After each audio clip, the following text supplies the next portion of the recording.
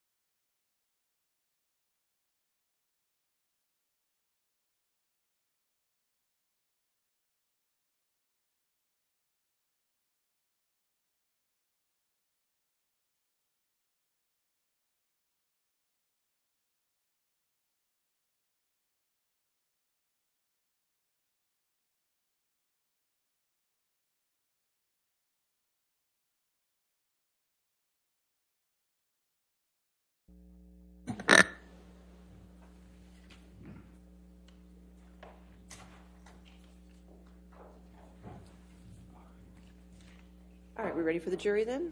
Yes. Okay.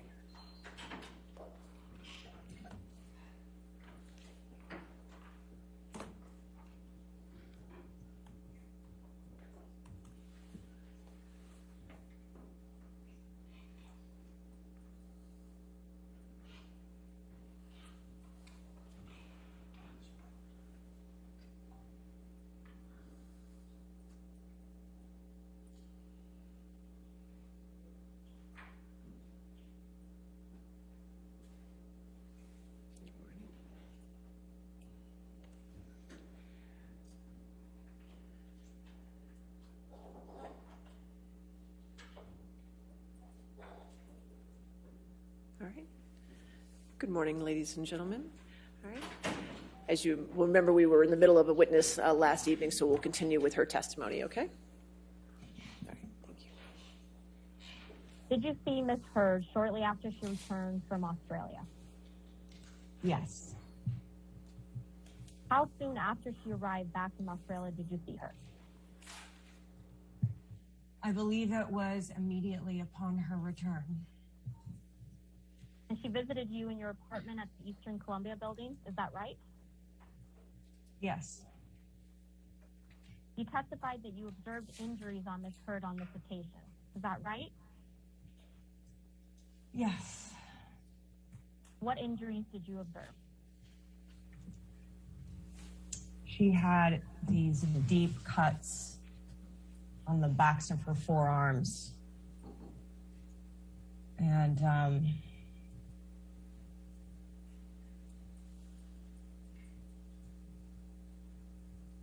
yeah, they were very, very deep, long cuts on the backs of her forearms.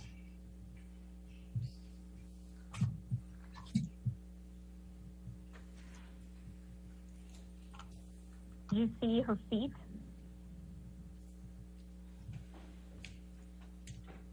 At first, when she came over, she had shoes on, and then she showed me her feet. Yeah. What specifically do you recall seeing on Ms. Heard's feet? They were just they were cut. It was smaller cuts than the ones on her arms. Were both feet cut?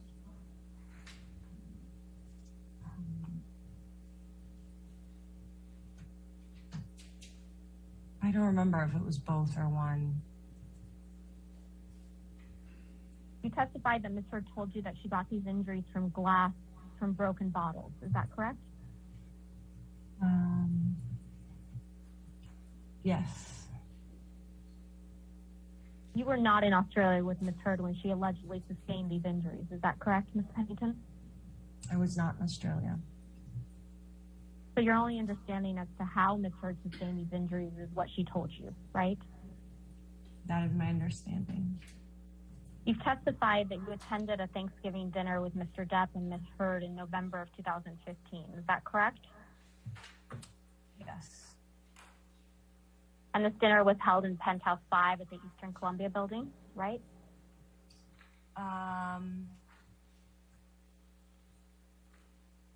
Yes. And just for clarification, Penthouse 5 was not Mr. Depp and Ms. Heard's primary residence, correct? All of the penthouses are connected. Mr. Depp and Ms. Heard lived in Penthouse 3. Is that correct? Well, technically, they lived in all of them. They were all connected. Where did they have their bedroom? In which penthouse? Their bedroom was in 3. Who attended this Thanksgiving dinner?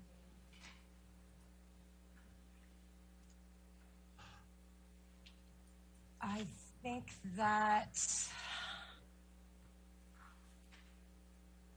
well, Josh, myself, Amber, Johnny. There were a couple of Johnny's friends. I think Amber's dad was there. Jack, Johnny's son.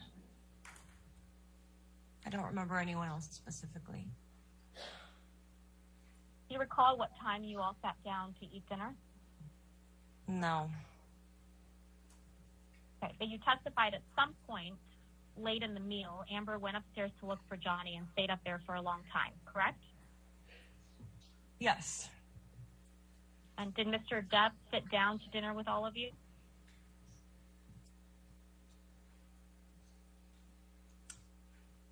I don't know if we all actually sat down at one point.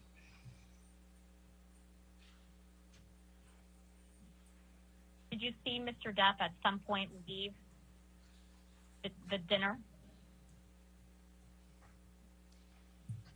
don't remember him leaving. I remember noticing that he was gone.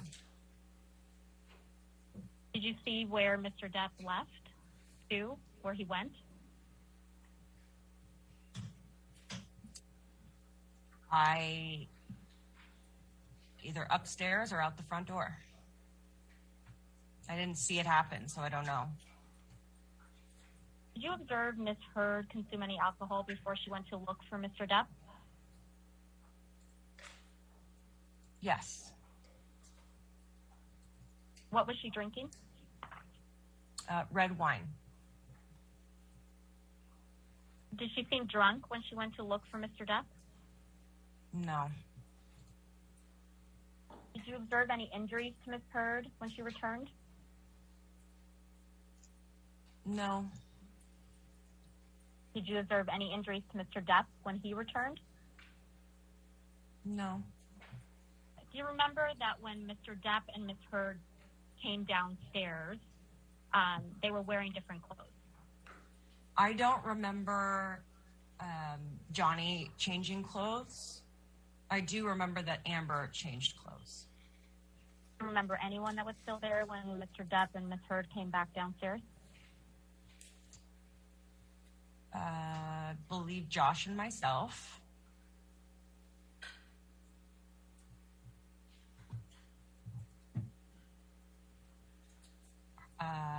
David Heard. And I don't remember anyone else specifically who was still there. You also testified that when, quote, you went to look and found that a full bottle of wine had hit and broken a piece of art that Amber really loved above the bed, and that broken glass was scattered all over the bed. Did I testify that? Yes. Yes. Is that an accurate description of what you saw? Yes. And where did you see this? In what room?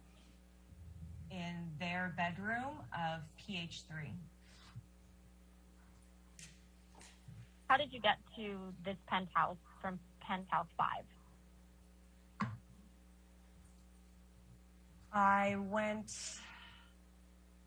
upstairs in penthouse 5, across the top story, which all 3 penthouses were connected, through to penthouse 3. The bedroom was also on the top story, and all the way through and around. Do you recall seeing any spilled wine?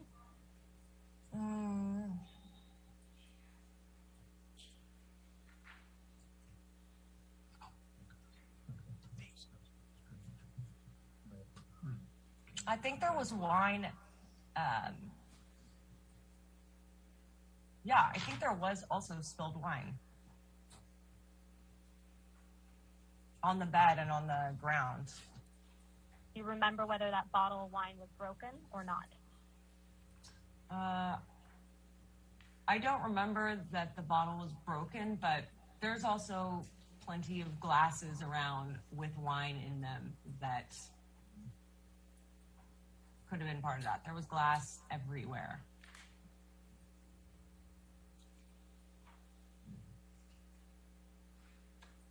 So you specifically remember glass being everywhere upstairs. Is that fair? On the bed, mostly. What kind of wine bottle was it? Magnum? Red? Do you remember? It would have been red. Was it a Magnum bottle? I don't think so. What picture had been damaged?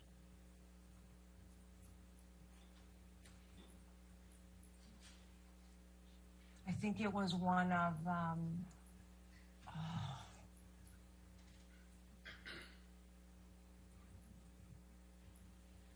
Eleanor Finney, I believe. Apologies, Ms. Pennington. What did it look like? I don't remember which one. You saw the aftermath? The aftermath, fair. So you don't know that Mr. Depp actually threw the bottle, right? I don't know. Ms. Heard could have thrown the bottle. True? Could have. I'm sorry, I didn't catch that. Did you say she could have? She could have. And was the evening still happening after you returned from observing the bedroom? Yes. Do you recall any other issues happening, any further problems during the evening? I don't recall any, no. Do you remember providing deposition testimony about this Thanksgiving incident when you were deposed in the divorce proceeding?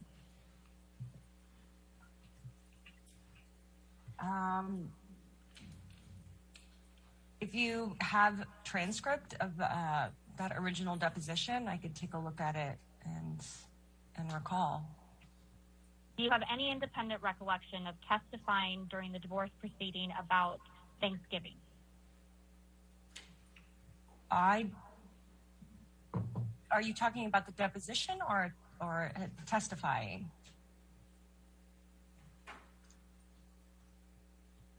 I'm talking about your deposition during the divorce proceeding.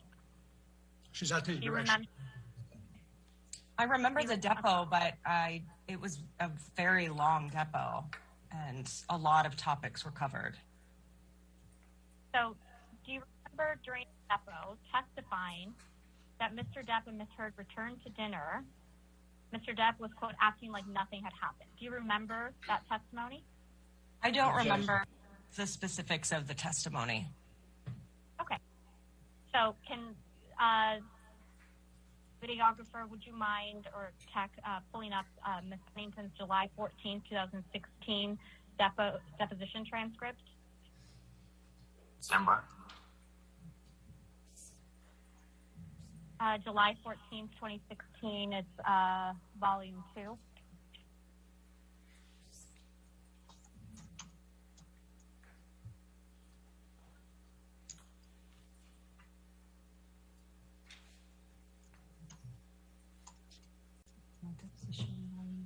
Where am I looking in the document?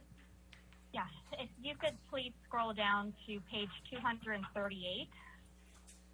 Ms. Pennington, if you could look on page 238 of your deposition transcript from July 14, 2016, line 23, and if you could read to yourself through page 240, line 18.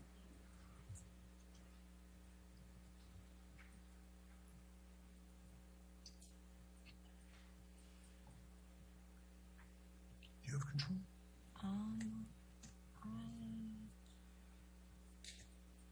You have control. Yeah. Sorry, it's just I don't have like the scrolly thing, so I just have to. You can do page down. You can do this arrow.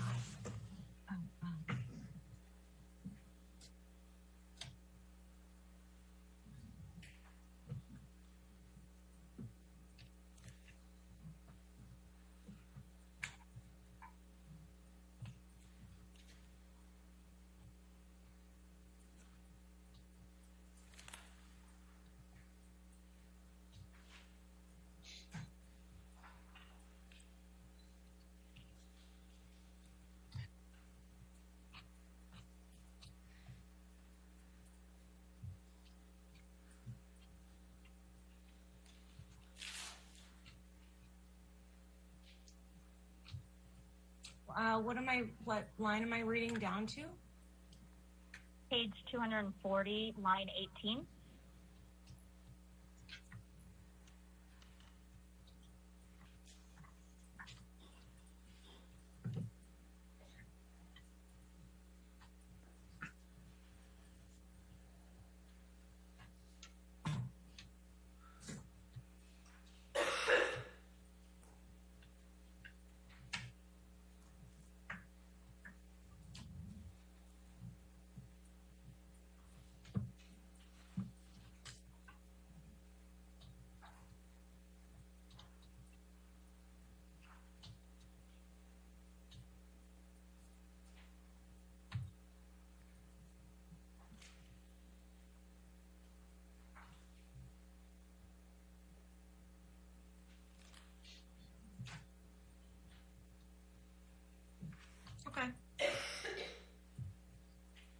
testified at your deposition that after Mr. Depp and Ms. Heard returned to dinner, Mr. Depp was, quote, acting like nothing happened. Do you remember that?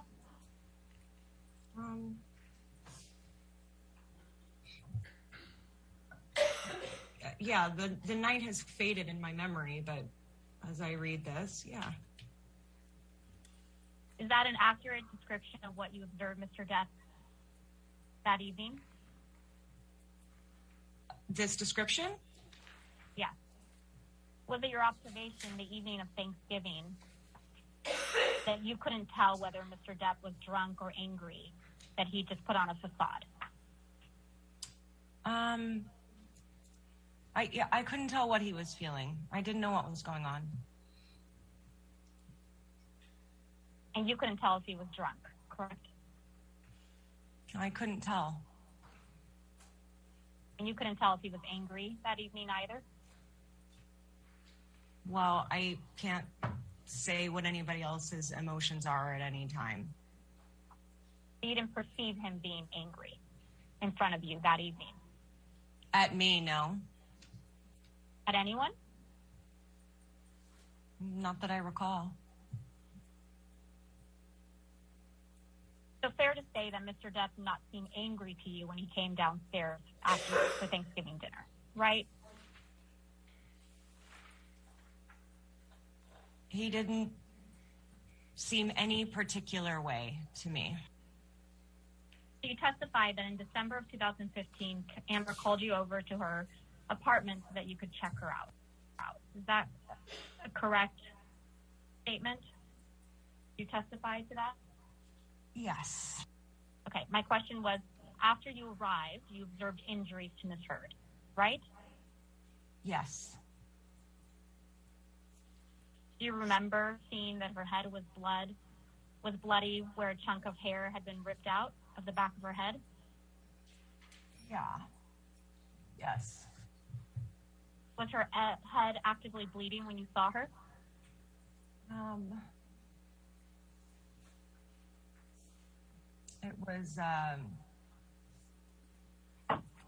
It wasn't like dripping down her head, but it was raw and red. Was it actively bleeding, if you remember? Define actively bleeding. Was there blood? Yes. How could you tell hair had been ripped out of her head?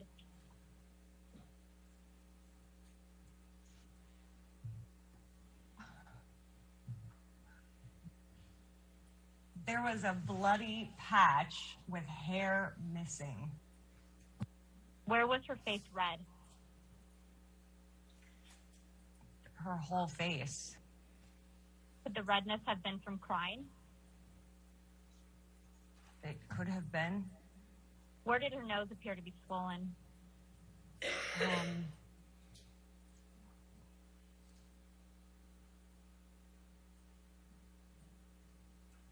It'd be like the upper bridge.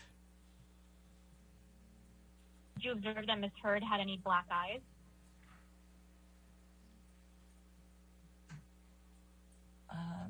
Not that I recall. Was there blood on her lips when you saw her? It was cut open. Was there blood coming out of that cut? Sorry, you can answer. Sorry. I don't remember if there was blood coming out of it at that point. Was it on the top or bottom lip? It was on the bottom. Before we go there, have any independent recollection of seeing a laceration on Ms. Heard's forehead?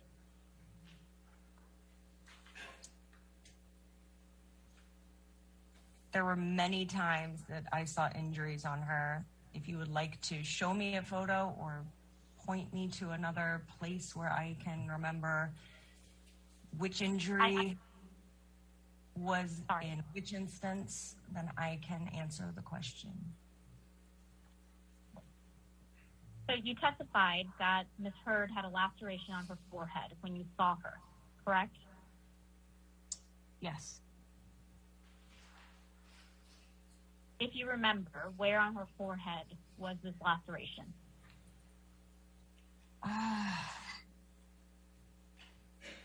Up by the hairline. Was it on the right or left side?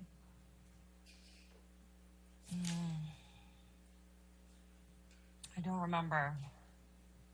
Was the laceration bleeding?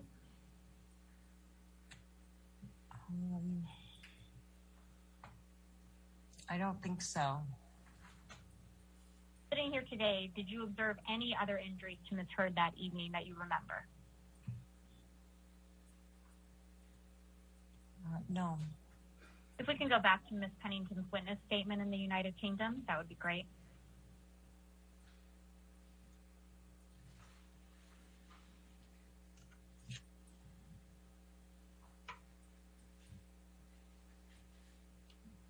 So in paragraph 20, Ms. Pennington, you testified that after you saw Ms. Heard, you, quote, called for assistance from a private nurse who was part of the concierge medical service which Johnny and Amber used.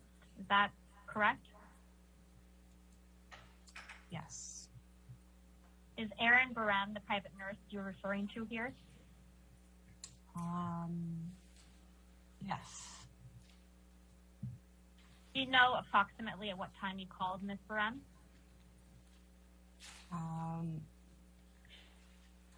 Evening.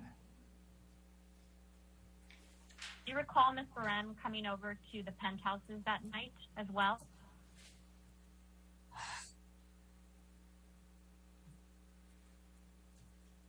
I don't know if she came over that night. Do you recall Ms. Barem providing any advice or recommendation to you on the phone?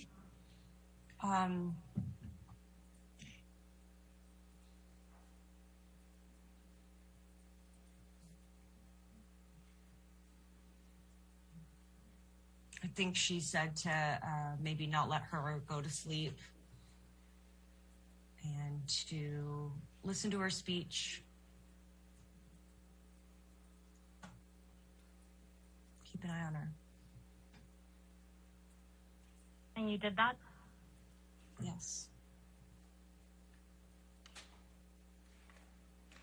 You testified in paragraph 20 that on December 15, 2015, you took pictures of Ms. Heard's injuries on your phone. Is that correct?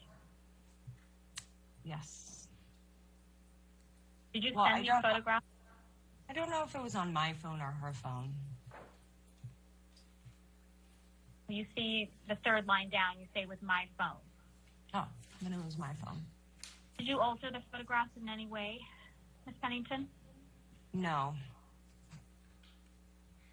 Do you recall sending the photographs to anyone? No. Do you recognize this photograph? Yes. Amber's face with swelling on her nose, bruising underneath her eyes. And to confirm, you don't recognize whether you took this photograph or not, right? I don't know if I took that one. Okay. I'm going to show you a document that will be marked Pennington Exhibit 3. Do you recognize this photograph? Yes. Do you recognize this photograph? Yeah. Yes. Let's pull up Pennington Exhibit 6. Do you recognize this photograph? Yes. Did you take this photograph? Yes. What is this photograph depicting? The part of her scalp where the hair was ripped out.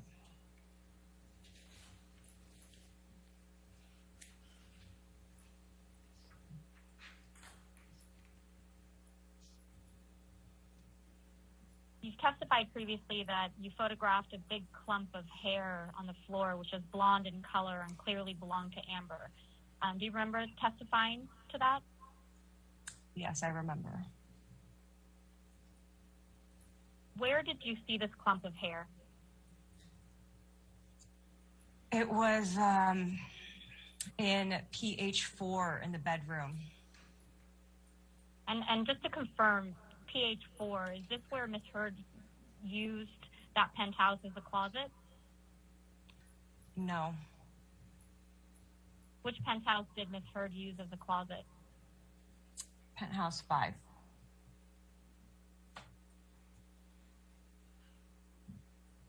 How did you know that the hair clearly belonged to Amber?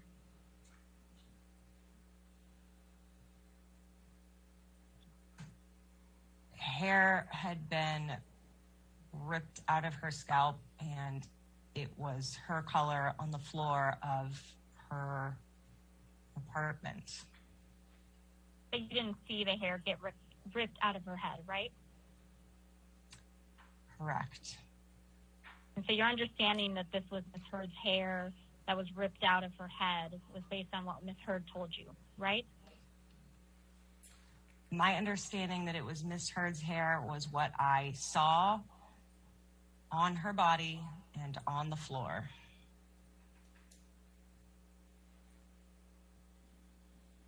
And the fact that it had been, quote, ripped out of her head, that was based on what Ms. Heard told you, right? Yes, and common sense. If we could pull up Pennington Exhibit 7, please. Ms. Pennington, do you recognize this photograph? Yes. Is this a picture of a clump of hair on the floor that you referenced in your prior testimony? Yes. Is this a picture of a clump of hair on the floor that you referenced in your prior testimony? Objection vague. Yes. Did you take this photograph? Yes. Did you take it on your phone?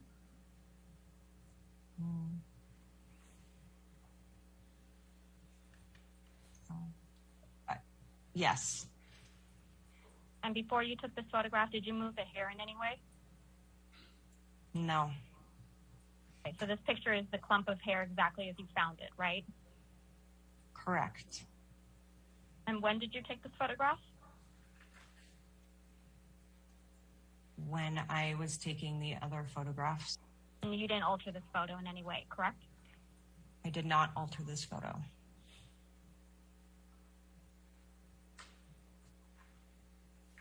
Do you recall taking a photograph of a wooden platform bed which had a partially broken bed frame? I do.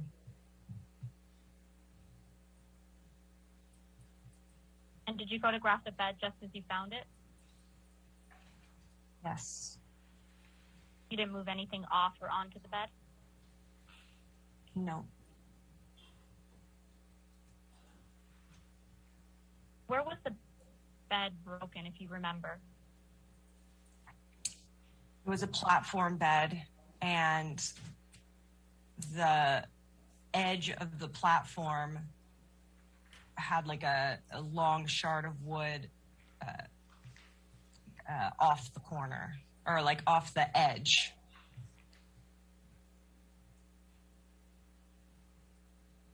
Where was the broken bed? In which penthouse? 4.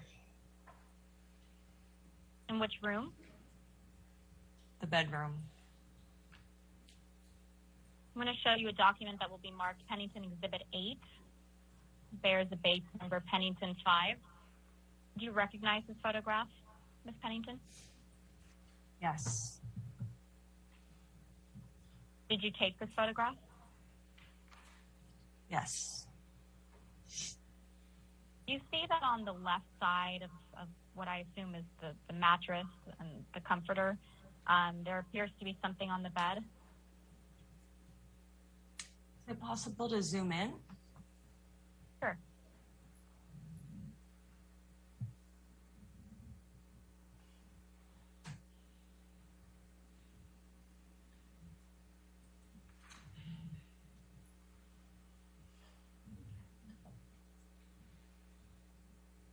You see in the picture there appears to be something on the bed. Yes. Is this something that was already there when you found the bed? I don't remember seeing that before. It's not something that you put on the bed, right? No. And you don't know what that is? No.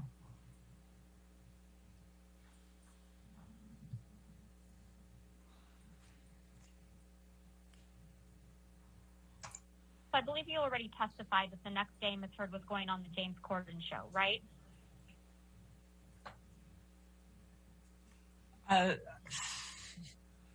Which testify? Which testification? Today. Oh, today. The next day, yes.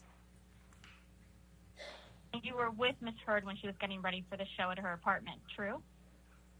True. And was this in Penthouse 3?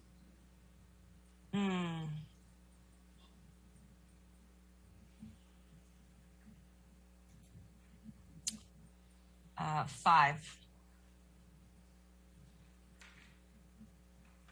Do you remember that Samantha, Melanie, and Adir were there assisting Ms. Heard getting ready? Yes. Who was Samantha? Samantha is Johnny's stylist and was also doing styling for Amber. And who is Melanie? Amber's makeup artist. And who is Adir? Amber's hairstylist. Do you recall anybody else being there? No. Did you hear Ms. Heard tell anyone of these people about her injuries? I remember her showing the injuries. Who did she show the injuries to? She showed Melanie her lip and Adir the missing hair on her head. Ms. Pennington, I want to talk to you about Ms. Heard's birthday in April of 2016.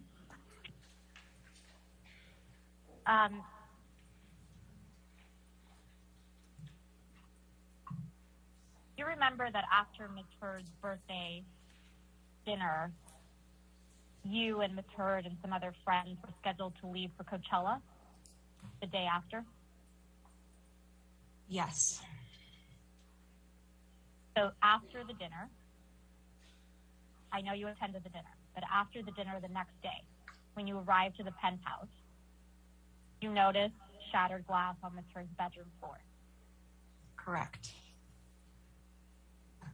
What kind of glass was it? I don't know. Did you tell where it came from?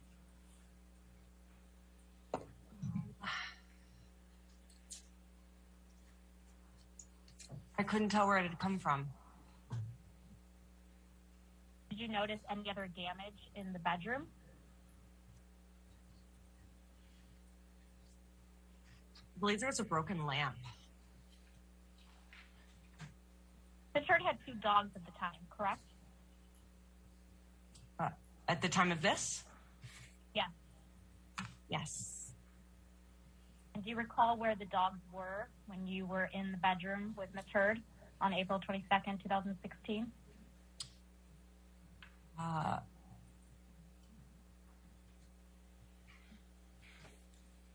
In the bed. Were you concerned about the dogs injuring themselves on the glass? Yes. Did she look upset?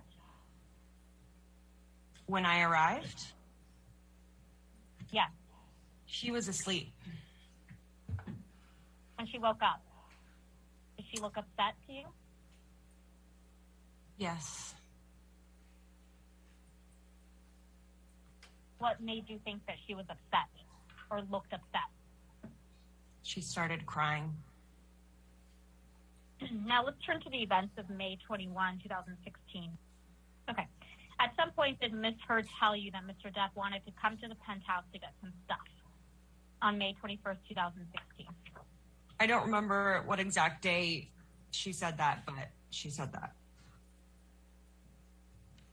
I'll make the representation to you that we're talking about May 21st, 2016, when Ms. Heard alleged that Mr. Depp threw a phone at her. So, do you recall knowing that Mr. Depp was planning to come by the Eastern Columbia building on or about May 21st, 2016 to collect some stuff? I remember that she told me that he wanted to come over. Do you remember who was at the penthouse before Mr. Depp came over? On which, when? On May 21st, 2016. You were there, obviously, correct? Yes. And Ms. Heard was there? Yes. Was Josh Drew there? Yes. Was Elizabeth Mars there? Yes. Were you preparing for a jewelry show the next day that you were doing, Ms. Pennington? I was preparing. Was anybody assisting you prepare for that show?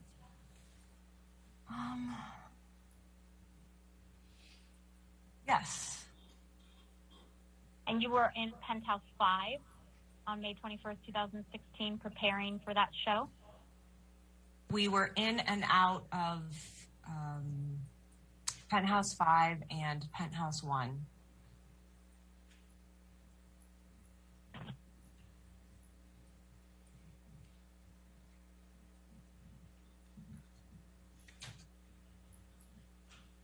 At some point, Ms. Heard left Penthouse 1 and Penthouse 5,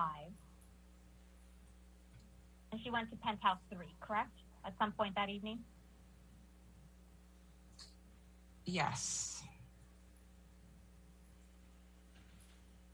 Sometime after Ms. Heard left to go back to Penthouse 3, you received a text message from her, correct? Yes. Do you remember where you were when you received this message? PH1, Penthouse 1.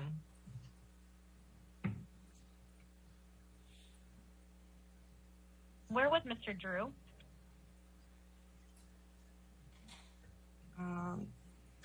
With me in PH1. And where was Miss Mars?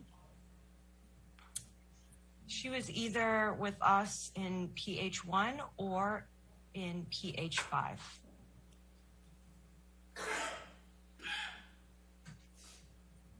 And do you remember what you were doing when you received this message? No. What did you do after you received this message from Ms. Heard? I went straight over to PH3.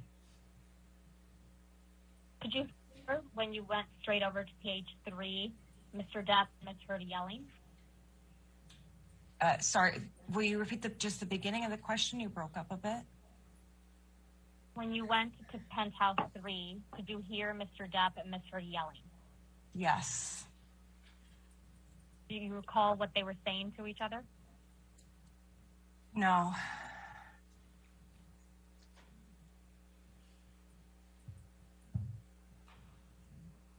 Do you recall the door being locked to Penthouse 3 when you got there? The door was always locked. Did you have a key? Yes.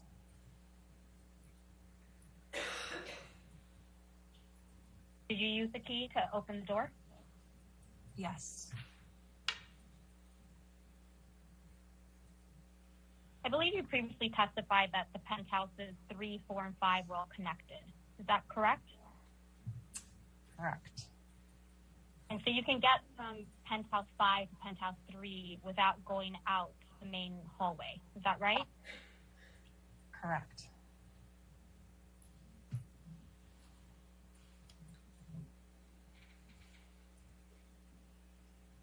When you entered Penthouse 3, only Mr. Depp and Ms. Heard were in the penthouse, right?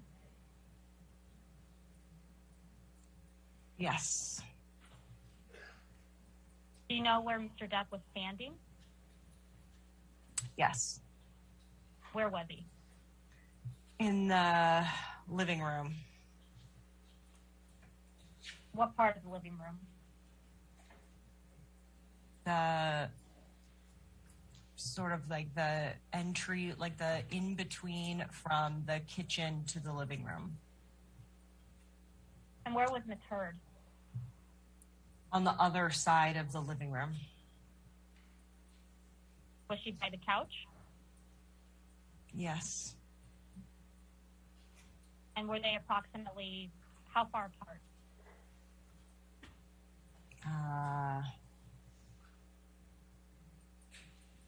8 feet, 10 feet. And they were both standing when you first came in? Yes. What's the first thing you remember, Miss Pennington, when you entered the penthouse?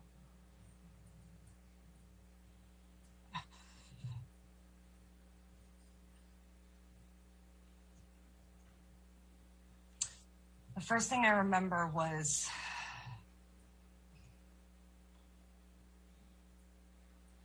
just hearing them. I don't remember what they were saying, but it was verbal argument, and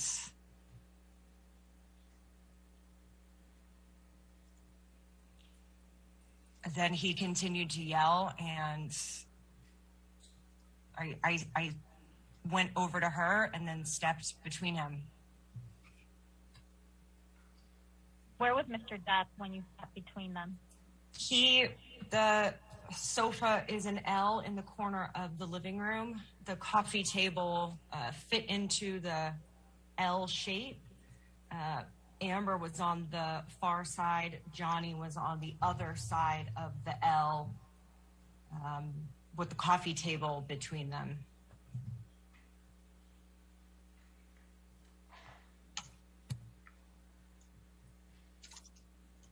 At some point, Mr. Depp's security team came in. Is that correct? Correct. And that was Jerry Judge and Sean Beth? Yes. Where was Mr. Depp standing when they entered the apartment? In the space between the living room and the kitchen.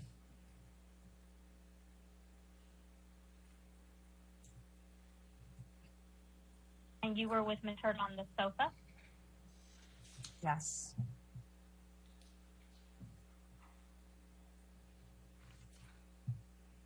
Mr. Depp eventually left Penthouse 3 with his picture. Is that correct? Eventually, yes. And he left you and Ms. Heard in Penthouse 3? Yes. From the moment you entered House 3 until Mr. Depp left, did you see Mr. Depp touch Ms. Heard?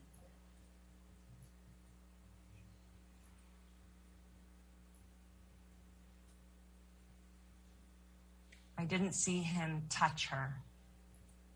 Did you see him throw anything at her?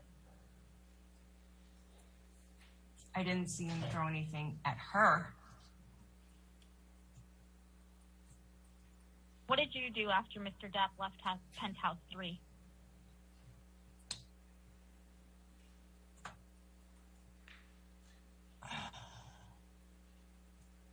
We took Amber to Penthouse 1. Is that where Mr. Drew and Miss Mars were? I don't know where they were specifically. I don't know if they were in different places or which apartment they were in. What did you do once you and Miss Heard got back to Penthouse 1?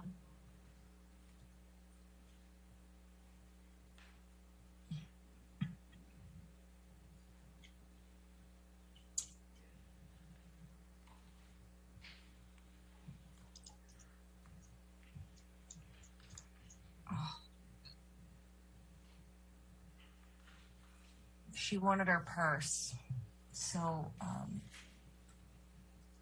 I asked Josh to go find her purse in PH3. Did you observe any property damage in any of the penthouses? Yes. What damage did you observe in Penthouse 3? He had smashed a bunch of on his way out. I saw this. On his way out, he had knocked over a bunch of items that were on the kitchen island, fruit baskets and bottles and things like that.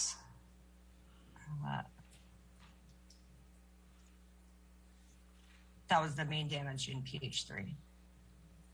What damage did you see in PH5? In PH5, there were photos that had been smashed off the wall, items that I had been working on the table that had been thrown against the wall.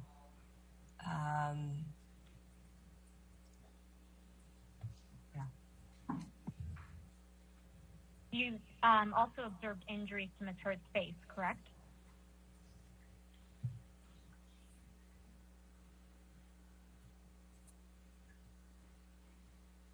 Yes.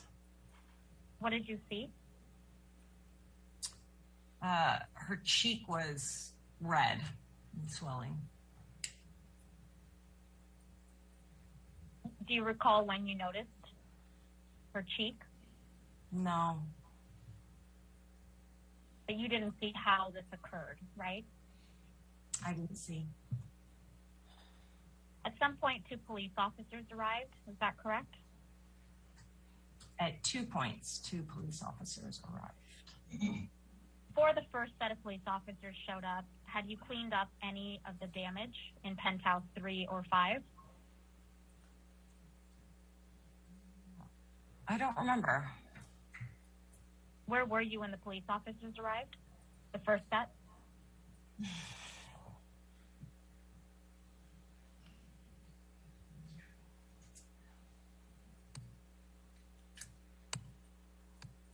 PH3.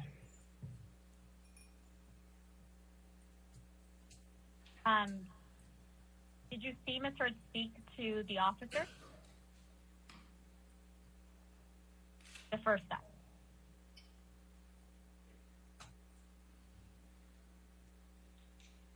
Yes. Did you see the officers enter penthouse 3? Yes. They look around penthouse 3?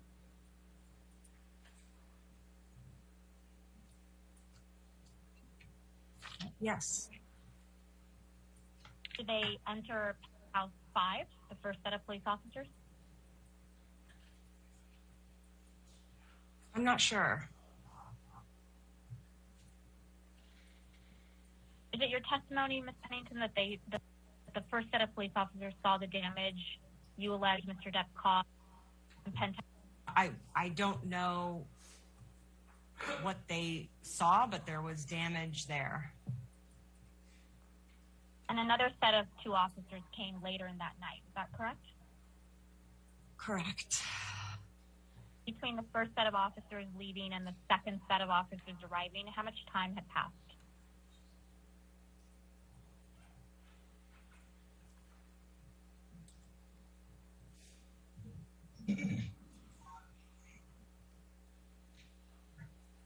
I don't remember exactly. Do you have an approximation of how much time had passed? An hour or 2? Less than that? Less than 3. 3 hours? Less than 3 hours? Less than 3. In this time, do you recall cleaning up any of the damage to penthouse 3 or 5? I don't recall.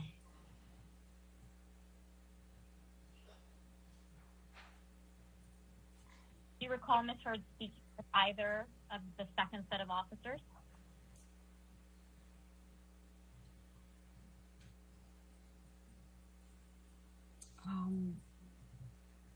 No, I don't remember if she did or not.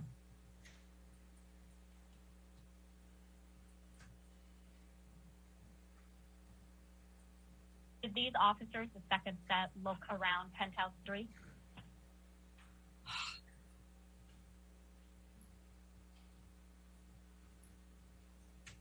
I can't guess, so I don't know. Ms. Pennington, Have you ever personally witnessed Mr. Depp physically attack Ms. Heard? Yeah. Can you be specific to physically attacked? Did you ever witness Mr. strike Ms. Heard? No. Did you ever witness Mr. Depp throw anything at Ms. Heard? I never witnessed him throw anything at her, around her, yes. The question is, did you ever witness Mr. Depp throw anything at Ms. Heard? No. Did you ever witness Mr. Depp kick Ms. Heard? No. Did you ever see Mr. Depp physically injure Ms. Heard, cause her an injury? I didn't see it. So that's a no, right? I didn't see it. Your Honor, at this point, I start asking Ms. Pennington some questions, so we'll play that, but maybe we just approach to just get straight on some exhibits, please. Okay.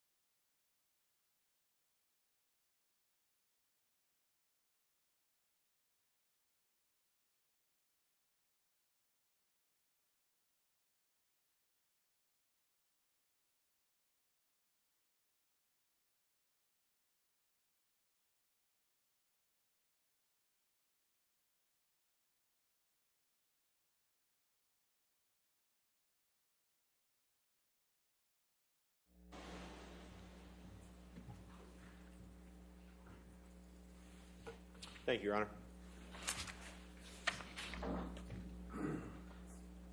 Are we ready to start? Yes, yes, sir. Yeah.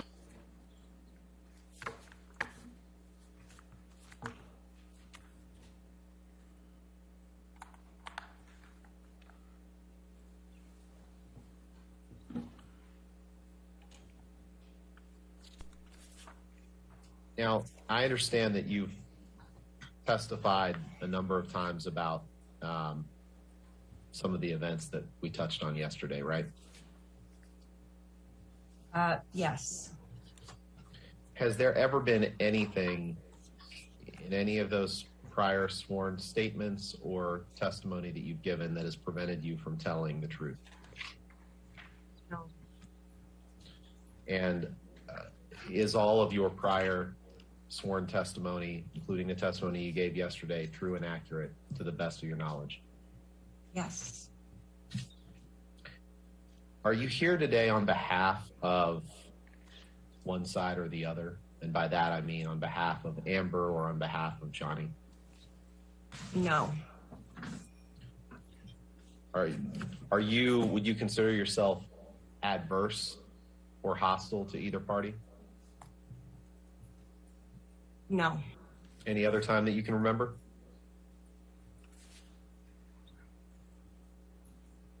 Not specifically, no. Was there a name for what you describe as Mr. Depp's different self? Yes. What was that name? We called it the monster. Who is we? All of us. me, Johnny, Amber, and anyone else in the inner circle that was privy to the private things that would happen.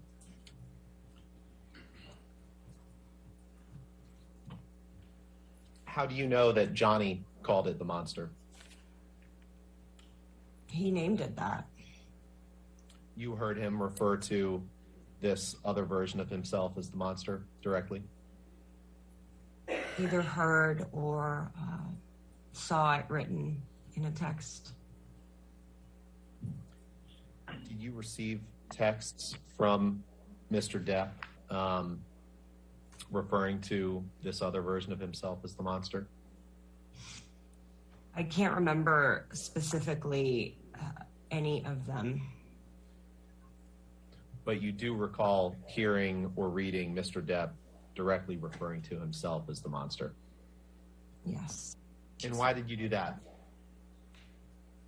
She asked for my help. And over the course of your relationship, when Amber needed your help, you tried to be there for her, right? Yes. What do you mean by scary? I was scared for Amber. I was sad for her, and I was also sad for Johnny. Because he is my friend, too. And I really wanted them to be able to get it together. Why were you scared for Amber? It could be very unpredictable. And she didn't have a lot of self-preservation.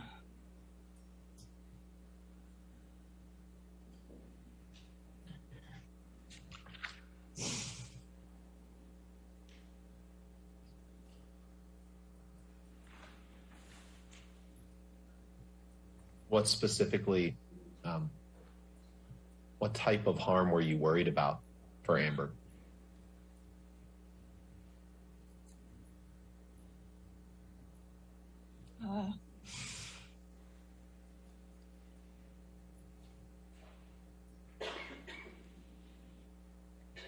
In the beginning, I wasn't worried. Towards the end, when the physical abuse was more evident, I was worried. I was worried for her physical safety. I was worried that when he turned, he might accidentally do something that was worse than he ever intended.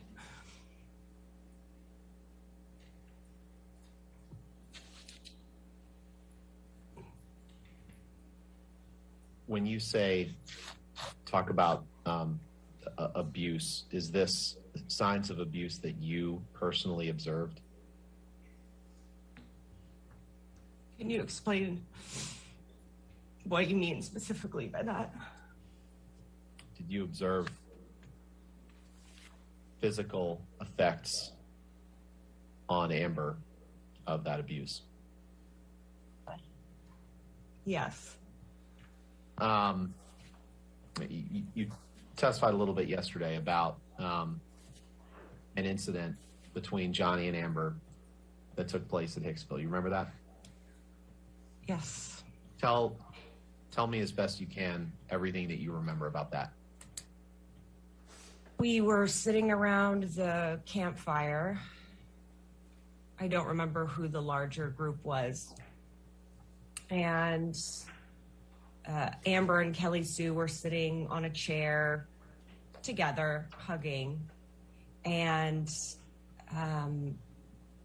Johnny came up and said, "Get your hands off my woman." And it was surprising because it was a very benign, two friends sitting on the same chair, hanging out. And it was also surprising because Johnny had been hanging out with everybody in a friendly way. And a switch flipped when that happened. And Amber got up, went to go comfort Johnny, and then they went back to their trailer. How would you describe Johnny's tone when he said, "Get off my woman"? At first, I thought it was a joke. I thought he was kidding because it was so unexpected from the way that the rest of the night had been going. And then at some point, I think Amber realized that it was not a joke and got up to diffuse the situation.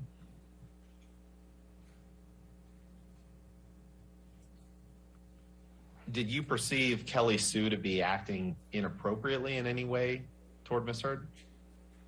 No.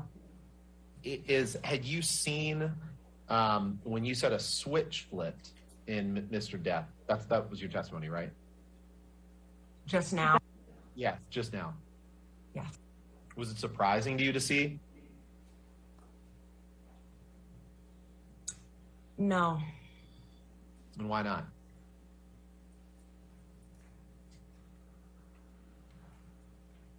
He switched sometimes. And what do you mean by that when you say he switched? Johnny would be acting like his wonderful self for a certain portion of an occasion where people were hanging out, or sometimes just privately at home. And I never knew what caused it. The switch would happen to where he would either disappear or go somewhere off by himself, or his mood would change to something darker. And yeah.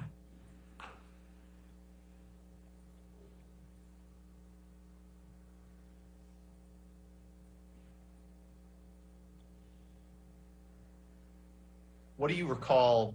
And we'll get to specific incidents in a little bit. But when you say his mood would change to something darker, do you remember any specific examples of times that you witnessed when his mood changed to something darker? I can't remember at this moment specific times when it would happen. Generally, he would go away from where the rest of the people were. Amber would follow to comfort. Sometimes they wouldn't come back, sometimes they would.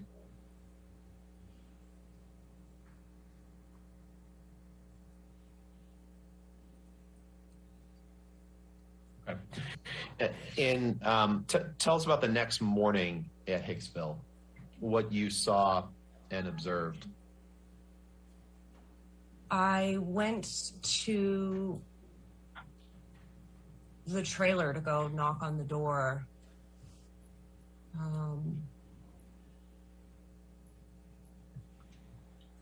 I think they had already left, though. I went in and saw the disarray. Describe the disarray as best you can. Like I said yesterday, the light fixtures had been knocked off. Things were strewn about the trailer, cushions off the couch bank. Over the course of you've known Miss Heard since 2003, right? Yes. Have you ever known her to knock light fixtures off a wall? No. Have you ever known her to throw pillows and cushions off couches? No. Have you ever known her to get in a rage and destroy property? No.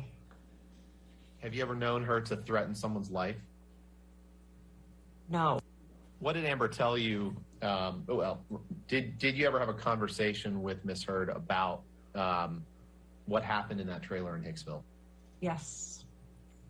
I'd like to fast forward a little bit in time, Miss Pennington, to an episode that we talked about yesterday to some extent. Do you remember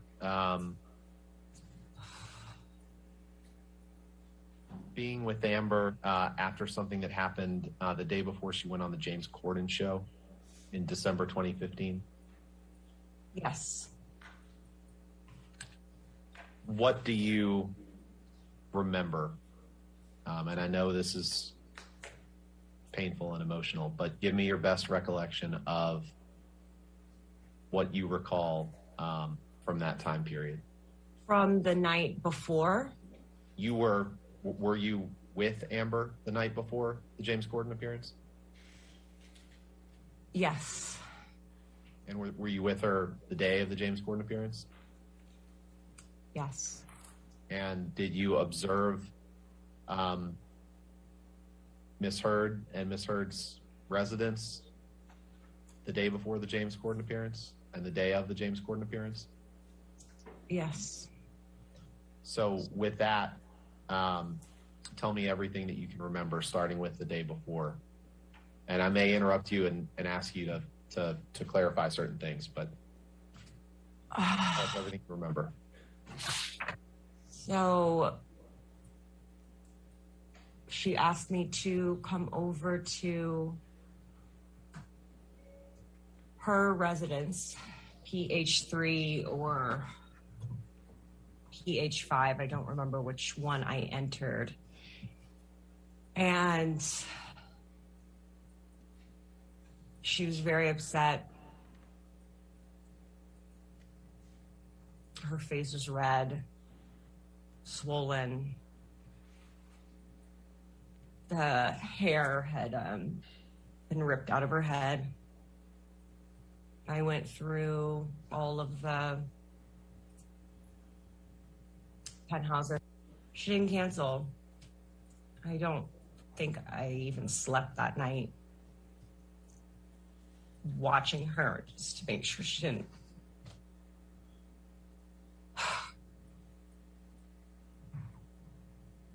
Is that because you were worried she had a concussion? Yes. Why did you tell her that you were going to go take pictures throughout the penthouses?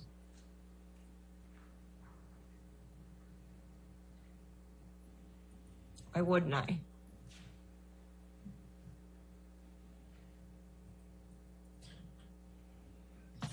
Ms. Pennington, I'm gonna. You saw a few selected pictures yesterday. I'm gonna show you a number of pictures today that we need to go through, and I'll ask you some questions about them. Okay? Are you able to see Exhibit 15? Yeah, I can see it. Can you, Ms. Pennington? Yes.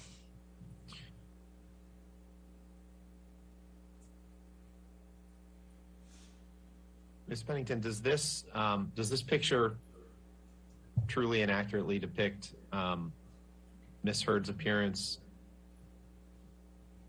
on December 2015, during the night that you just discussed? Yes. Do you know whether or not you took this picture? I do not.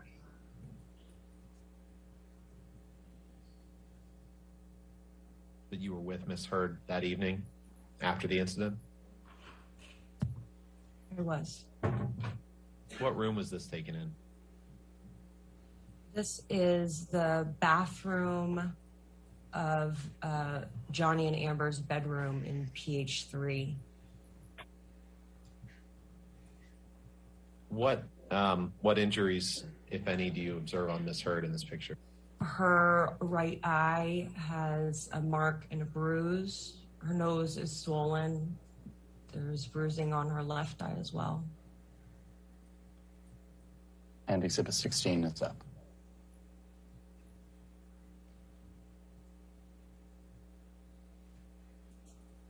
What is this picture of Miss Pennington? There's a picture of Amber's face with bruising and a mark on her right eye, swelling on her nose, bruising on the left eye, in the same bathroom. And when was this picture taken? I assume the same night. Is that the night in December 2015 that you've been testifying about for the last few minutes? Yeah. Do you see behind Miss Heard's left ear? There's a picture on the wall, and then a writing, a note above the picture. Yes. What is that note signed? If you can tell.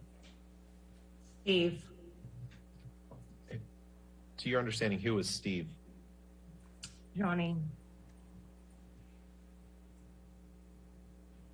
And what does it say right above that? It says, "You're Steve." What's the line above that say?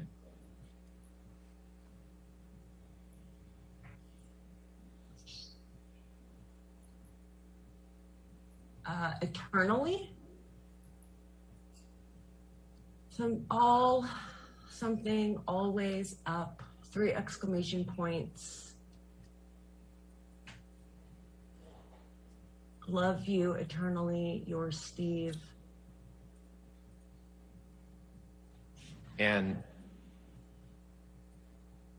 Steve, in that note, refers to the same man that you understood to have inflicted these injuries on Miss Heard, correct? Yes. And does this picture truly and accurately reflect what you observed on Miss Heard in that night in December 2015? Partially. When you said partially, what do you mean by that? You can't see the rest of the injuries.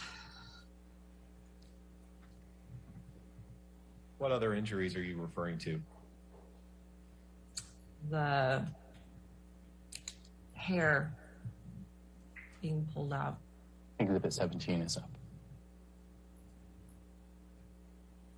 What is this a picture of, Miss Pennington? Amber's face turned at a slight profile with a bruise on her eye, swelling on her nose. And when was this picture taken? Appears to be the same night, same moment of the previous 2 pictures. Does this picture fairly and accurately depict, at least in part, Miss Heard's appearance on that night? Yes. Exhibit 18 is up.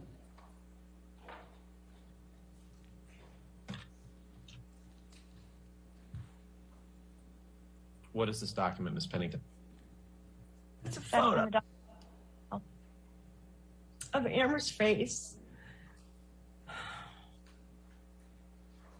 with 2 black eyes and swollen bottom lip. Did you take this photo? I don't remember. You said a swollen nose. Yes.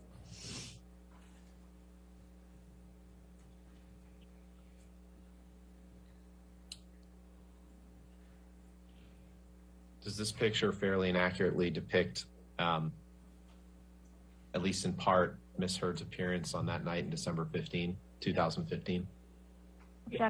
Yes. Did you take pictures of Miss Heard that night? Yes. You believe that you took this picture?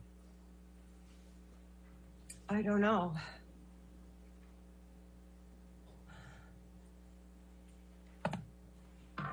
But in any event, it accurately reflects what Miss Heard's appearance from that evening.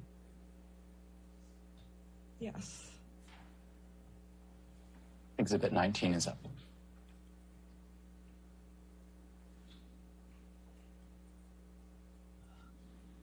And I'm sorry this is so hard, Miss Pennington. We just need to get through the best we can. What is this picture?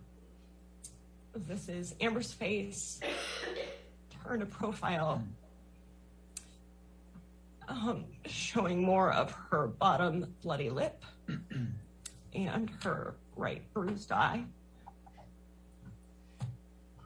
And what night does this, or when does this show Amber? It appears to be the same night and the same series of photos as before. Where was this picture taken, if you know?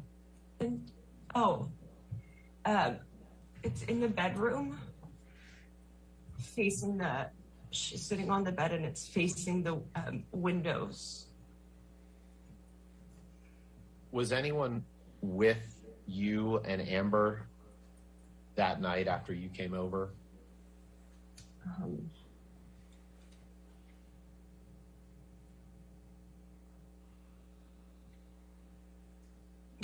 I don't think so, no. So is it fair to assume that either you or Amber took this picture? Yes. Does it look like Miss Heard took this picture? No. Do you recall taking this picture? I took a lot of pictures. It would be... Yes. Does Miss Heard's lower lip look like it's just chapped? No, it does not. Does it look like she just has a cold sore? It does not look like a cold sore. Exhibit 20 is up. What is this a picture of, Miss Pennington? This is a picture of Amber's hairline, a scratch injury on the hairline, and my thumb holding the hair back so that you can see it. Does this picture depict marks that you saw on Amber on the night in December 2015 that we've been discussing? Or the next morning. One or the other? Yes. And Lucas, if you could just go back really quickly to the last picture, please, Pennington 19. I may have asked you this, Ms. Pennington, but I just want to make clear for the record, does this picture fairly and accurately depict Miss Heard's appearance on that night in December 2015 that we've been discussing? Yes. Exhibit 21 is up.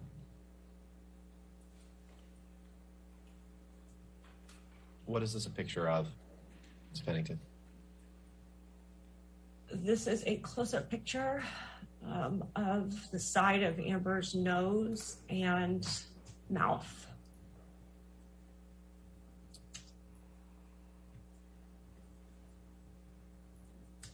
Did you take?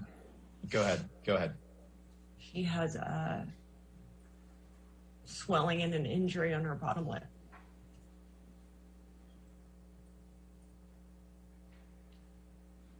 Are there any other injuries you observe in this picture? And see, you could see at the top of the photo, bruising on her eye and the small mark underneath her bottom eyelid. Did Miss Heard, did she typically have that small mark underneath her eye or bruising around her eyes? She did not. usually have that small mark or bruising underneath her eyes. Did she typically have injuries to her lip? Sometimes. And over the course of your friendship with Miss Heard during the time that she was in a relationship with Mr. Depp, how often would you all communicate? Sorry, can you repeat that question? During the time that Miss Heard was in a relationship with Mr. Depp, how often would you communicate with Miss Heard? Like every day? When she was filming, less. When she was home, all the time. And you just testified, I believe it wasn't the only incident in which you observed injuries to Miss Heard's face or lips, correct? Correct. Were there any other times that you observed injuries to Miss Heard's face or lips?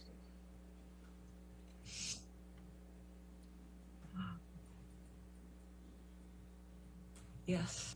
Exhibit 22 is up. What is this a picture of, Miss Pennington? Picture is hair pulled back to show the abrasion on the scalp where hair has been removed. Whose head is that? That's Amber's head.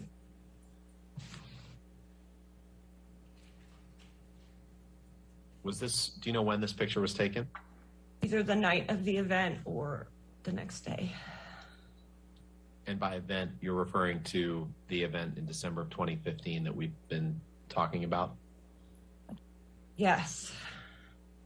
Do you recall taking this picture, Miss Pennington, of Miss Heard's scalp? Yes. Does this picture fairly and accurately depict the top of Miss Heard's scalp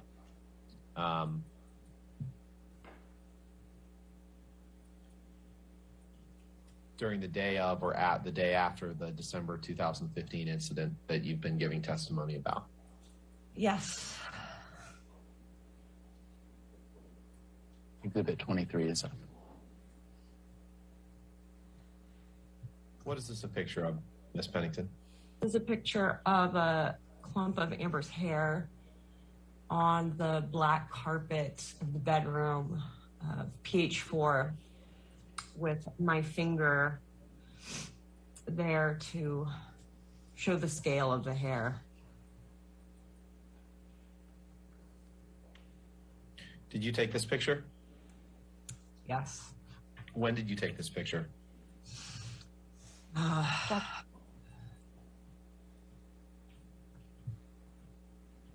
Either the night of the event, the occurrence that we've been talking about. In December of 2015? Yes. And how did you know that that was Amber's hair?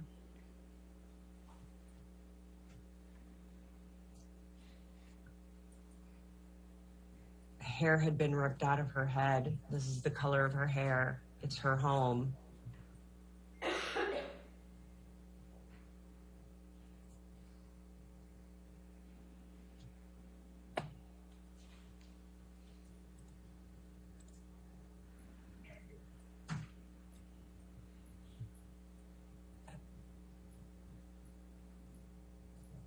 And this, you said, was in the bedroom of Penthouse 5? 4. Have you ever known Miss Heard to pull out clumps of her own hair? No.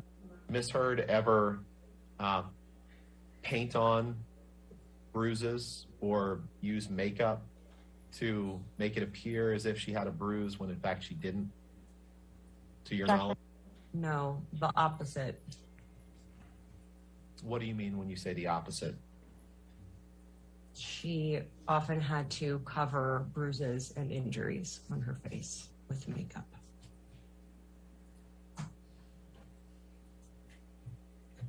Did you see her cover bruises on her face with makeup? Yes. Can we pull up the document titled December 2015 ALH 28_B, please? What is this picture, Miss Pennington? Is a picture of Amber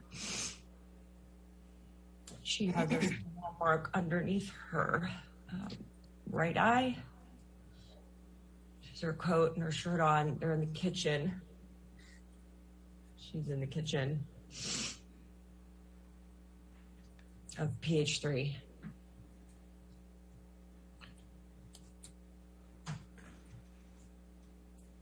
Do you know when or approximately when this picture was taken?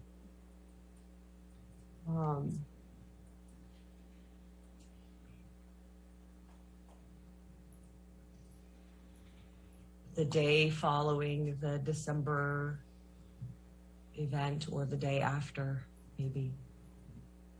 I don't know exactly when. And did you take this picture? I don't know. Does it fairly and accurately depict Amber's appearance on the day you described? On one of the days following, yes. Exhibit 25 is up.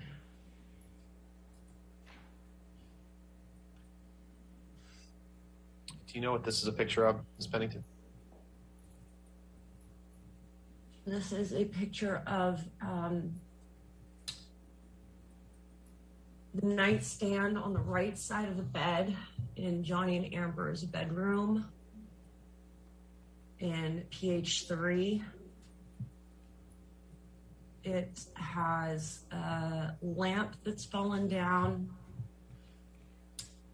a book of rolling papers, half a lemon, a plastic coffee mug of Infinitum Nihil, which is Johnny's production company, a bottle of Tums, a bottle of tea, broken glass, and a small blue book on the floor that I can't make out what that is. Did you ever know Amber to break glass next to her bed? No.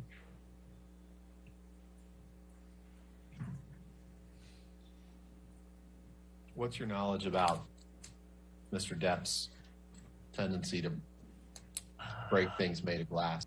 My knowledge is that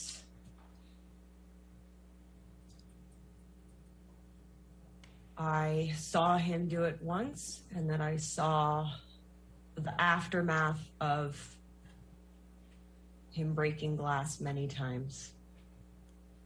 And on that evening in December 2015, did you see that we've been discussing? Did you see broken glass around the residence? Yes. Let's go to the next picture, December 2015, ALH _509_B. You've seen this picture before. What's this a picture of, Ms. Pennington? This is a picture of the platform bed in the bedroom of penthouse 4. The edge of the platform bed has a shard of wood that has broken off onto the floor. Did you take this picture? Yes. When did you take it? Either the night of the event or the next day. And when you say event, what are you referring to? The December 15th event that we've been speaking about. You said December 15th. You mean December 2015? Yes, sorry, 2015. Where is this bed in the residence? This is in the penthouse 4. It's the middle penthouse between the main residence, PH3, Amber's closet, PH5. This is the one of the rooms that you walk through to get to go through the upper story of the homes. Have you ever known Miss Heard to destroy a bed frame? No. Have you ever known? Go ahead. Sorry. No. Have you ever known Miss Heard to destroy furniture generally? No. Ms. Pennington, in all the photos that you have taken of evidence or incidents or the aftermath of incidents between Amber and Johnny, have you ever done anything to alter those photos or, make them appear to depict something that wasn't actually there or wasn't actually real? No. I want to talk about the day of the Late Late Show.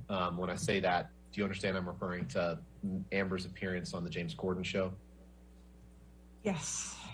The Late Late Show with James Corden. Were you with Amber when she got ready for her appearance on that show? Yes.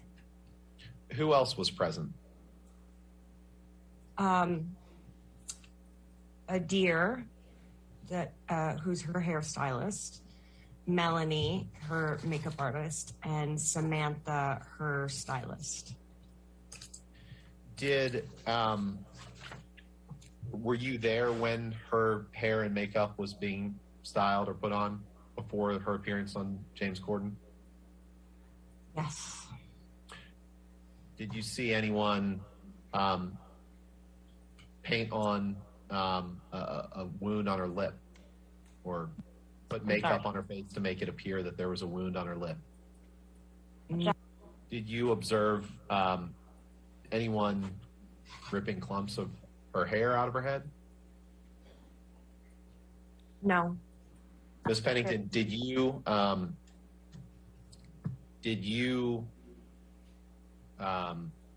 to the extent that it's alleged that Ms. Heard had no injuries when she went on the James Corden show, what is your reaction to that? My reaction is that that is a false assessment or statement. And what's the basis for that testimony? Because I saw injuries on her body from the time directly after they happened throughout the next night, the next day, and as they continued to heal. In the time that you spent with Johnny, did he ever express a similar sentiment that he was screw up or fuck up, in his words? Yes. And what did you tell me what you can remember about the instances when he said that and what your understanding was of what he meant? My understanding was that he was sorry and apologetic and For what? for his behavior. When you say behavior, what are you referring to? Verbal arguments, physical arguments. And that was what he made clear to you in things that he said to you. Is that right? What he made clear to me in our conversations was that he was very sorry and that he was working to get clean and get better, and that he was asking for forgiveness and trying to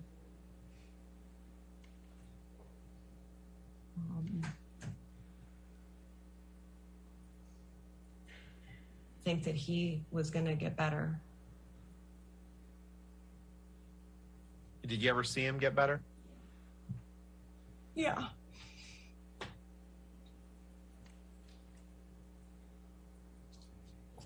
When? A lot of times. But did you ever see him get better permanently? No. Your Honor, At this point, we start questioning Ms. Pennington about May 21st. We're happy to keep going, but if you wanted to take a break, I think we're about halfway through this volume. Okay, let's go ahead and take our morning recess for 15 minutes. Again, do not discuss the case with anybody and don't do any outside research, okay?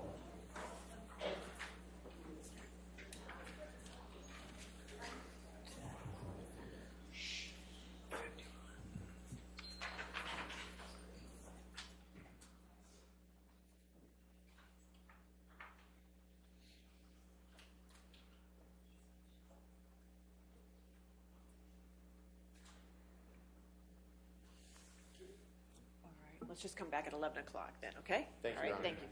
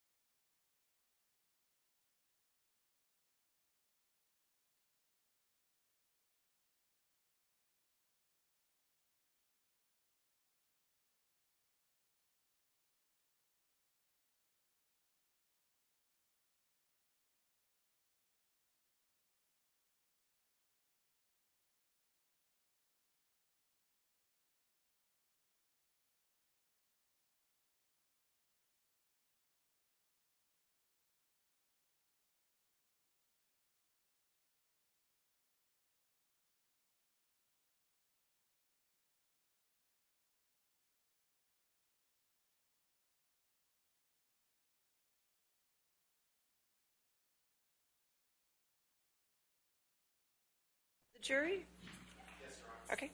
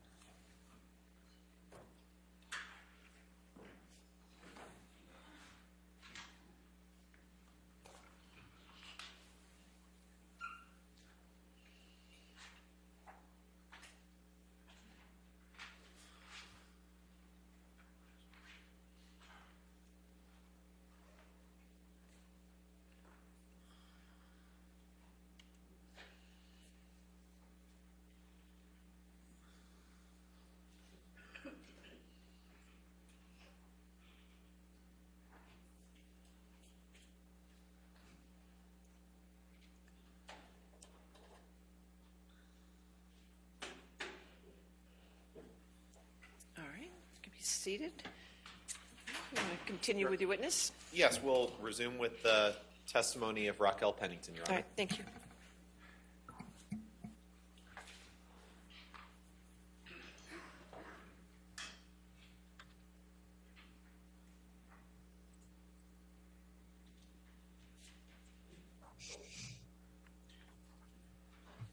I want to talk about the events of May 21st, 2016. Do you remember that night, Ms. Pennington?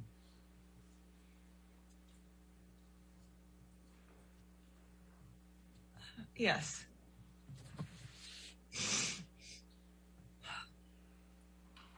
Walk us through what you recall about the evening of May 21st, 2016.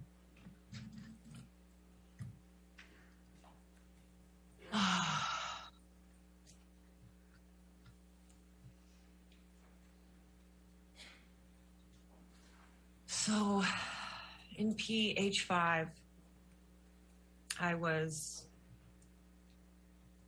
getting things ready for a artist craft show that I had, and making jewelry, and my friend Liz was there, Josh was there, Amber was helping. We were set up in the downstairs living room of PH5. And Liz Mars? Liz Mars, yes. Okay. And your fiance, Joshua Drew, is that right? Yes. And at some point, Amber got a message from Johnny that said that he wanted to come over and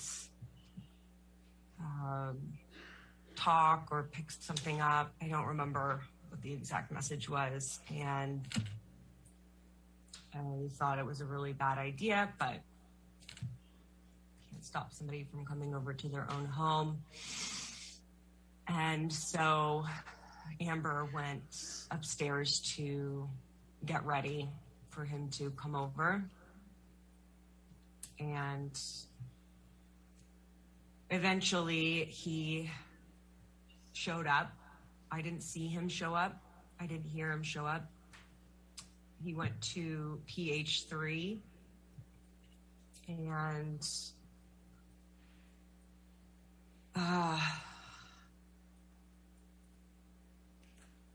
then at some point I got a text from her, or I might have checked in, or I got a text from her that said, come over.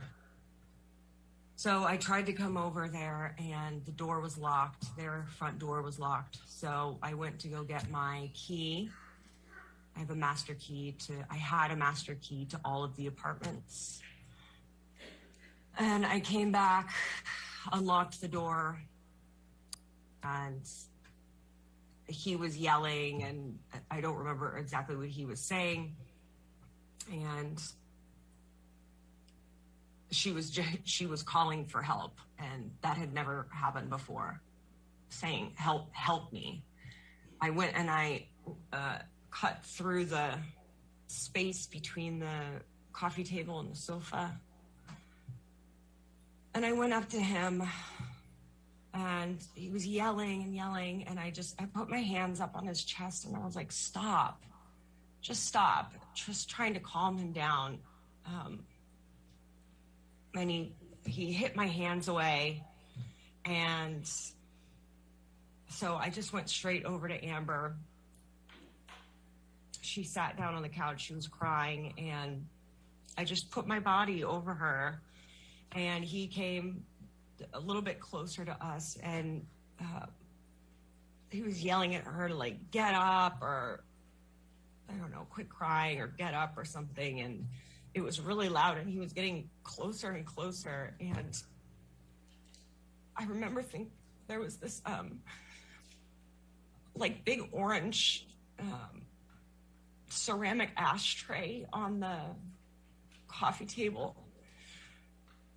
And I was thinking, if he gets any closer, I'm just going to pick up the ashtray and, like, hit him with it, because he was so close over us. And then at that point, Jerry and Sean came in from the front door of PH3 and came in, and they were like, boss, come on, let's get out of here. And Jerry always called him boss. He's like, boss, come on, boss, let's go. And then Johnny grabbed, like, his leather bag off the stool that was by the island, and he had a big Magnum bottle of wine, and he was just, like, smashing stuff off the island and yelling. I don't remember exactly what he was saying. And then they finally left, and I could hear out in the hall just, like, banging and smashing and clattering around. I was just holding Amber, sort of just waiting for it to pass and clear, until a little bit later. And then I think Josh came in. Why did you get between and put your hands on Mr. Depp and get between him and Miss Heard? I just thought I could calm him down. And when he hit your hands away and then you went and laid on her, why did you do that? It was the thing to do. How would you describe Mr. Depp's mood? Irate.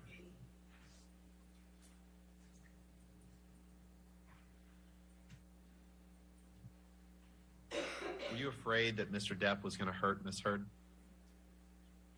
Yes. And when he stood over you, you testified a little bit to it, but describe what he was yelling as he stood over the couch. I don't remember everything that he said. The thing that sticks out the most is that he was just yelling at her to get up. To get the fuck up.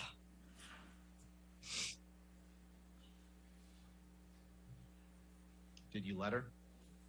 No.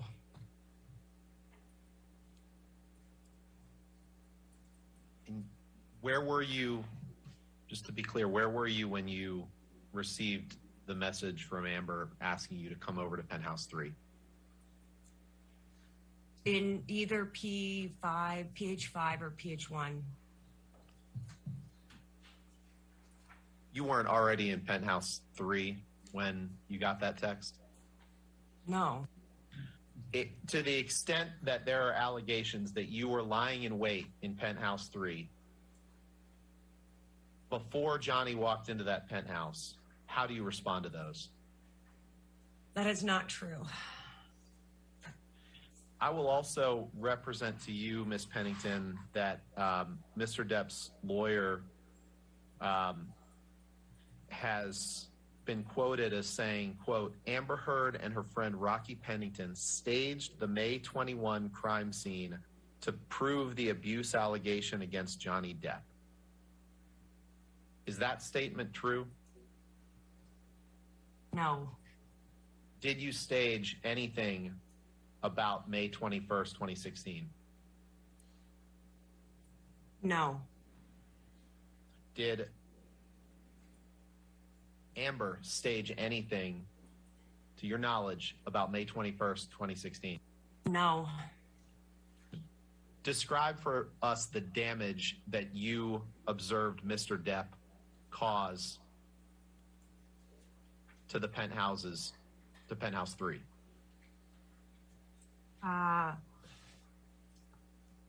In 3, stuff had been knocked off the kitchen counter. Stuff had been knocked off a bar cart. By whom? By Johnny. I saw this happen on his way out. He was smashing stuff. With what? With a wine bottle. What other damage can you remember Mr. Depp causing? In the hallway, there was wine splash spilled in the hallway. There was a dent on the outside of PH1's front door. And then in PH5, where we had been getting stuff ready for my craft fair, my jewelry and materials had been thrown against the wall, and everything that was on the table was like strewn off of the table, thrown down. I'd like to go through with you some photographs of the incident that we talked about. So can you pull up May 21st, 2016, ALH 7051, please? And while he's pulling that up, Ms. Pennington, did you or either yourself or anyone else take photographs in the aftermath of this incident? Yes. Who took photographs?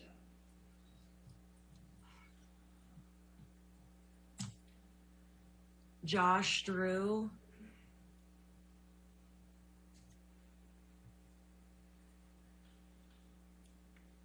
That's the only person that I can say for sure. Were you with Mr. Drew when he was taking photographs?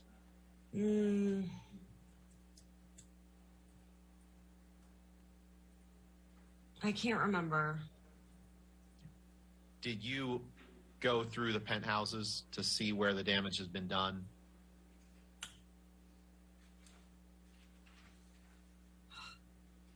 Eventually. Ms. Pennington, what is this a picture of, if you know? This is a picture of the living room in PH5 with the back corner of the sofa. It has the beads that I had been working on and the stand that I used to display them thrown to the wall. Some of the beads are on the windowsill. The stand is broken. And did you, does this fairly and accurately reflect damage that you saw to Penthouse 5 on May 21st, 2016? Yes. Exhibit 30 is up. What is this a picture of, if you know? This is a picture of the Johnny and Amber's bedroom bed in PH3. It has several photos, framed photos, stacked on it. And do those photos appear to be intact? These do, yes. In your experience, did those photos normally sit on the bed? No. Does this, did you witness, well, was this part of the aftermath of what Mr. Depp did in Penthouse 3? I didn't see him take these down, but they were not down before he came over. Does it fairly and accurately depict what you witnessed the night of May 21st, 2016? I didn't see this happen, but I did see this scenario. You saw the pictures. That's my question. Does this fairly and accurately depict something that you personally saw on May 21st, 2016? Yes. All right, let's pull up 7053, please. So my question, Ms. Pennington, will be, what is this a picture of?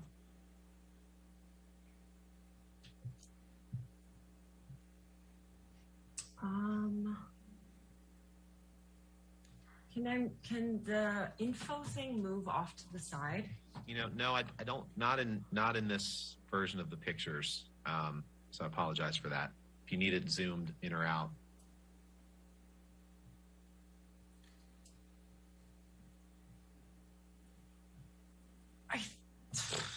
It's the landing of one of the staircases. And what do you see on the picture? It's broken glass and something spilled on the landing of one of the staircases. I can't tell if it's P3 or P5. Okay. Does this picture fairly and accurately depict something that you observed on the night of May 21st, 2016? Yes. Did you ever know Miss Heard to smash glasses on staircases? No. Did you find that question vague and ambiguous, Ms. Pennington? No. Exhibit 32 is up.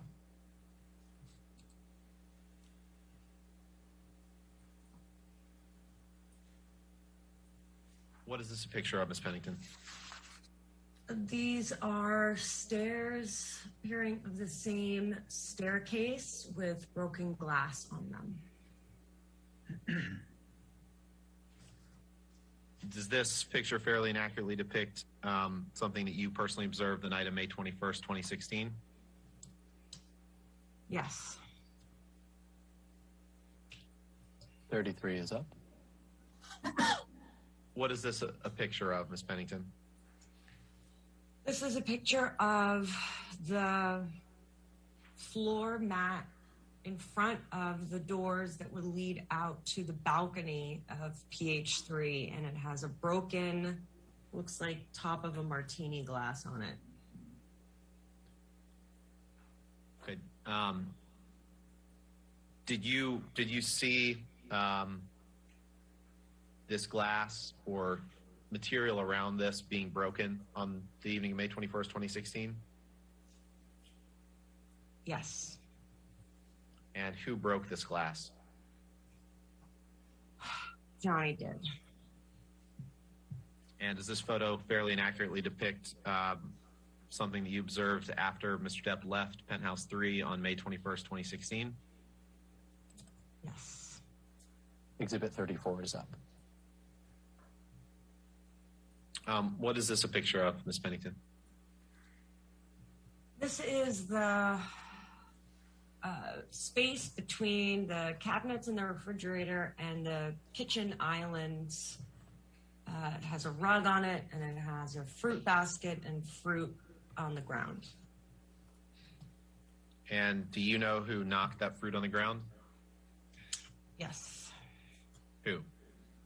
Johnny. And does this fairly and accurately depict damage that you saw on May 21st, 2016?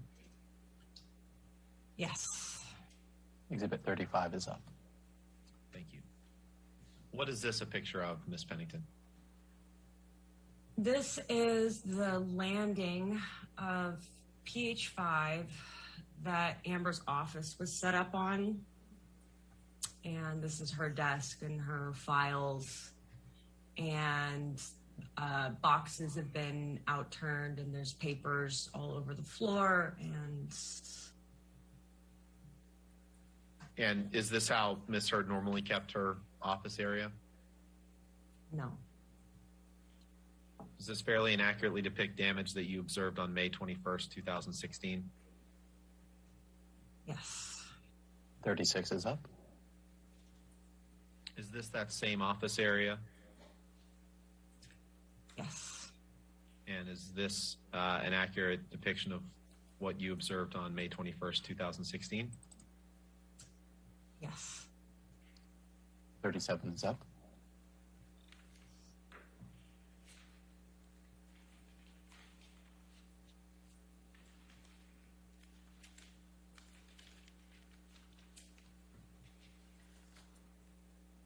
What is this a picture of, Ms. Pennington?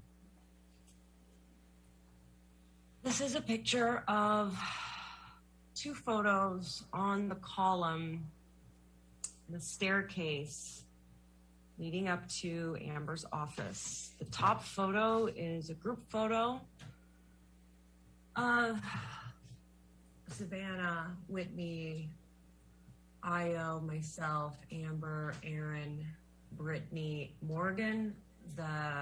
We were in London. The glass is smashed. The bottom photo is a photo of Amber and me in France. Does this photo fairly and accurately depict damage that you observed on May 21st, 2016? Yes. 38 is up.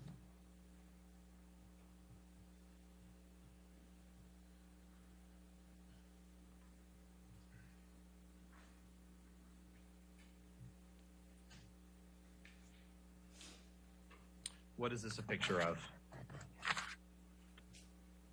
Picture of a large bottle of wine on the floor. On May 21st, 2016? Yes. Is this the bottle he was swinging, if you know? I don't know.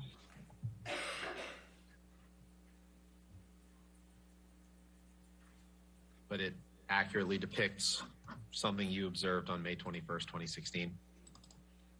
Yes. Did you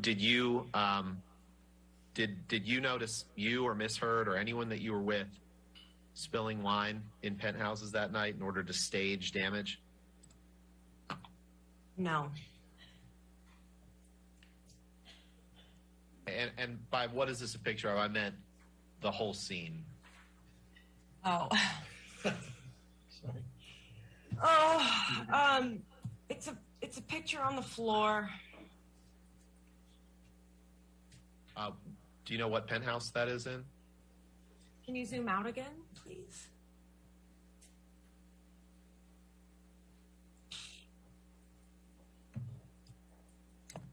Three. Do you know who knocked this picture on the floor? I didn't see it knocked down. Did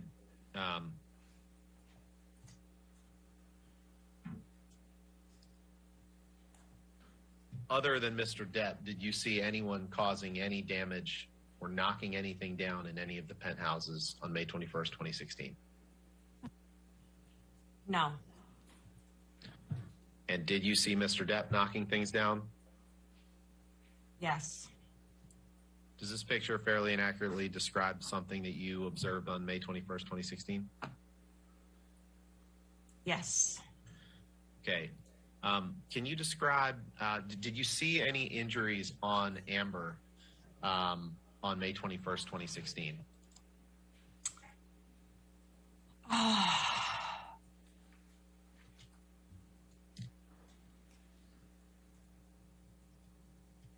Just a swollen, like red swollen cheek.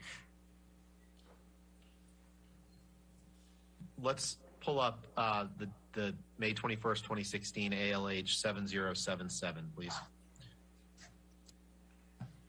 And while he's doing that, did you, I know we talked about pictures of damage in the penthouses. Did you take pictures of Miss Heard that evening?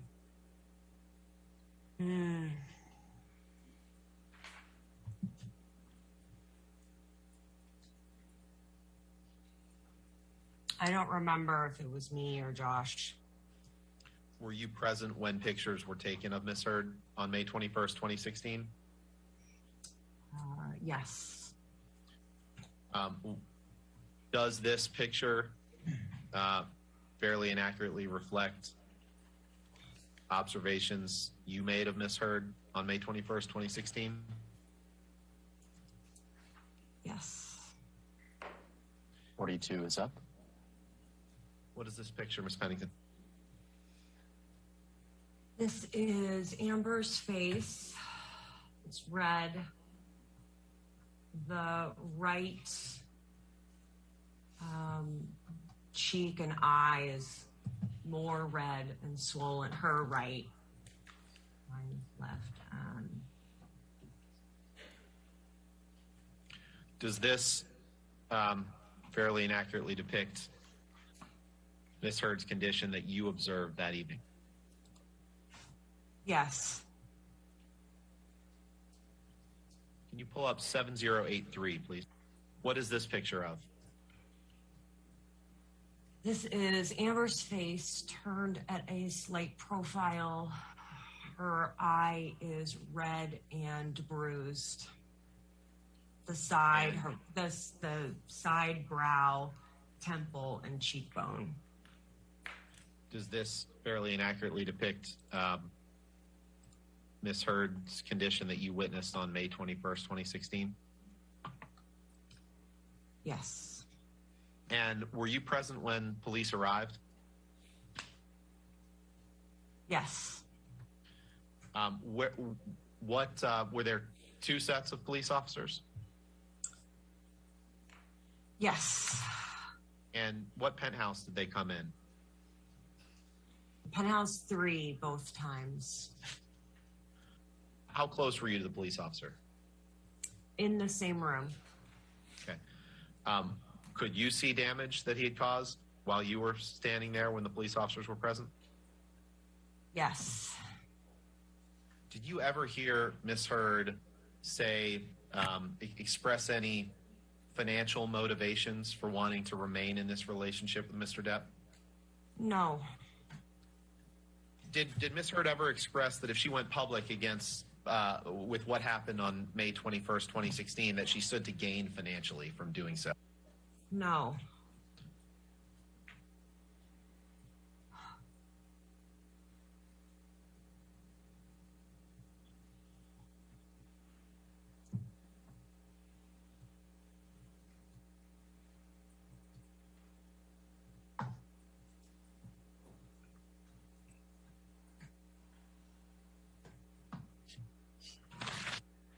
Now, at some point after May 21st, 2016, Ms. Heard filed for divorce from Mr. Depp, right?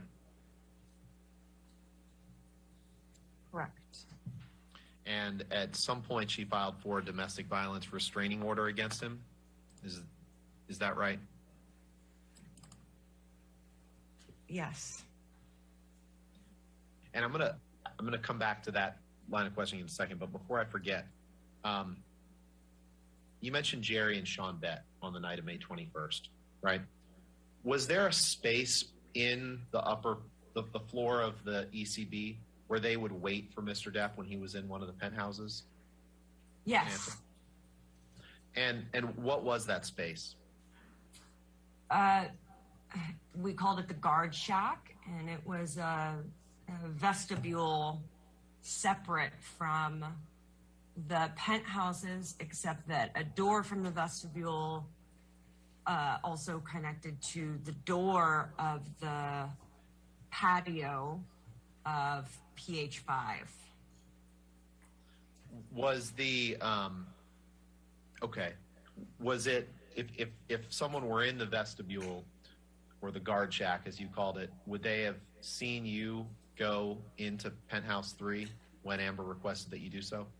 No. Did you see Jerry or Sean or any security guards when you entered penthouse 3 that evening?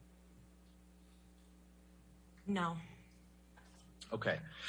Going back to the domestic violence restraining order, did you accompany Ms. Heard to court when she got that order? Yes. I'd like you to pull up, please, May 2016, Court Pennington 1292, please. And while he's doing that, do you know if Ms. Heard wore any makeup that morning?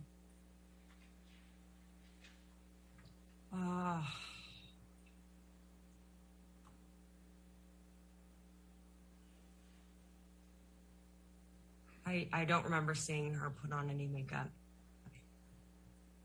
Was that rare for Miss Heard not to wear makeup? Yes. What is this a picture of? This is Amber and Jody, her publicist, sitting on the bench in the hallway waiting room of the courthouse. When? The day that the restraining order was filed. Do you see any injuries on Miss Heard?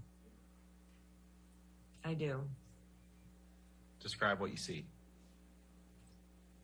On her cheekbone, right cheekbone, is a bruise.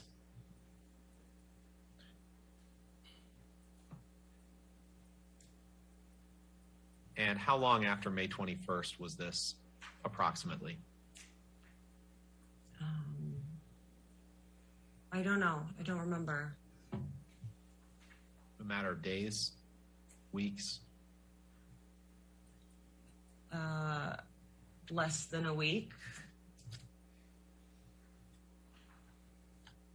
Did you ever see any makeup artist paint on this bruise? Put a fake bruise on Miss Heard's face? No. Can you please pull up Pennington 1295, please? And before we do, does this picture fairly and accurately depict Miss Heard's condition the morning she, or the day she applied for the domestic violence restraining order? Yes. Do you know whether you took this picture?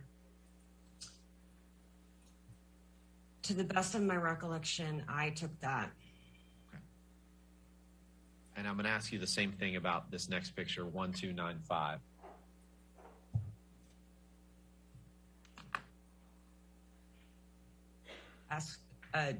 To the best of my recollection, I took that.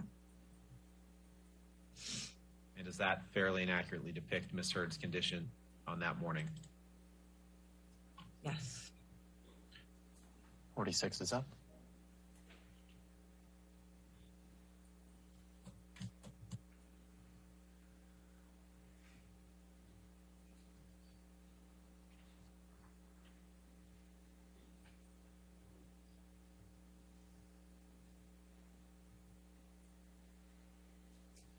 What is that a picture of? It is Amber at a slight profile in the same courthouse room. Her hair is behind her ear. You can see a picture of a bruise on her cheekbone. She looks like a skeleton. Did you take this picture? Yes. Based on your personal knowledge, is there any truth to the allegation that Amber did this because she's, quote, a gold digger? No. Ms. Pennington, you came to understand at some point, at some point, did you learn that Mr. Depp had lost the tip of his finger in Australia? Yes. And what is that other way that you learned that Mr. Depp had cut the tip of his finger off? He showed it to me. In addition to showing you, how did you learn from Mr. Depp that he had cut off the tip of his own finger? He told me.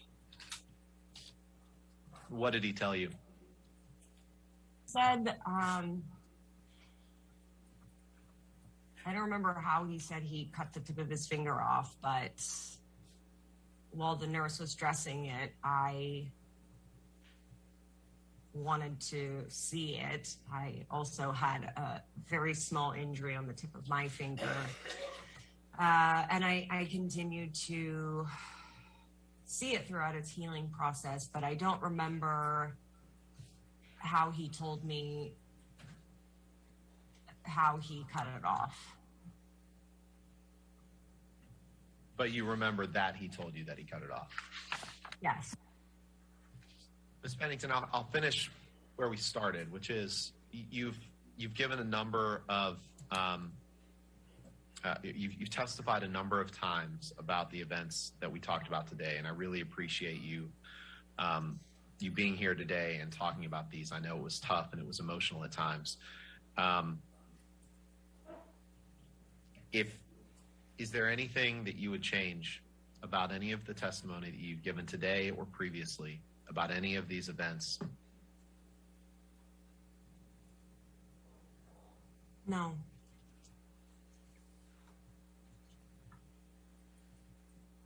And you've done your best every time you've testified about this to tell the full truth about everything that you know, everything that you saw, everything that you heard, everything that you've observed, right? I have done the very best to tell the absolute truth exactly as I remember it at all of the points of time.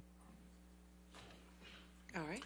Yes, sir. Your next witness. Yes, Your Honor. That concludes the testimony of Raquel Pennington. Ms. Hurd calls Joshua Drew as her next witness. Okay. And if we may approach just to discuss a All couple right. exhibits. And that's by deposition, is that correct? It is by deposition, All right. yes, Your Honor. Okay.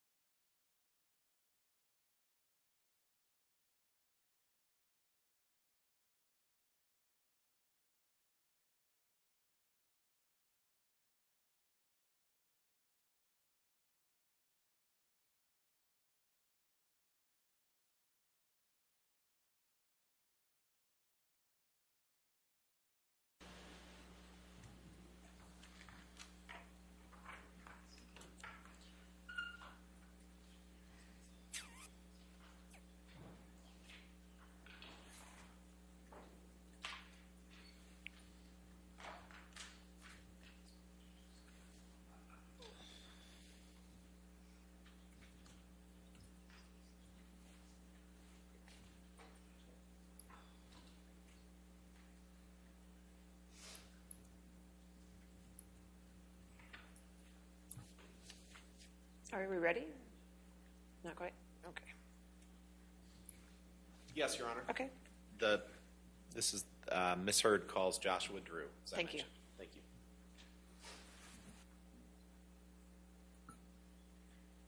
you. Do you live Los Angeles? What is your occupation?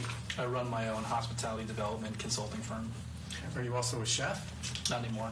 What, if any, education have you had since high school? I have my Associates of Science in Culinary Arts, And from what institution? Johnson & Wales University. Did you receive a degree from there? I did. In what year? That would have been 2003. Who is Raquel Rose Pennington? My ex-wife. Because I want to be respectful, how should I refer to her? Ms. Pennington, Rocky, or Raquel? Rocky or Raquel is perfectly fine. Okay. You were married to Rocky, so there came a time when you began to date Rocky, correct? Correct. When did you start dating Rocky? That would have been June of 2014. And did there come a time when you became engaged to Rocky? Correct. When was that? That would have been in summer of 2015. Yep, I believe. Do you recall when you were divorced from Rocky? Officially September 24th of last year. We separated officially October of the previous year. When did you first meet Amber Heard? Probably about 3 or 4 weeks after Raquel and I had started dating, very early on. When did you first meet Johnny Depp? Shortly after I met Amber, I want to say, if memory serves, about 5 or 6 weeks after Raquel and I started dating. Again, I understand it was a long time ago, but do you recall under what circumstances you met him? Funny enough, I actually do very clearly. I had come over under the auspice of what was called Family Movie Night, and it was Amber and Johnny and Jack. I honestly don't remember whether Lily Rose was there. She might have come later at a certain point. And it was just us in their apartment eating burgers and watching movies. Since that time, on how many occasions have you seen and interacted with Johnny Depp from that very first time on movie night?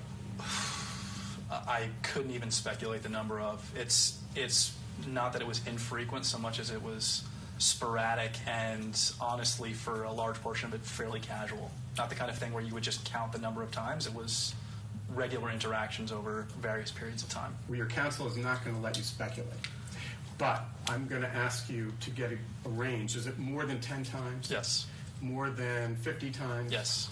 From the time that you first met Mr. Depp on movie night until this very moment sitting here today, have you ever seen Mr. Depp strike Amber Heard? No. Have you ever seen him throw a telephone at her? No. Have you ever seen him hit her with a fist? No.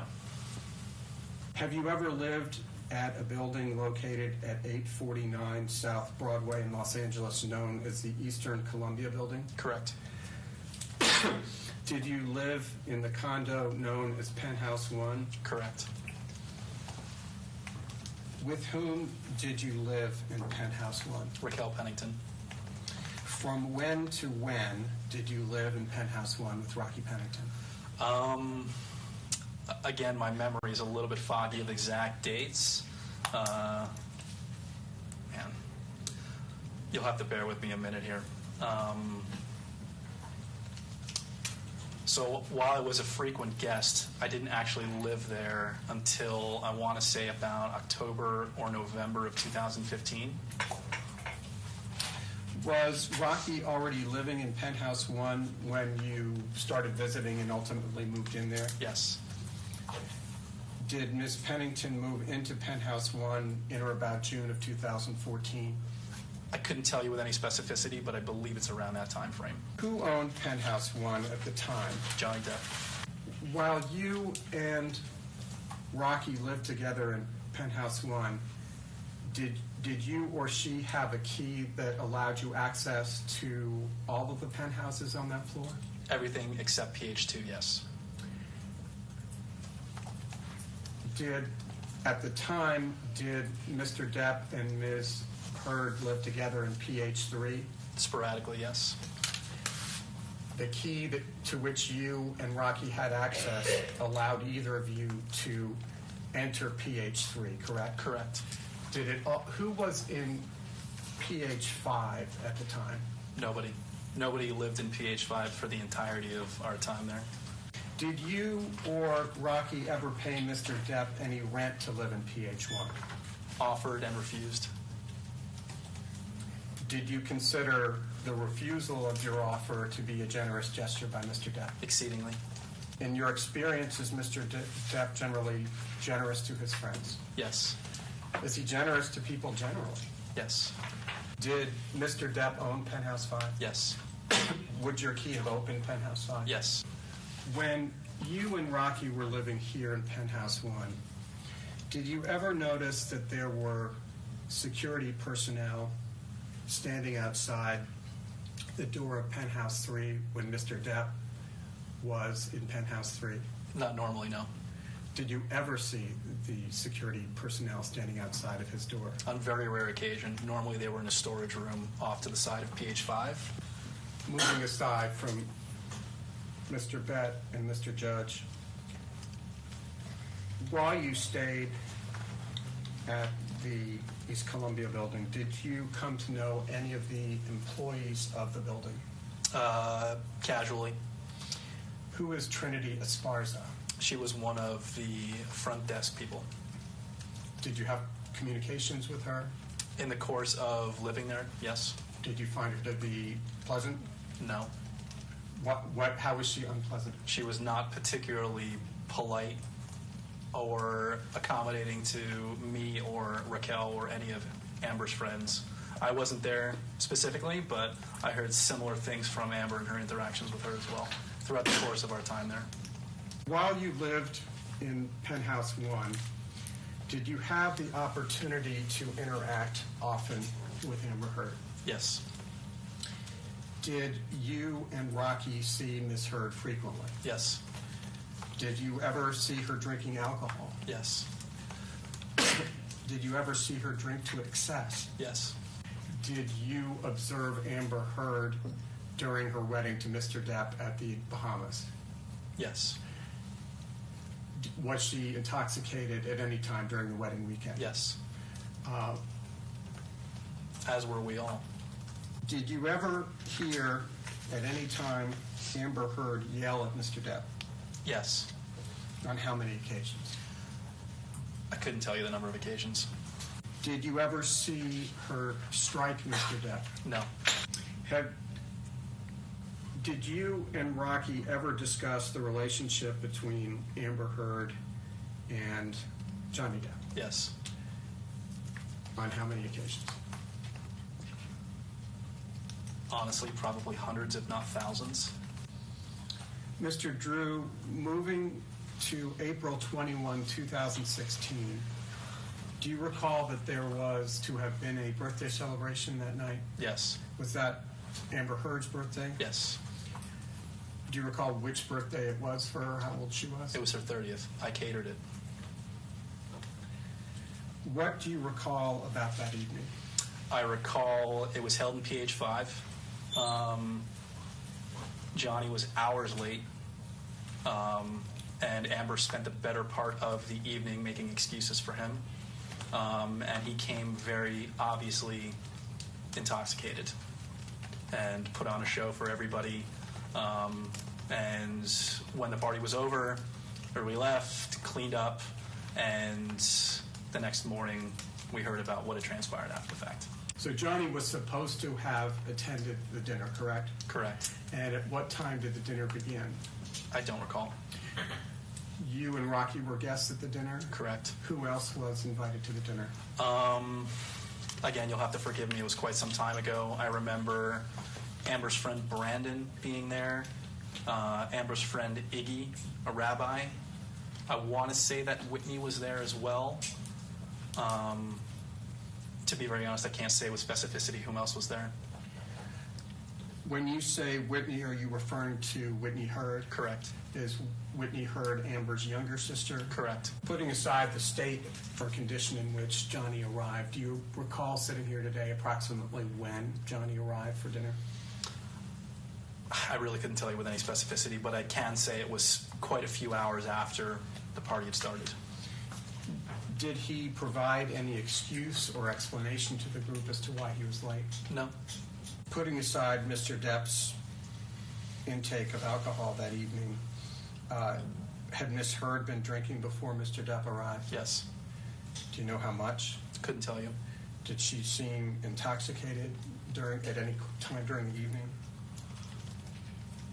Yes. Did you see Amber Heard the next morning, April 22nd, 2016? I believe so, yes. Did you notice any marks on her face or elsewhere that morning? I don't recall. That morning, April 22nd, did you and Ms. Pennington and Amber Heard drive together to Coachella? They did, I did not. Are you still in contact with Amber Heard? Sporadically, yes.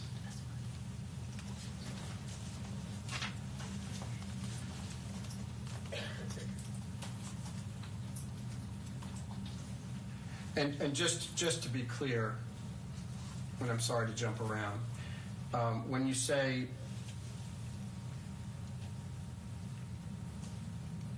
strike that, are you say sporadically? How frequently you're in contact with her? We didn't speak for about 2 years following my divorce, and she reached out to me to make amends about, I want to say about 2 months ago, if memory serves. I'm going to come back to that. When you said you don't recall seeing marks on the morning of April 22nd, is that because you didn't see any marks on Ms. Heard, or you didn't see her at all that morning? I honestly don't recall the state of her the next morning. If memory serves, it was, but that the girls were hustling to get everything together to go out to Coachella, so it was a pretty frantic morning. I couldn't say with any specificity whether I interacted with her that morning before they departed. And Mr. Drew, you said that Ms. Heard reached out to you. When did she reach out to you? Sometime in the last 2 months. What did she say when she reached out to you? To paraphrase, it was something akin to letting me know that, her and Raquel hadn't spoken in some time, and to tell me that she loved me and that she missed me, and she just wanted to make amends and, reconnect. Did she mention anything about this lawsuit? Not in the initial interaction. How did you respond to her in this initial interaction when she said she wanted to make amends? I didn't for some time. I think I waited about a week and a half before I responded, and before I could, I did get a note from her letting me know that she had tried to keep me out of it, but more than likely people were going to be contacting me either about being deposed or a statement of some kind. There was nothing explicit about whom it would be coming from, whether it was from Johnny's side or from her side, only that somebody would more than likely be reaching out to me. And when you had a glass of wine, again, only lawyers remember these things, but do you recall approximately when you had a glass of wine with her? Probably about 5 or 6 weeks ago. No, I'm sorry, it would be longer than that. Probably about 2 months ago. Mr. Drew, let's please change subjects and move to the evening of May 21, 2016, which you had referenced previously. Was Mr. Depp at the condo at the East Columbia building that day prior to the evening? Not to my knowledge. Did you see him arriving at the condo that night? No. Did you see Mr. Bett and Mr. Judge that evening? Yes. When did you first see them? I saw them when he ordered them to open the door to PH5 following the incident. When you say he, to whom are you referring? Johnny. Did you ever see them that night somewhere outside the door of PH3? No. Do you know whether she received a text from Amber Heard at 8:06 p.m.? I can't certify the time, but the text message itself and the receipt, yes. Were you with Rocky when she received that text? Yes. Wasn't she already in Penthouse 3 as of 8:06 p.m.? When she received the text, she was not in Penthouse 3. She was in Penthouse 5 with me. But again, I can't recall with specificity the exact time of these events. any time, including that night, did you ever see Mr. Depp strike Rocky Pennington? No. That evening, did you see Mr. Depp smash bottles of wine? No. Did you see him break furniture? No. Did you see him kick a hole through a solid door? No. Do you recall when Mr. Depp, Mr. Bett, and Mr. Judge left the building that night? If we're presuming that that text was received from Raquel at 8:06, they had left the building within 30 minutes, to my recollection. So it would be approximately sometime around 8:30, 8:29? Thereabouts, but I don't recall specifically. What else do you remember about the events of the evening of May 21? I mean, I can tell you contemporaneously from the start if there's something specific you'd like me to expound on. Who is Officer Melissa Science? My understanding, it was the name of the Latina officer that first responded with her partner. When did she arrive at the scene, if you recall? Vaguely, I remember them arriving about 45 minutes to an hour after Johnny had left. But again, exact times I'm a little foggy. Going back to the Latina officer, was there another officer with her? Yes, there was a bald gentleman, white. With which officer, if any, did you speak that night? Both. What do you say to them, if you recall? When they arrived, I greeted them at the door. I walked them through PH3 to show them the damage, show them the broken glass. They had already walked through the hallway over the gigantic wine stain throughout the entire hallway. I took them through PH3, like I said, to show them the damage. I took them back out of the hallway, showed them the dent in the door shaped like the bottom of a wine bottle in PH1. Took them into PH5 to see broken picture frames, smashed glass, Raquel's jewelry, and things like that strewn about the apartment. And then I brought them back to PH3, at which point they separated. The Latino officer pulled Amber aside specifically to speak to her one-on-one. The door was closed. I was outside with the other officer. So I can't say with any specificity what happened inside. I don't know whether anybody was in earshot. I don't know whether everybody else was around. They told me specifically it was one-on-one. And I was outside the door with the male officer. And specifically my communication with him was asking what, if anything, could be done, because we were obviously upset. And his comment to me specifically was, there's damage in these apartments. Her face is red. If she wants to file a report, we have enough here to go pick him up. But you've never seen Johnny hit Amber? That's correct. And I've affirmed it to everybody that I've spoken to. I've been explicit about that. And you've never seen Johnny hit any woman? Correct. Do you recall having a conversation with Rocky and Amber after Mr. Depp and his security personnel left the building, but before Officer Science and Officer Haddon arrived? Yes. Tell us about that. You'll have to forgive me again. My memory of the exact sequence of events that transpired after all this is a little foggy. If memory serves, Amber was damn near catatonic after all this. We had gotten her into PH1 so we could deadbolt the door and keep her safe until he left. A few minutes thereafter, I had gotten a little bit of a rundown from Raquel over what had transpired. Raquel got her to call her lawyer, Samantha Spector, to find out what to do. And if memory serves, Samantha's recommendation was that we immediately put together a contemporaneous, matter-of-fact statement together of what had transpired that night. And that ultimately was up to Amber as to what she wanted to do with the police or whatever it may be. Are you aware that Amber Heard spoke to Officer Science and Officer Haddon that evening? Yes. Were you present when she was speaking to them? No.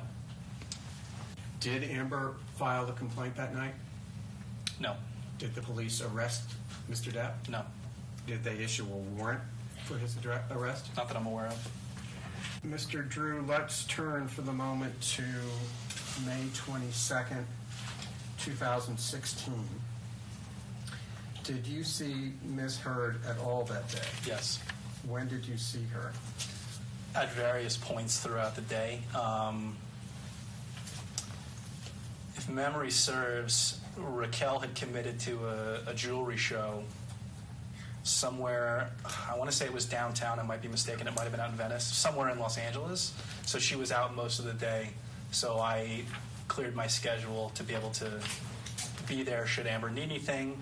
If memory serves, either her attorney or somebody in her group had a friend come over with a locksmith to change the locks, just to be safe. And I was there to make sure that happened, and just, like I said, be there for Amber should she need anything, just so she wasn't alone. When you saw Amber on May 22nd, you don't know whether it was the morning or the afternoon. Is that right? It was sporadic throughout the day. I think it was some point late morning and throughout the afternoon. When you first saw her, did you notice any marks on her face? Yes. Describe the marks, please. To be very honest with you, I don't actually remember which side of her face it was, but I do distinctly remember there being a red mark and a small bruise on her cheekbone, and red marks just above her eyebrow and to the right side, or to the side of her eyebrow. Did you see any swelling? A little bit. Can you remember anything else? Did you see marks anywhere else other than the ones you've described? No. Did you ever notice anyone visiting Amber Heard at night while Mr. Depp was away? During the time that I was living there? Yes. Yes. On how many occasions? I wouldn't even be able to estimate. Was it more than 10? Yes. Was it more than 20? Yes. Was it more than 30? Yes. Was it more than 50? Again, I can't really speculate. I was there for quite some time. When did that first occur? I mean, I'm not privy to her comings and goings, and she had other friends than us that were coming to see her. So. And again, to be specific, I'm just talking about visitors at night when Mr. Depp was away. Again, I can't say with any specificity. When did that first happen that you were aware of?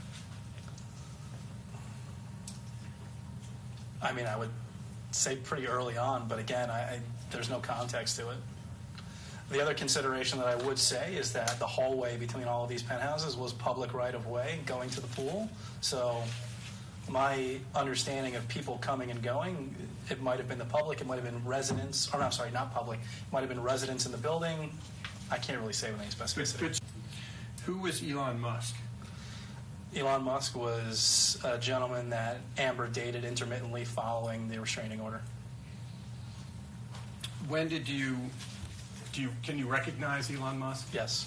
When did you first see Elon Musk at Penthouse 3? I'm not quite clear exactly, but I want to say it was about 3 to 4 weeks after the restraining order was filed. But while Mr. Depp and Ms. Heard were still married, correct? Yes.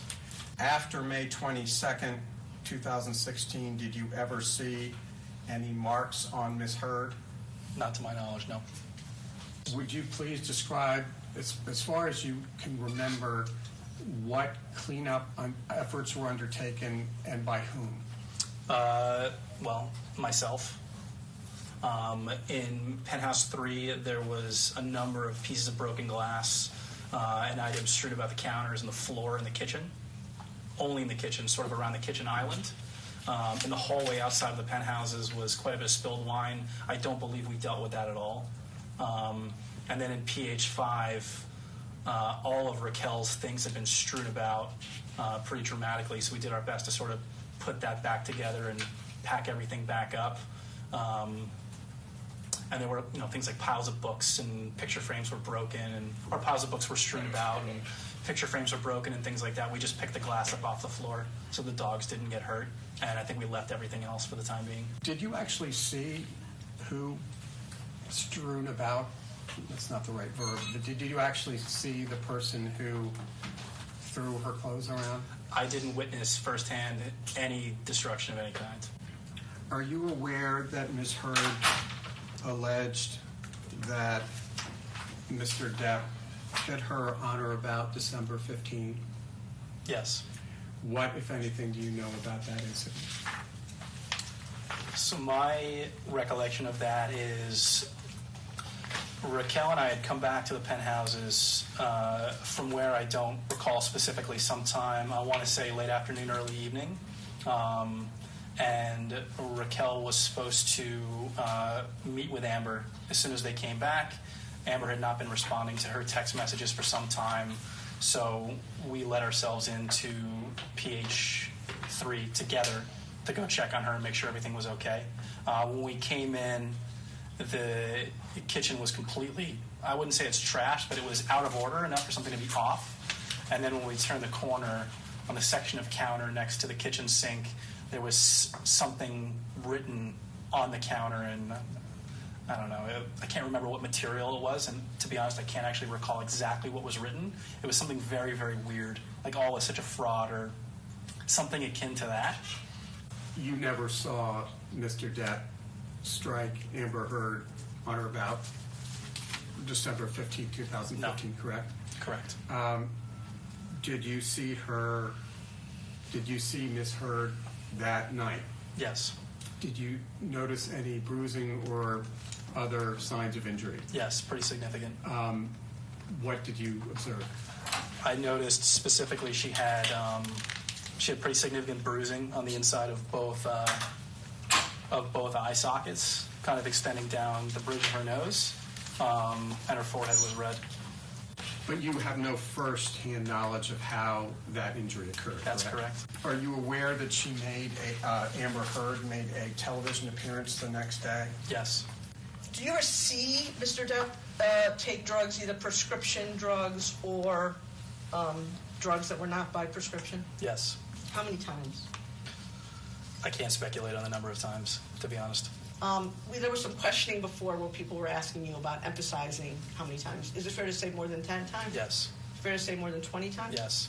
But to be very honest with you, he was also a very private person, and a lot of that behavior was done in private. I didn't witness a lot of it. Did you ever hear Mr. Depp yell at Ms. Heard? Yes. Can you tell me when you recall that and what happened? I can't say with any specificity the number of times. There is one incident specifically that I do recall. Myself and Raquel were vacationing in France with the two of them, and we were staying separately, separate houses, and the two of them were having a very, very loud argument with one another, screaming at each other that we could hear through the walls. How long do you recall approximately that yelling lasted for?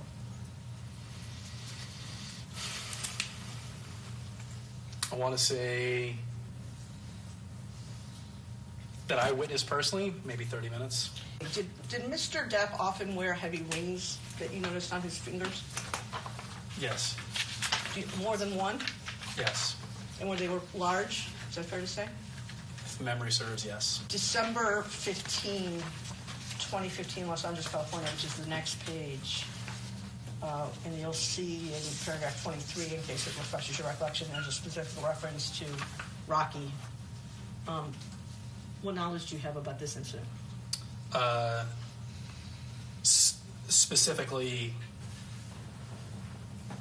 coming home, I want to say late afternoon, early evening, it was myself and Raquel. Melanie was not present. Amber had not been responding to Raquel for some time. They were supposed to hang out, the three of them. So we let ourselves into PH3 to check on her and make sure everything was okay. When we came inside, the kitchen and the dining table were a mess. Like the kitchen island area, things were strewn about outside of the norm, and there was something written on the counter adjacent to the kitchen sink, like I stated previously, something like "all is such a fraud" or something in that vein. We realized something was off right away, Raquel told me to go back to our place and then booked it upstairs. I didn't hear from her for about 10, 15 minutes, which I was obviously concerned about. The incident you just testified about, you talked about the kitchen being, with Mr. Chu, about the kitchen being a mess on one incident. Is this the same incident you were referencing? Correct. Earlier? Okay. So I think you testified that when you came and you saw some writing in the kitchen. I've showed you a document which is a photograph that we've marked as Drew 10 and asked you if that's what you were referring to earlier. Yes. And did you come to learn, Mr. Drew, who had written this language? Is this the kitchen, withdrawn, is this the kitchen counter? It's the kitchen counter next to the kitchen sink. And this is in the apartment of Ms. Hurd and Mr. Depp? PH3. And did you come to learn who had written these words on the kitchen counter? I'm sure there'll be an objection to this response, but I knew it's his handwriting. When you use the preposition his in that answer, you meant Mr. Depp? Correct. And why, and are you saying that you recognized at the time that it was his handwriting? Correct. And how were you able to recognize Mr. Depp's handwriting? He has a very unique mode of penmanship. And you had seen that mode of penmanship previously? Many times. Can you read what is written on the countertop in Drew 10? Why be a fraud? All is such bullshit. Is this Drew 10 an accurate photograph of what you recall seeing that day? To my recollection, yes. Was anything else written on the countertop? Not that I remember. When you came into the apartment and saw the mess in the kitchen and saw these words written on the countertop, were you concerned? Immediately. And what were you concerned about? That something very, very bad had happened. And that's in part because you assumed immediately that Mr. Depp had written these words? Yes. Can you read, you read into the record what it says. Just correct me if I'm wrong. That little kind of red thing there in the top right-hand corner of the photograph, do you recall, is that a lipstick? Part of a lipstick? Couldn't tell you. Okay. At the time, did you have any idea of what this was written in? Do you recall? Looking at it, I can answer. I don't recall from the time, so I'm going to say no. And I take it, Mr. Drew, you didn't take this photograph? No. Do you know if Rocky did? I don't know. And when you say you were concerned that something very bad had happened, what do you mean by that? You walk into somebody's house and it looks like they vandalized it and things are amiss, or if things are strewn about, it doesn't portend anything good.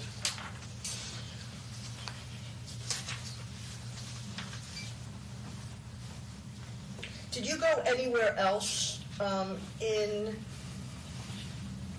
Mr. Depp and Ms. Hurd's apartment other than the kitchen that day? The living room later. So, again, to the best of your recollection, I understand it's a long time ago, and I understand these aren't exactly happy memories, but can you tell me chronologically what happened? Like you let yourself into the apartment, you saw this.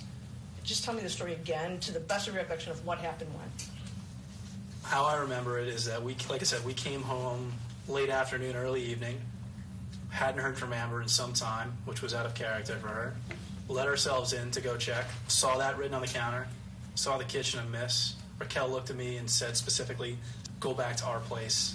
I'm going to go check on her, bolted upstairs. I was sitting over in PH1 in our apartment, waiting, and I heard from her. Again, I don't remember exactly. I want to say it was about 10 or 15 minutes later. I really don't remember what my response was. I don't remember what transpired after that, other than there was some time that she was over there. I don't remember when or even if Melanie came over at any point during that evening. What do you recall about that? And I remember specifically because she had pretty significant visible facial injuries and didn't know if she was going to be in a state to do it, or didn't know whether she was even going to have the physical appearance to be able to do it. Okay, when you say these things, first of all, she in those statements is Amber Heard, correct? Yes. Did you see Ms. Heard's face that day? Yes. Do you have good vision? I I didn't have glasses then. I didn't need them then. So yes. So I'm handing you a document that was marked as through 11. You can see from the top page it was attached to Ms. Heard's affidavit declaration as Exhibit 13. And I want you to look at the photos of Ms. Heard's face and tell the jury, Mr. Drew, if those were consistent with what you observed on her face that day. It is. I was with Raquel when she took the pictures. And the pictures were taken on Raquel's iPhone or photo camera? To my recollection, yes, they could have been taken on Amber's phone, so there wouldn't be any potential accusation of bias or anything like that. And you described earlier to Mr. Chu that there was, as I recall, kind of color under both of her eyes. Yes. And I say her, I mean Ms. Heard. If you look at the 1, 2, 3, 4, 5, 6 photo, this one, I'm going to hold it up. Yes. Did you personally observe that day this injury on Ms. Heard's face I in December 2015? I did. And you said before you were there when Ms. Pennington was taking the photos? Yes. There's a couple more photos in there. It looks like there's a busted lip. See those photos? Yes. Do you recall seeing that personally on Ms. Heard's face that day? Honestly, I don't remember without looking at this photo, so I'm more comfortable saying I don't know. Okay. Mr. Drew, were you there? Do you just to refresh your recollection? You were there when all of these photos were taken, or just the photos of the face? I can't say definitively. Okay. But there's some photos you were there for that are here. Correct. But at least some of the photos in Drew 11, you recall being there and personally observing Ms. Pennington take them. Correct. And are you aware of any efforts by Rocky or anyone else to manipulate the photos that were taken that day with Photoshop or any other method of changing a photograph?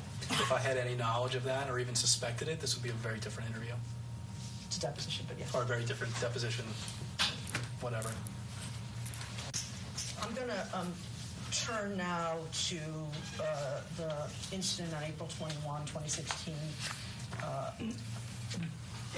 in connection with Ms. Heard's birthday party. I guess it was her 30th birthday party. What I'd like, if you can, Mr. Drew, is for you to tell me in your own words, again, separate and apart from anything that's in Ms. Heard's declaration, what you recall happening that day and what you did, saw, and observed.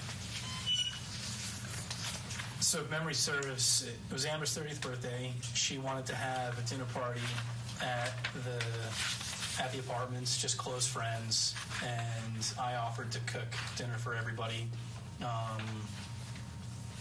There had been some mention that he had appointments or he had some things, and but that he would be there and so on and so forth. I really don't recall specifically who the appointment was with, what they were for, what time they were, and anything like that.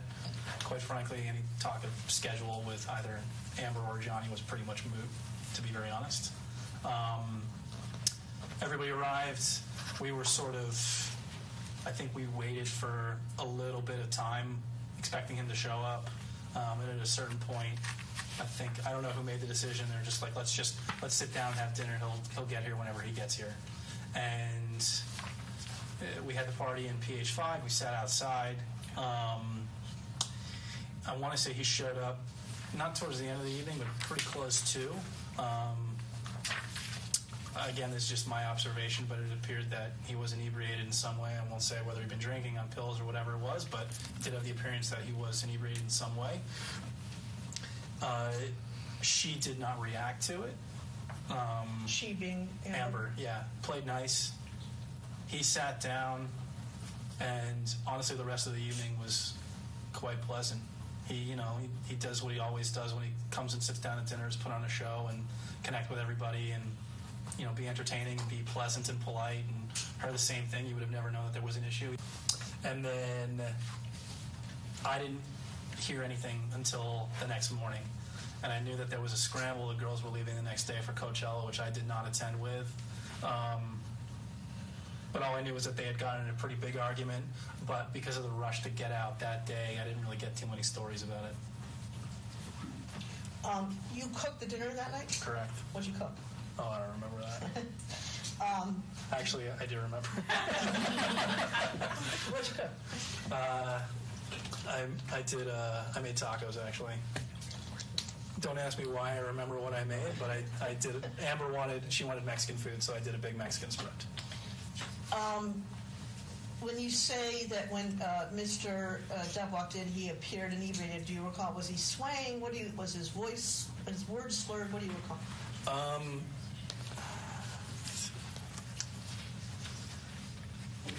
Because I had come to know him pretty well at that point, he was pretty good at hiding it with people who didn't know him all that well.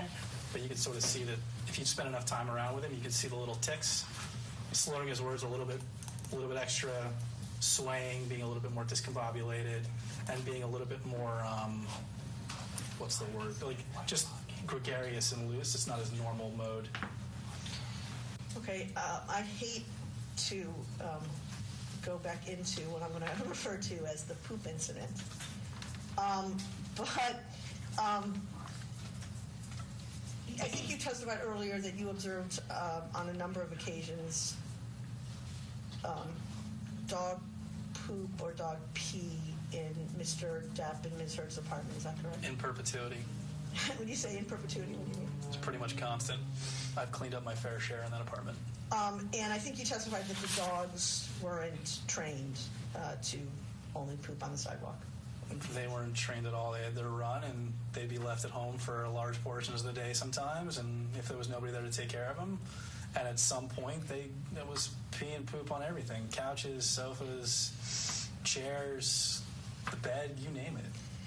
So let's go to the May 21 incident, which is covered on pages 10 through 13. This is from Drew 7. Again, same thing that we did for April 21. I would like it, Mr. Drew, if you could just tell me the story of your role, what you saw, what you observed, what you did, chronologically in connection with this incident. I don't remember what day of the week it was. It was either a Friday or Saturday. I want to say it was a Saturday because I was not in the office. Raquel had her first jewelry show the next day, and the plan was for her and her friend Liz, who would come over to help her specifically get set up for this. Amber was around. They were going to sit in PH5 and do yoga and paint and make necklaces and things like that. And I was sort of in and out most of the day, hanging out with them. And pretty rapidly thereafter, I don't think it was more than like 10 or 15 minutes before I heard a door open in the hallway. And then a couple seconds later, I heard a really, really loud slam, which I later learned was a wine bottle being smashed into our door at PH1. And then I heard keys jingling and Johnny shouting at one of his security to open this. Is it right if I swear? I mean, I'm telling you here. That's okay. You should say the words exactly as they were said. As I remember, he said, "Open this fucking door, get me in here." And he came in, caught eyes with me right away, and beeline for me, screaming, cursing, spitting in my face. I walked calmly to leave, realized that I'd forgotten my keys and the dog, so I turned around and walked back to go get both. He stayed and followed with me, walking, pacing, screaming, cursing, spitting in my face, and I left calmly. At that point, Liz was still in the apartment, and the last look I saw of her is that she bolted around the corner and went upstairs to hide from him. Had Mr. Depp ever done this to you before? No. Did he? How close was he to you when he was when he entered your apartment and was screaming at you? Close enough for it to be aggressive. Within a foot? Yes. And you said that you originally heard him say, open the fucking door. When he was spitting and screaming at you, what do you recall him saying? Couldn't tell you. Honestly, it sounded like gibberish. At that point, I don't think I was really hearing anything. It was just, how can I get the hell out of here without something else happening? Because quite frankly, even though he's standing there in front of my face, he's also got, 2 bodyguards right there with him that are bigger than me. What's really going to happen here? What were you feeling when this was going on? I'm trying to. I mean, I don't think, honestly, I didn't feel threatened. I'll say that flat out. It seemed really, really silly. I wasn't really surprised. I just wanted to get out and make sure that the girls were okay.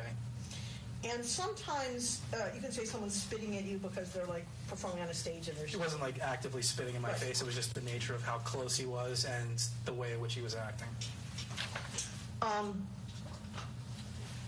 Okay. So you go get your keys. You guys have your own dog, I take it? Yes. You got your dog.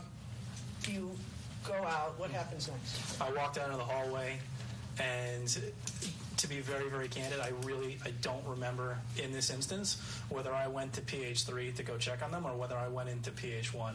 The sequence of events after that as to when I actually got to Raquel and Amber or whether they came to me, I really don't remember that sequence of events offhand. I couldn't tell you. So when you got to Raquel and Amber, what did you observe? I remember first speaking to them specifically in PH1 in our place, but how it is we got there, I don't remember. I remember deadbolting the door, and Amber was like catatonic. She was just like 1,000-yard stare, just done. And Raquel was like trying to calm down herself. And I just looked at her and said, "What the fuck just happened?" And she started to recount a little bit, and I went right out the door and started banging on the door to do something regrettable. He was already gone at that point. Just so I understand that you banged on the door. PH5.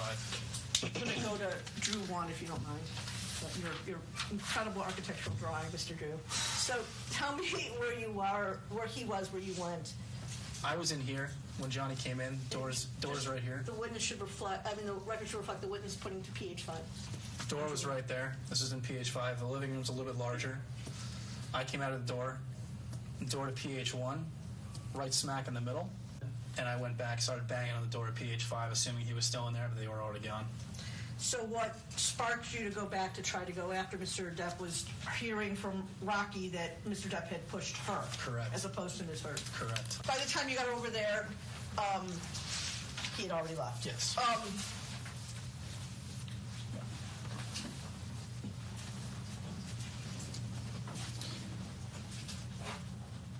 You said that Amber, when you saw them, that Amber and Rocky, I think you said Amber seemed catatonic. Yeah, she was just a ghost. How did Rocky seem?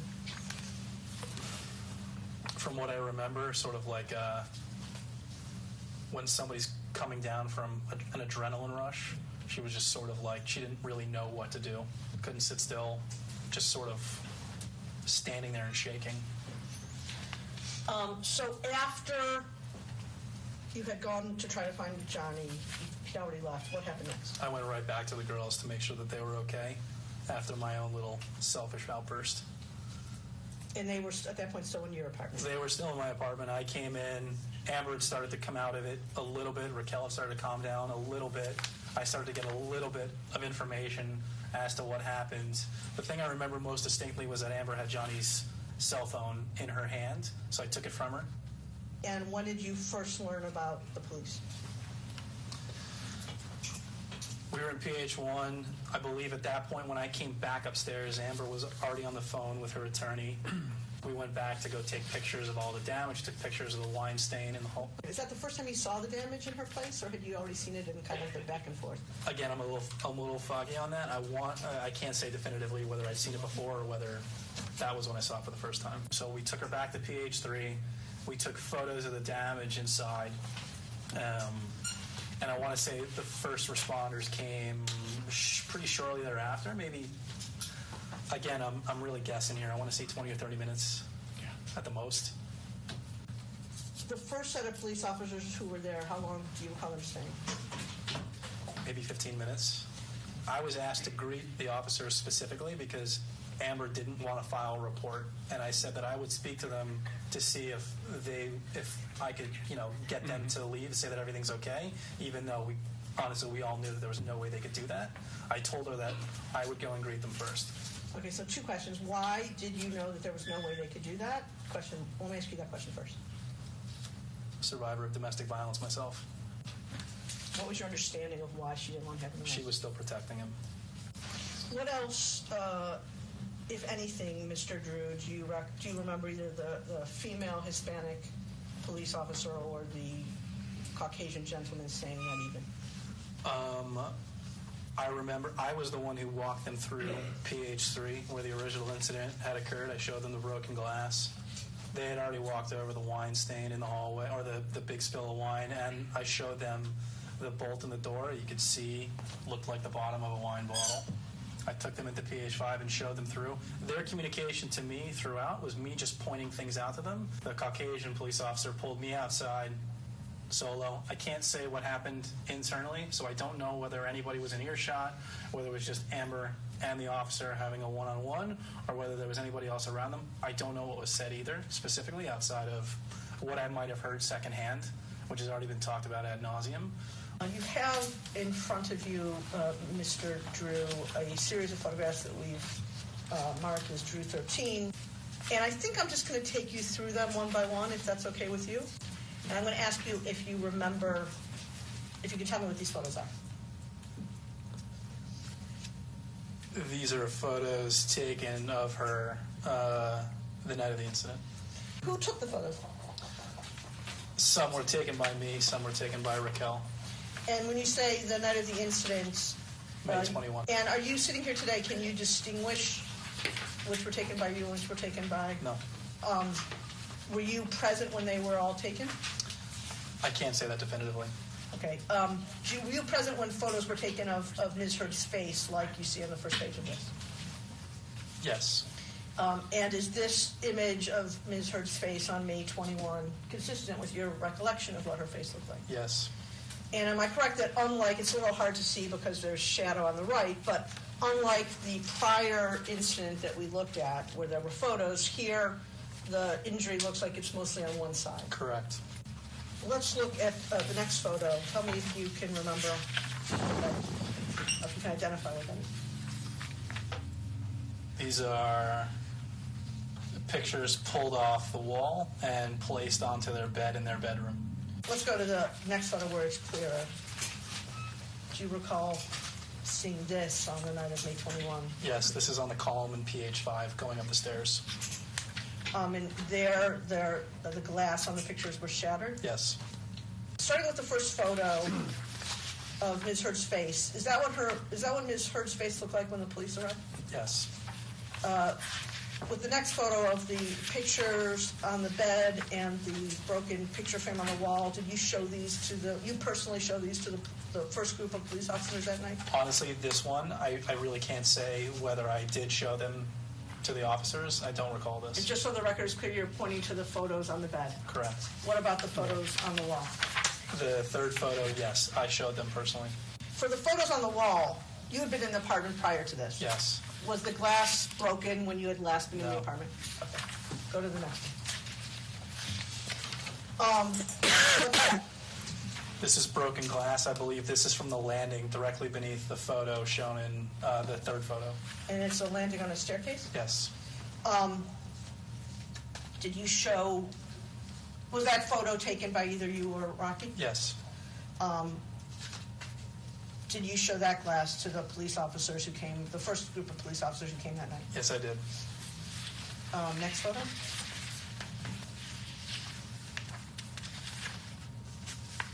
I take it even I can figure that out. That's the stairway, I Yep. think. And that photo was again taken by either you or Rocky? Correct. Was the broken glass on the stairway depicted in this photograph showed to the first group of police officers that night? Yes, it was. What's the next photo? This is the hallway where there would have been spilled wine right outside the door of PH1. And do you see spilled wine in this photo? Yes. Can you indicate for the record where that is? Here and here and here. He's pointing to the sort of middle of the photograph on the right side, on the floor, on the stripes. And was this a photograph taken by either you or your then wife? Yes. And Did the police officers, the first group of police officers who came, see this on that evening? They would have walked through it before they even got to the door. But that's not something you showed them? No. Last photo in the series?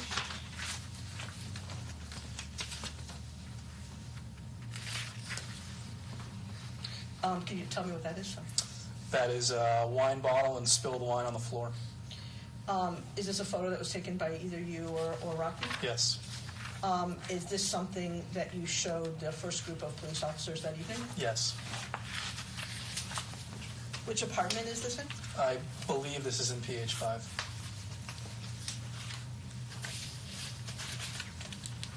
Which room? In the living room. As I asked with the other series of photos that we saw, first of all, are you aware of anyone who made any efforts to Photoshop or otherwise manipulate these photos to make the incident and the circumstances look worse than they were? Not to my knowledge. Did you have any understanding that evening that looking at the first photo of Ms. Heard's face that anyone had somehow put makeup on her face to make it look like she had an injury under her eye? No. With respect to these photographs generally that we've looked at in Drew 13, was there any effort to stage the photographs in any way? Absolutely not. And do you know how the photographs got ultimately to Ms. Heard? I do not. So I think you testified earlier with Mr. Chu, Mr. Drew, so I'm rhyming here, that you were in contact in the building with Ms. Heard on the day of May 22nd. Yes. And I'll represent to you that the photos in Drew 14 were taken on that day. Sitting here today, do you know who took these photos? We're talking about the two I have in front of me right now? Yeah. It was either me or Raquel.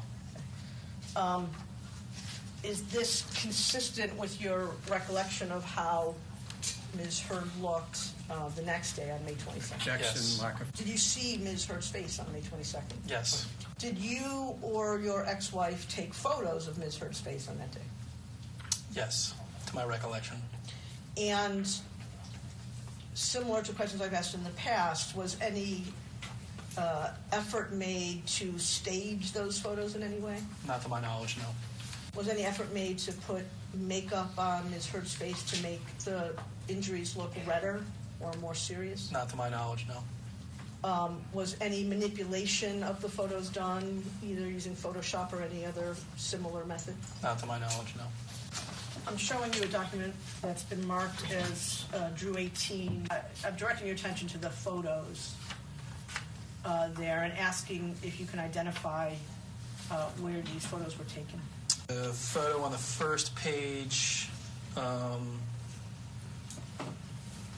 honestly, I'm not sure. I don't really remember which stairwell this was from which penthouse. Each penthouse had a stairwell? Yes. Okay. Next one. Both of these photos are taken from PH5, where Amber's closet was located, or what Amber used as her closet, I should say. Next page, same thing, Amber's closet. Same thing.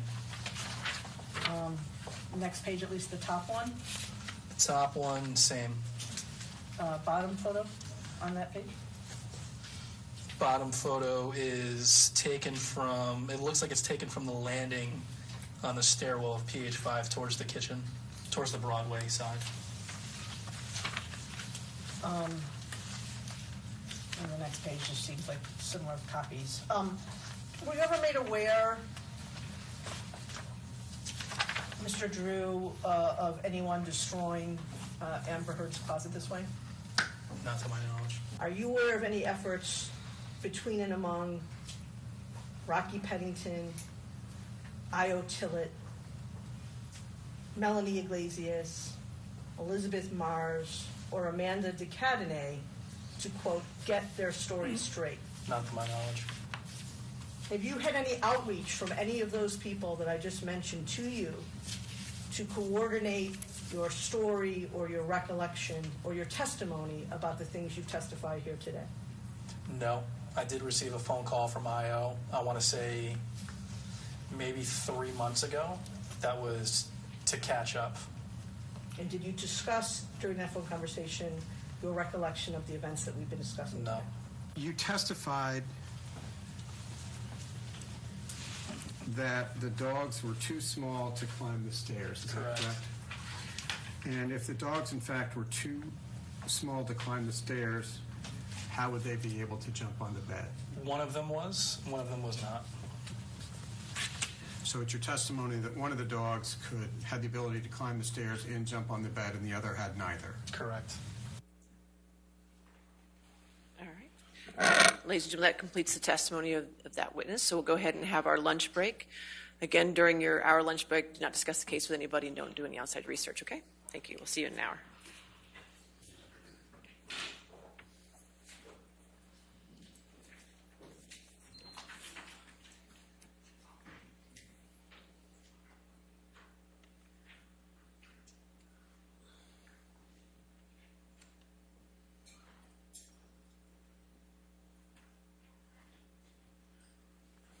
All right, so we'll come back at 1:45 then. Is that fine? Okay, live witness at 1:45, so we'll take the TV down. Okay, all right, thank you. All rise.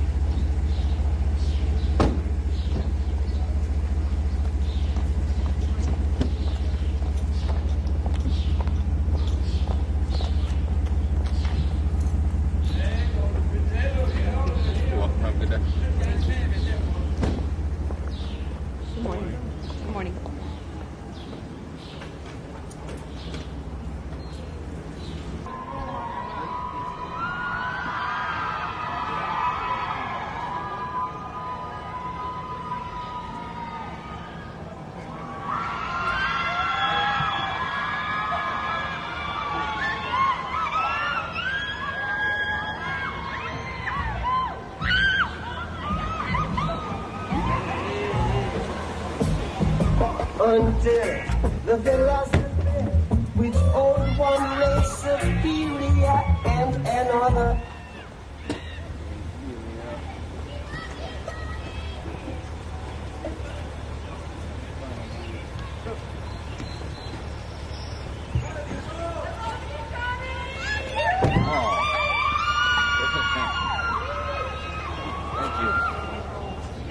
Since people are talking anyway, I brought this for you. Good, you guys. Thank you. Thank you. Oh, yeah. Let's go.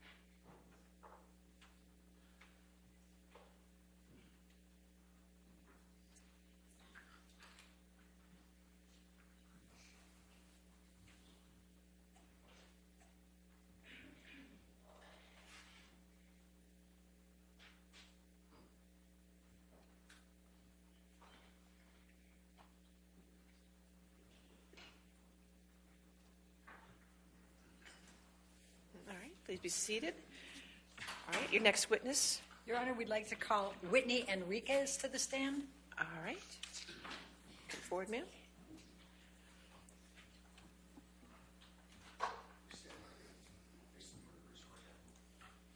Do you solemnly swear or affirm to testify truthfully in this case under penalty of law? I do.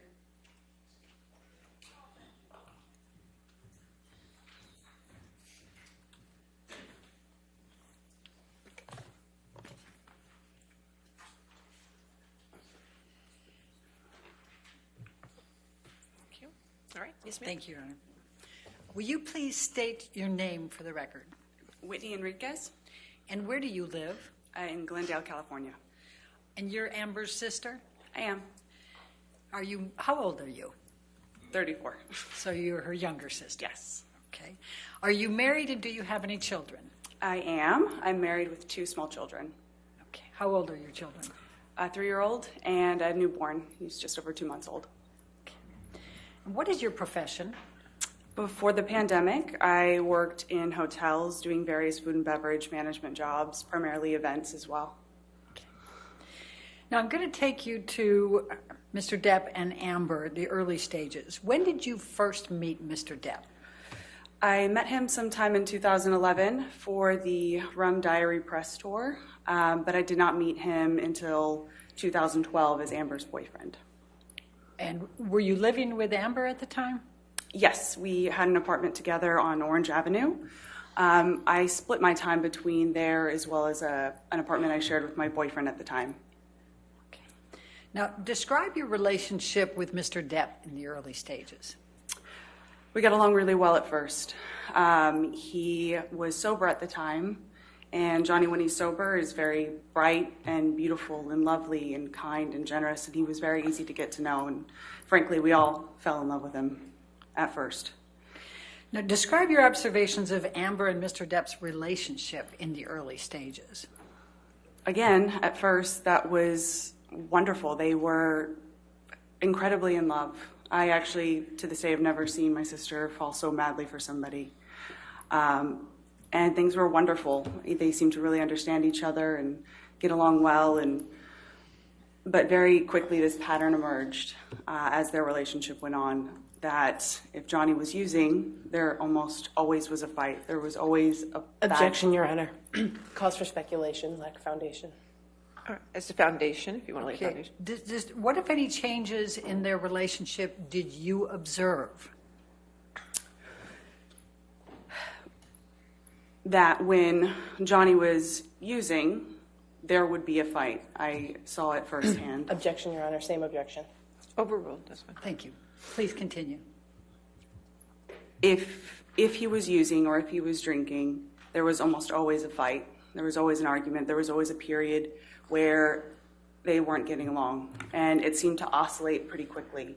He would be sober for a little bit and then almost just as quickly fall off the wagon and start to use or drink, and there would be some big blowout. And it seemed to go back and forth pretty frequently. There was never an extended period of time where it was one or the other. What, if any, changes did you observe in Amber over the period of her relationship with Johnny? At first, Amber was Amber. She was loud, funny. She laughed a lot. She was just this happy, bright, fun-loving thing, always surrounded by friends. And then it was a progression that took over such a long period of time, and it was so slow. In hindsight, it was like watching a slow motion gunshot. She suddenly stopped sleeping as much. She wasn't as funny. She wasn't as loud. She wasn't as gregarious as she used to be.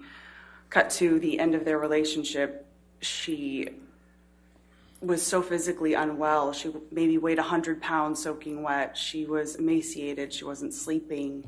She had developed a heart condition, and her eyes were sunken in. She just looked Objection, like Your two Honor. different. Lack of foundation calls for hearsay.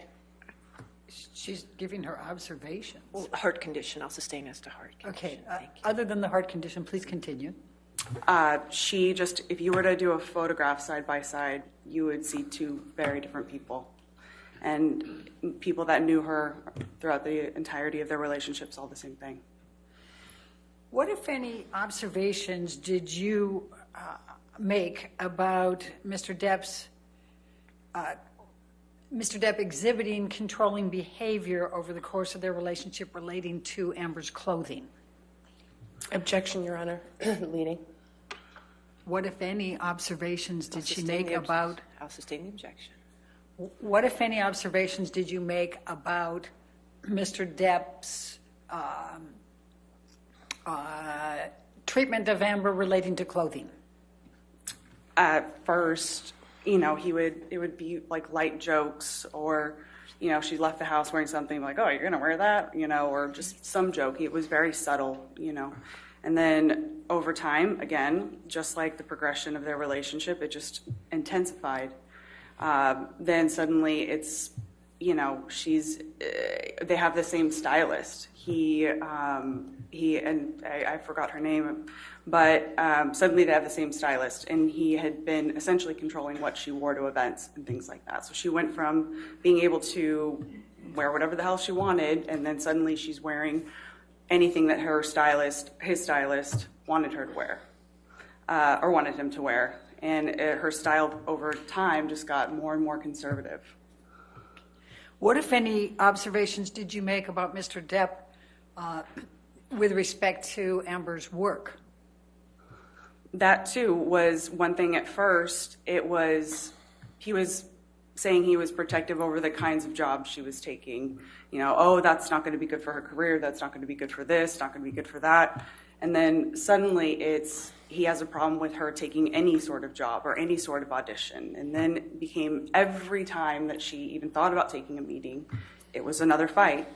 He would often say things like, I don't even understand why she needs to work. I'll take care of her. I'll take care of you. I'll take care of everyone else. She doesn't need to work at all. It was one of those things that he was, at the end, vehemently against her working at all. What, if any, observations did you make about Mr. Depp's treatment of Amber with respect to friends? Again, these are all things that just very slowly over time just changed. At first, he was very inclusive of all of us. At one point, we all lived downtown together in these beautiful lofts. At first, that was part of the relationship, was getting to know him and him getting to know us. And then just, again, slowly over time, he took issue with Brandon at one point, and then Brandon wasn't allowed in the fold. Time went on, he had an issue with Io. Io wasn't allowed in the fold anymore. And then at some point, even me, he had accused me of doing something horrendous that I had never done. And then suddenly, I'm not allowed around anymore. And just over time, she had such a small network of people that were there to support her. It was hard to watch. What, if any, observations did you make about Mr. Depp's attitude or treatment of Amber with respect to her health? Amber was a pretty healthy person at first. She didn't have any medical issues that, didn't need intervention of any sort. But in one of Johnny's attempts to get sober, he had employed Dr. Kipper, who had these nurses, and he had a personal nurse that would administer medication, and I think the intention was to make sure that he stayed clean and Objection, Your Honor. Calls for speculation. Without discussing what the intentions were, just go ahead and give us what your observations were with respect to Mr. Depp, with respect to Amber's health. Sure. All of a sudden, for really unclear reasons, Amber had her own personal nurse just administering medication, and from what I saw, it was strange. I didn't think Amber needed, medication on the daily or whatever. And then all of a sudden, she has a therapist that is employed by Dr. Kipper. Even her medical treatment was somehow controlled by or paid for by Johnny. Objection, Your Honor. Calls for speculation with respect to the control. Well, as to control, but paid for, I'll allow. Go ahead. Okay, thank you. What, if anything, did Mr. Depp say about Amber's electronic devices? Well, every time they fought or had an argument, a device was going to get smashed. And she lost a phone, a tablet, a computer. You could almost guarantee that something would get destroyed when they fought. very often fights were at least in part surrounded by text messages or something that he would find on her phones or, whatever. And at some point, she wasn't even allowed to have passwords on her phone. Or if she did have a password, it was something really simple that he memorized. But there was zero expectation of privacy for her in terms of what was on her device or accessibility of her devices. How many times did you observe Mr. Depp drunk?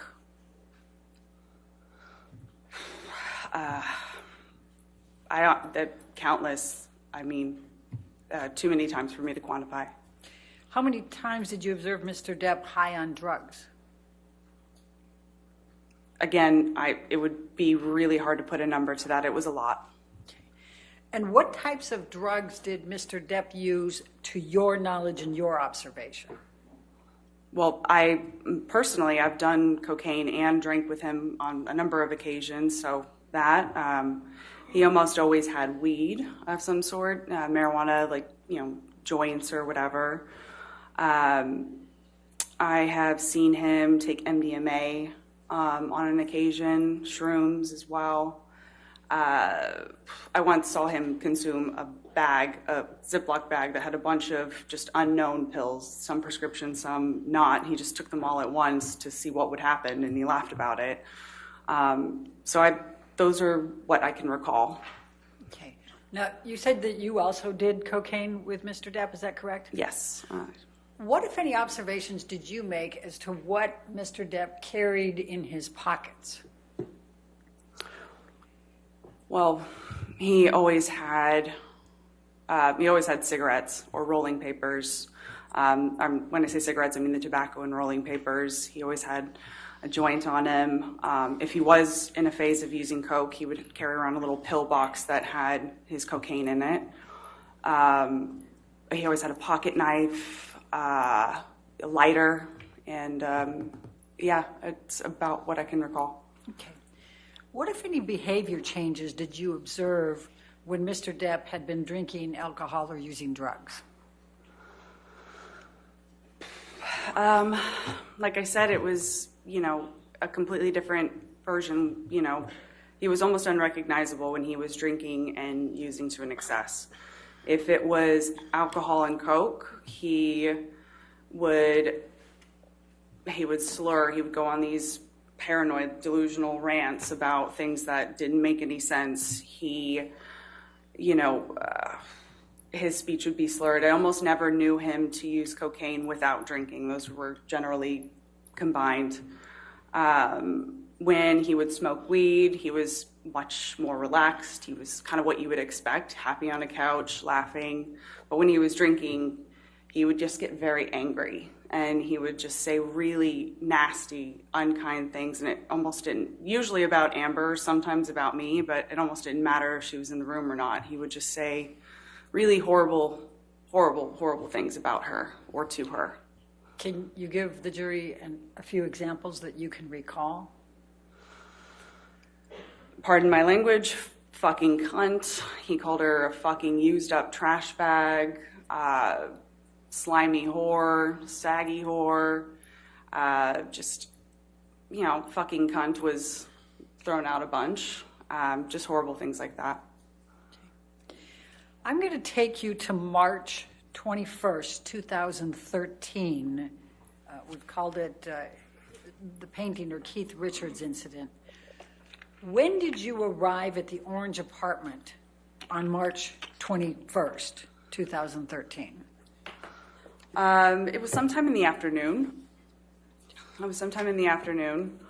I came in and Orange was typically a very neat, clean place, but as soon as I walked in, there was smoke in the air. Remember, it smelled like cigarette smoke and there was smoke in the air. So somebody had been smoking inside, which was odd because Amber and I don't smoke, and Johnny used to always just go outside to smoke.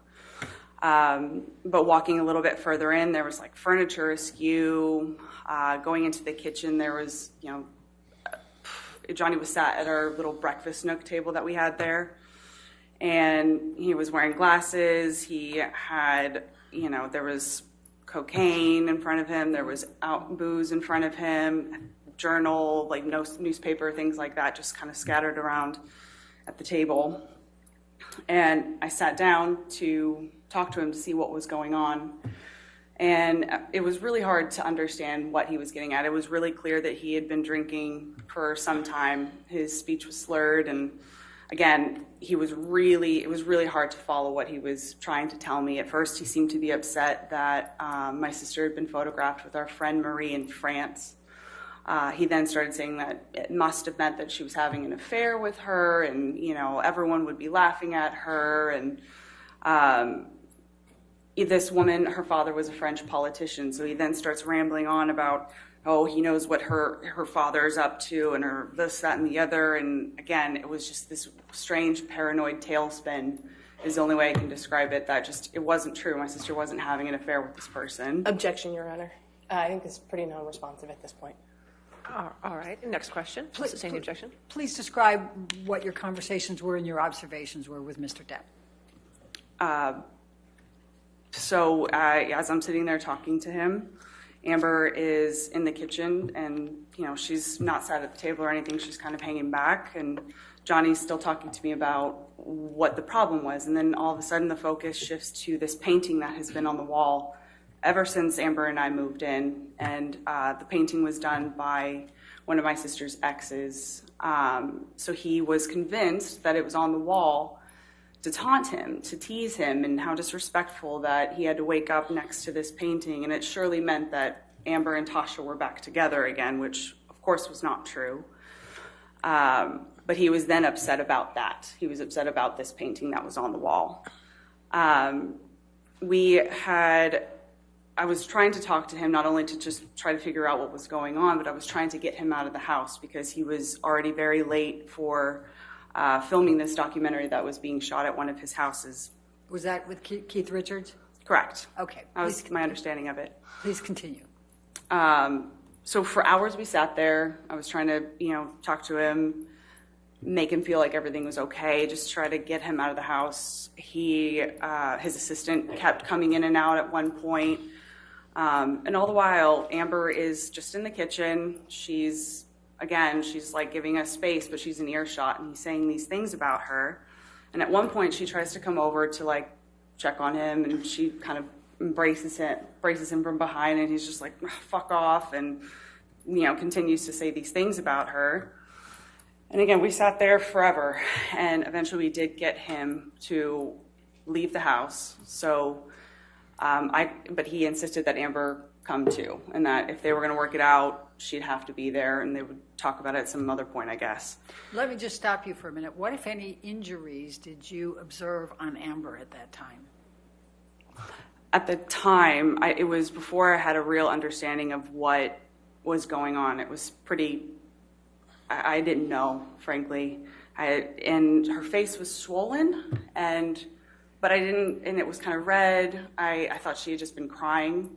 And her lip did appear to be cut, but again, that at the time, that wasn't what we were trying to do. It wouldn't have been appropriate to, talk to her about it or anything. That wasn't my focus, frankly. My focus was just sitting there trying to figure out what he was upset about and get him out of the house. So how long were you at Orange with Mr. Depp and Amber before he left to go to the Keith Richards? A few hours. I couldn't say, maybe around like 4 or 5 hours.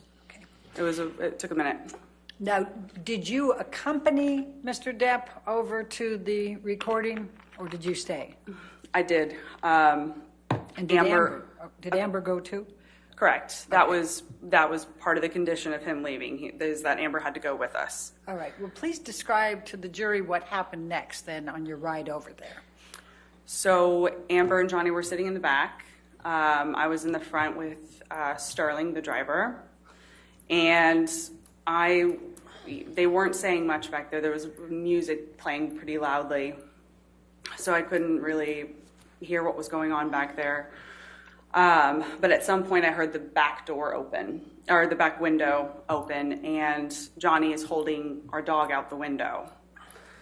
And I froze. I was scared, because I just remember thinking, I knew how inebriated he was, and the dog was very small. I thought if she twitched or if he lost her somehow, she was just going to go out the window. And Amber, of course, was just saying, Objection, Your Honor. Not often to prove the truth of the matter asserted, Your Honor. I'll sustain the objection. Okay. Don't say what Amber said. Just go ahead and continue with your observations. He brought the dog back into the car, and he was just laughing, this really scary, loud, like it was almost like a cackle. And he then made some joke about putting her in the microwave. And that was the joke after that, was putting the dog in the microwave. Okay.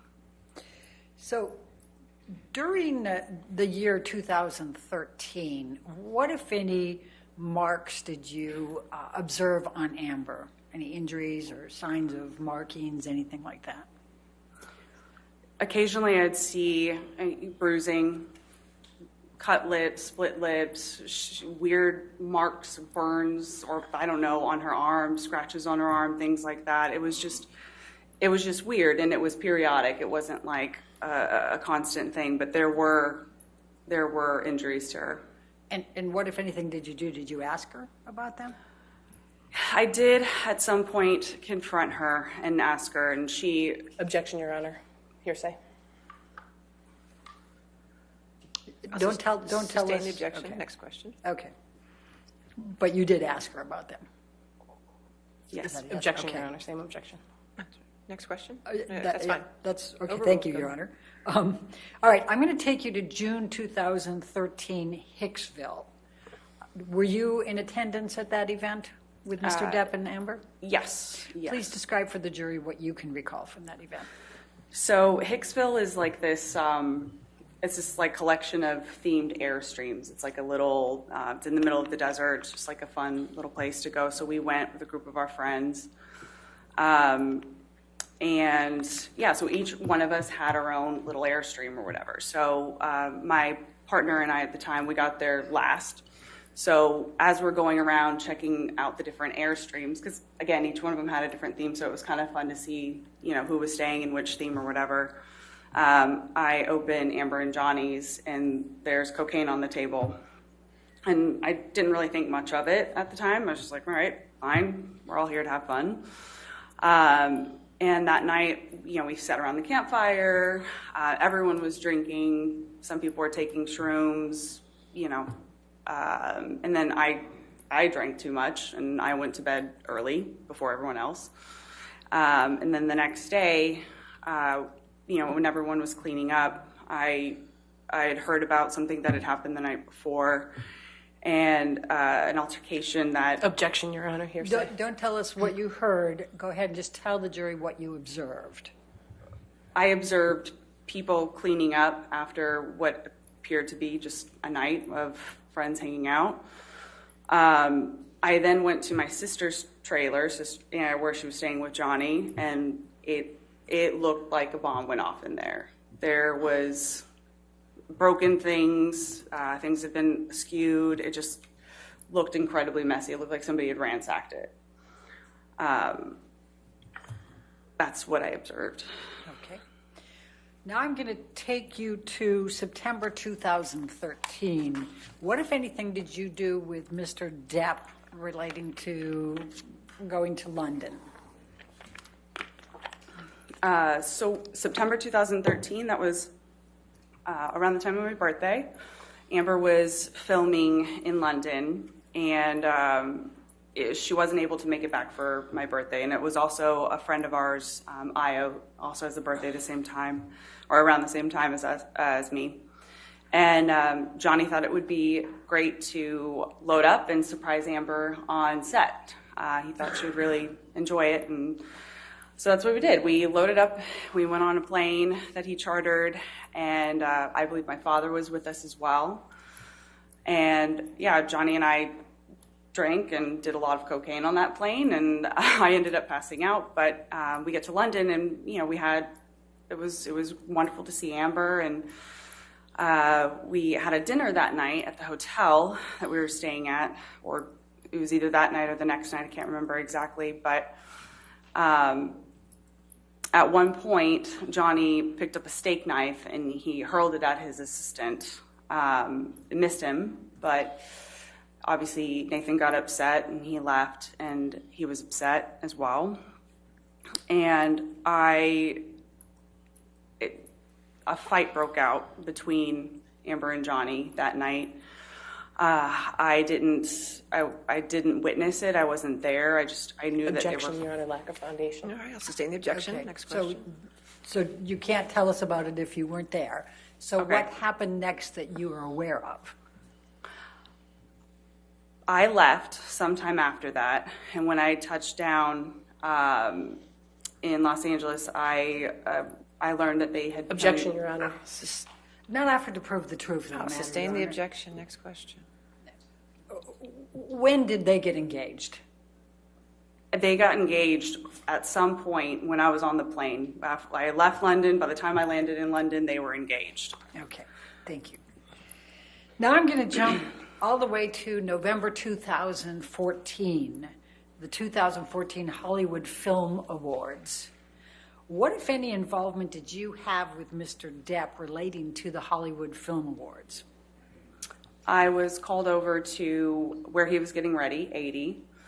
And when you say 80, are we talking about Sweetser? Yes, that's one of the houses that is on that street that Johnny had. He had several houses on that street. 80 was the one that he referred to as like the man cave. That's where he spent a lot of time. So I was summoned to 80, again, following a fight that he and my sister were having. And Objection, Your Honor. Lack of foundation. I just go on. Just don't talk about what you weren't party to. You got Okay, there. Please tell the jury. Sustain the objection. Go ahead. Okay. Please tell the jury what you observed. What happened Sure. when you were there. Sure. When I got there, Johnny was outside and he was very drunk already, and he was continuing to drink. He was, again, rambling about my sister having affairs with people that it just wasn't true, and just kept saying things. It was, that she doesn't need to work, and he doesn't understand why she continues to take jobs. She must be doing it to insult him or to hurt him, or she's only taking these jobs because she wants to meet people. I don't know. The entire time that we were talking, his sister and his assistants at one point, everyone was trying to get him out of the house because he was already very late for this. But eventually they did get him to leave the house. And I saw the award show later at some point. And what did you observe when you watched the award show?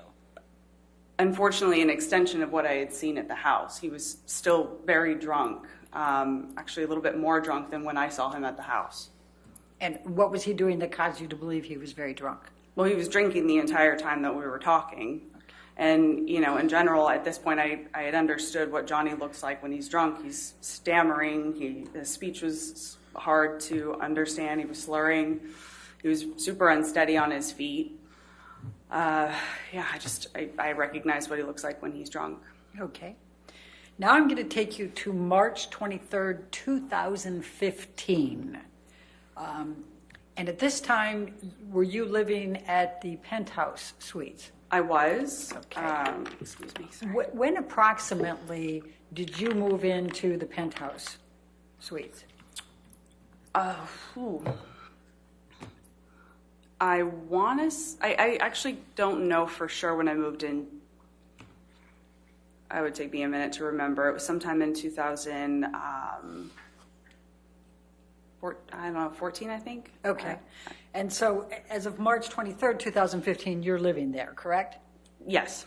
And where are you living in those penthouse suites? What is it called? So I was in what they call PH4. The layout is, the entire top floor of this building. Johnny owns them all, and he was kind enough to let us all live there. So I was in PH4. Amber and Johnny were in PH3. I believe Isaac was in 2, and Rocky and Josh were in 1. But the only ones that actually connected were 3, 4, and 5. So again, I was kind of sandwiched between where Johnny and Amber stayed, and Amber's basically closet. So basically you had to cut through to get to one point to the other. So I was sleeping. I woke up to Amber in my bedroom saying, "Can you believe he's cheating on me?" Objection, Your Honor. You're not offered to prove the truth of the matter asserted. Thank you. Overruled. Go Thank ahead. you. Please continue. She said something. No, she said overruled. It's okay for you to say what. Just Sorry. Briefly what you just explained. I woke up to her saying, "Can you believe he's cheating on me? Your fucking brother is cheating on me." I got up. I told her to stay right there. Objection, Your Honor. Hearsay. It's not offered to prove the truth of the matter That's asserted. overruled for that statement. Go ahead. Please continue. I instructed her to stay in my apartment while I go and talk to Johnny. So I leave PH4. I leave her in PH4. And let me just stop. Are you sober, drunk? Have you been drinking? Oh, rare occasions where I was sober. It was in the middle of the night. I was asleep. So I'm sorry, I'm not sure that I understood your question. So you were sober? Oh, absolutely. Yes. Okay. Yes. Okay. Please continue. So I go to PH5 where Johnny, Debbie, and Travis were all standing in the kitchen of PH5.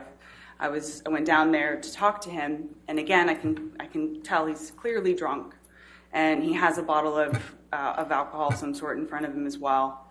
And again, he's talking to me about how Amber found these text messages between him and a woman called Rochelle, and then he starts saying that this woman was meaningless. It wasn't anything special. She's nothing special. But then he immediately shifted to, well, Amber pushed me. Amber made me do it. Of course, I'm cheating on her. Whatever. And it suddenly became about Amber making him do it. At some point, then Amber is on the mezzanine level of PH5. So it's kind of hard to explain. So the kitchen's down here and the mezzanine's up here. So she's there. It's her little office nook, and she starts shouting at him, saying, Objection, Your Honor. Hearsay. It's not offered to prove the truth of the matter asserted, Your Honor. She's screaming expletives at him. I mean, that's not offered to prove the truth. Overruled. Thank you. Please continue. They're saying horrible things to one another. Fuck you. He's calling her a fucking whore, fucking cunt, used up trash bag, whatever. They were saying horrible things to one another. She was calling him old and fat. It was a fight. They were saying really nasty things to one another. I leave them in the kitchen to go up the stairs. I was trying to calm Amber down, hopefully get her back into my apartment. And Debbie had come up with me. And Debbie, who's Debbie? Debbie was his nurse at the time. Debbie Lloyd? Yes, I believe that was her name. Okay. So we're with Amber on the mezzanine level. I'm sorry, just so we know who we're is. Is it you and Debbie that are with Amber? Or is it... Yes, Debbie, Amber, and I are all in the little mezzanine area. And as I mentioned, the mezzanine overlooks the kitchen and the living room. So Johnny then hurls a Red Bull can, and it hits Debbie in the back. She didn't even react. She didn't really seem to notice. But I'm standing up there talking. I'm standing up there. I'm at the top of the stairs with my back to the stairs, and that's when Johnny runs up the stairs. And I'm facing Amber. He comes up behind me, strikes me in the back, kind of just somewhere over here. He strikes me in the back. I hear Amber shout, "Don't hit my fucking sister." She smacks him, lands one, and then he grabs. At that point, that's when Travis runs up the stairs after Amber landed one. But by that time, Johnny had already grabbed Amber by the hair with one hand and was whacking her repeatedly in the face with the other as I was standing there. Travis pulls them apart. I get Amber into mine. I close the doors behind me and lock them. I then hear Johnny's voice shouting. Never mind. Withdraw. Okay, sorry. I hear Johnny's voice shouting, I fucking hate you. I hate you both. You fucking cunts. You fucking whores. And I hear crashing. I hear crashing and banging and smashing, and he starts screaming like an animal. And I then just moved Amber into the next room, and I just kept her there all night. The next day, I go, and I see her closet has been completely destroyed. racks were overturned. Yeah, one of the clothing racks had been like tossed down the stairs. There was art off the wall. And down in the kitchen, there was broken glass. Like, the place was destroyed. Michelle, can you bring up Defendant's Exhibit 400?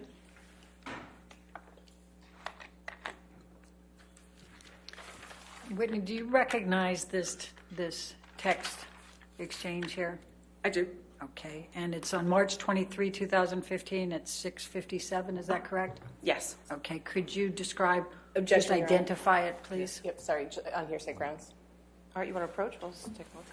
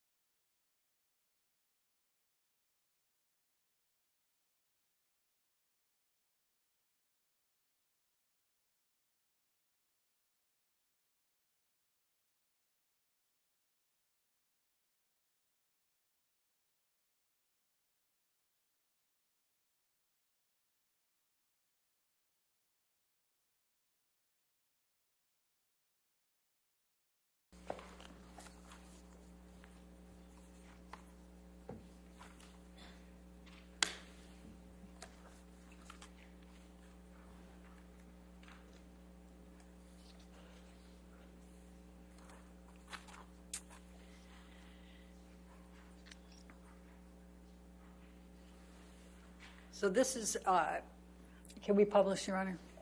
Yes, it's in evidence, yes. Thank you. So, Whitney, this is dated March 23rd, 2015, 6:57. Do you see that? Mm-hmm. Okay, and that's to Kevin. Who's Kevin? Kevin Murphy. He was Johnny's estate manager. Okay. And then, Michelle, if you can scroll up. So let's stop at the first one. Can you please describe to the jury what this is? That is one of Amber's clothing racks on the stairs that lead up to the bedroom area. Okay. And you took this picture? I did. Okay. Michelle, can you scroll up again? And please describe for the jury what's depicted in this photo. These are more of Amber's racks. These were her shoes and purses and such. Those were all like taken off the walls. And you can see here all of her clothes are on the floor, her shoes. Okay, thank you. And we're up to the next one. Could you please describe what the next picture depicts? More of the same, clothing racks that have been kind of toppled over or moved. They were like neat.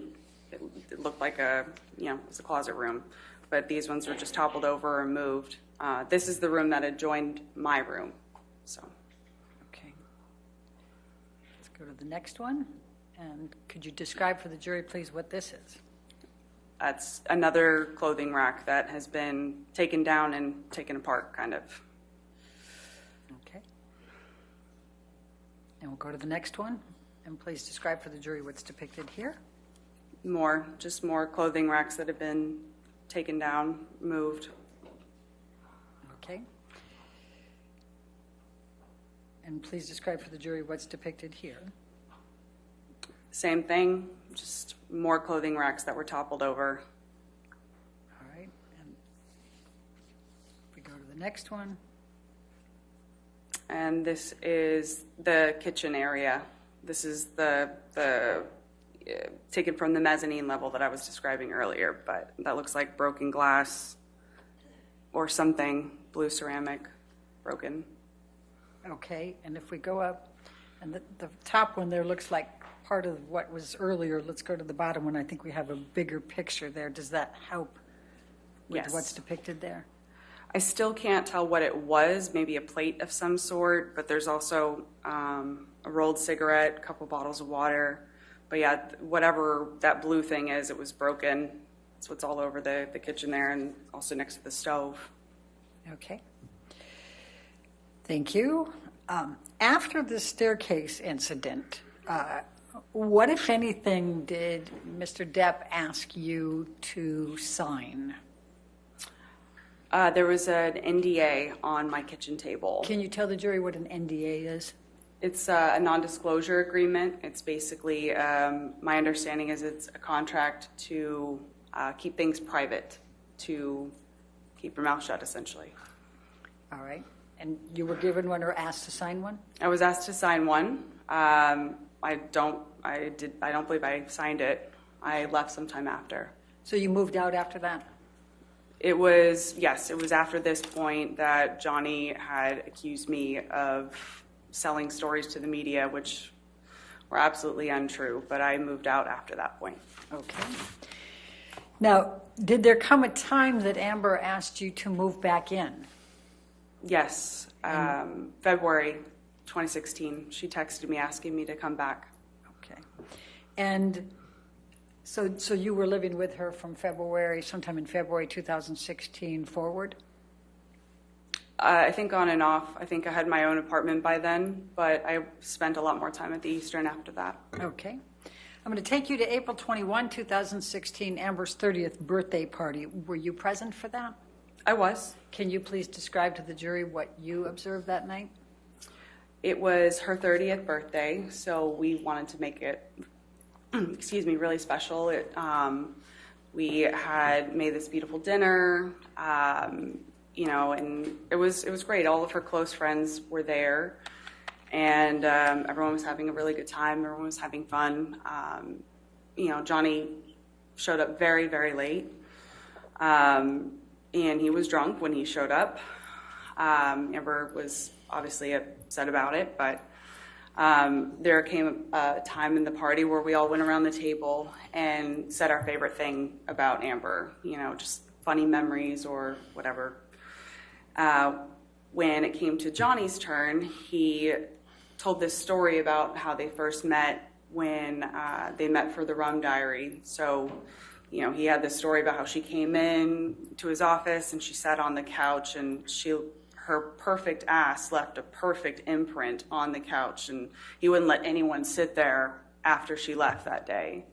And it was one of those stories that everyone was kind of embarrassed. We had all gone around the table saying really nice things about her, and gets to him and he's talking about her ass. We were all kind of embarrassed. And when did you leave the party that night? I left pretty shortly after that. Okay. And I went home. What, if any, conversation did you have with Mr. Depp about his plans to attend Coachella the next day? He was planning on coming to Coachella with us. Whenever at some point we were talking about what was happening the next day, and so that night he told us he was going to come to Coachella with us the next day. Okay. And did he ultimately come to Coachella with you the next day? No. Okay. I'm going to jump forward to talk about some statements that made the counterclaim. What, if any, observations did you make about how the statements, we're talking about the three statements that we're quoting Adam Waldman, impacted Amber? and I'm asking for your observations. Just tell the jury what your observations were of how these statements impacted Amber. Objection, Your Honor. Compound, lack of foundation, speculation. Overruled, that's fine. Thank you. Amber has worked so hard to overcome everything that she went through in the duration of their relationship. She has really, really tried her best to move past it. And anybody that knows Amber at all knows that some of the most important things to her are honesty, integrity. Her reputation is all she has. She doesn't have piles of money and private islands or... Objection, Your Honor. Non-responsive. I'll sustain the objection. Please continue with what she was devastated by these. To say that they're not true, it devastated her. And also, we had just buried our mother. So Amber, she started having panic attacks randomly. She was not sleeping. Objection, Your Honor. Hearsay. These are your observations. Thank you. Please continue. These statements devastated her. They devastated her because they weren't true, and they were just very, very, very much affecting her. And you talked about panic attacks. What else did you observe that she would do as a result of these? Physical. She would just periodically just break into tears. She I don't know how else to describe it. She was so unwell. She stopped sleeping again. She was super anxious. She couldn't relax. She couldn't sit still. It was very similar to the Amber that I had seen back in 2016 as she was trying to get out of this relationship. It launched her back into this space where she was just so physically unwell, and she cried a lot. Thank you. I have no further questions. All right, cross-examination.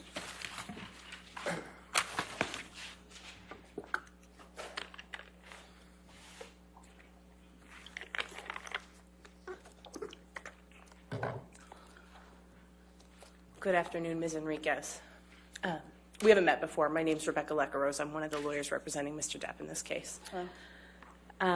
You grew up in Texas with your sister and your parents, right? Correct. And you were really close with Ms. Heard growing up? We were. And you're still close now, right? We are. And you love her? Of course. And your childhood, though, had some difficult moments, right? It wasn't perfect. Your father hit you and your sister at times, right? Yes. And your sister would protect you from that abuse when she could, wouldn't she? We would protect each other, for sure. And when you graduated from high school, you moved out to Los Angeles, right? I did. And your sister gave you a place to live in LA? Yes. And she helped support you? In part, I also was working myself, and yeah. And you're grateful to her for being there when you needed her, right? Of course. And just like she protected and cared for you, you want to protect and care for her, right? And when I can, of course, but yeah. You testified to having a great relationship with Mr. Depp when you first started dating your sister, right? Correct. And you thought of him as a brother? Yes. He called you sis? Yes. And you had affectionate nicknames for him too, didn't you? A number of them, yes. Yeah. And you testified that for a time you lived in the ECB penthouses with Mr. Depp and Ms. Heard. That's correct. And Mr. Depp owned those penthouses? He did. You didn't pay rent while you were living there, right? No. You didn't pay for any of the bills for the penthouses? No. It's very generous. And Rocky Pennington lived in one of those penthouses also, right? She did. And at some point her boyfriend Josh Drew moved in, right? Yes. And Isaac Bruch lived in one of those penthouses too? Yes. And you know that he testified here that you call him your spirit animal, right? I did not know that, but he's wonderful. You call him your spirit animal? At one point I did, yes. Yeah. You took trips with your sister and Mr. Depp also, right? Occasionally. You didn't pay for those either, right? Nope, I did not. During the course of Mr. Depp and Ms. Heard's relationship, you were frequently involved in their arguments, weren't you? Yes.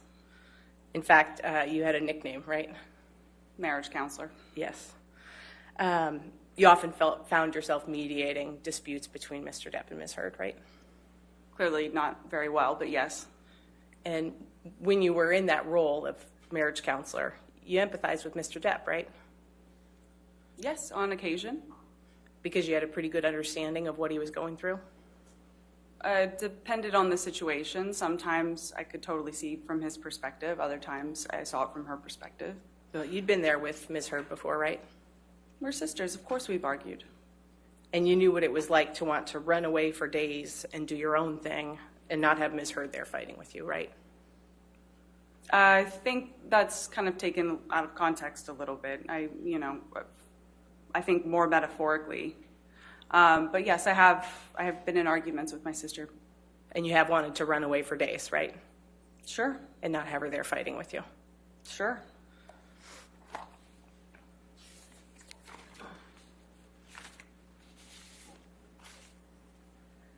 You talked a little bit about the incident in March 2013, right?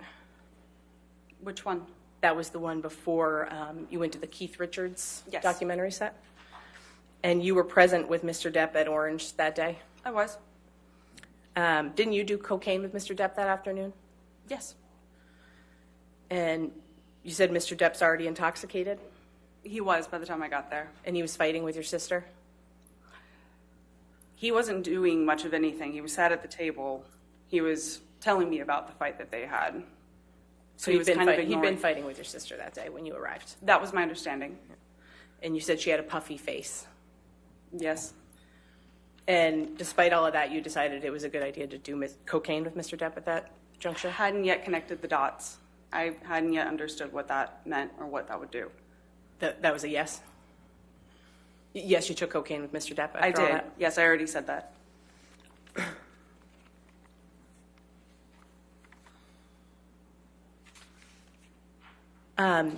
You testified that you had suspicions that Mr. Depp was allegedly hitting your sister by some point in 2013, right? Suspicions.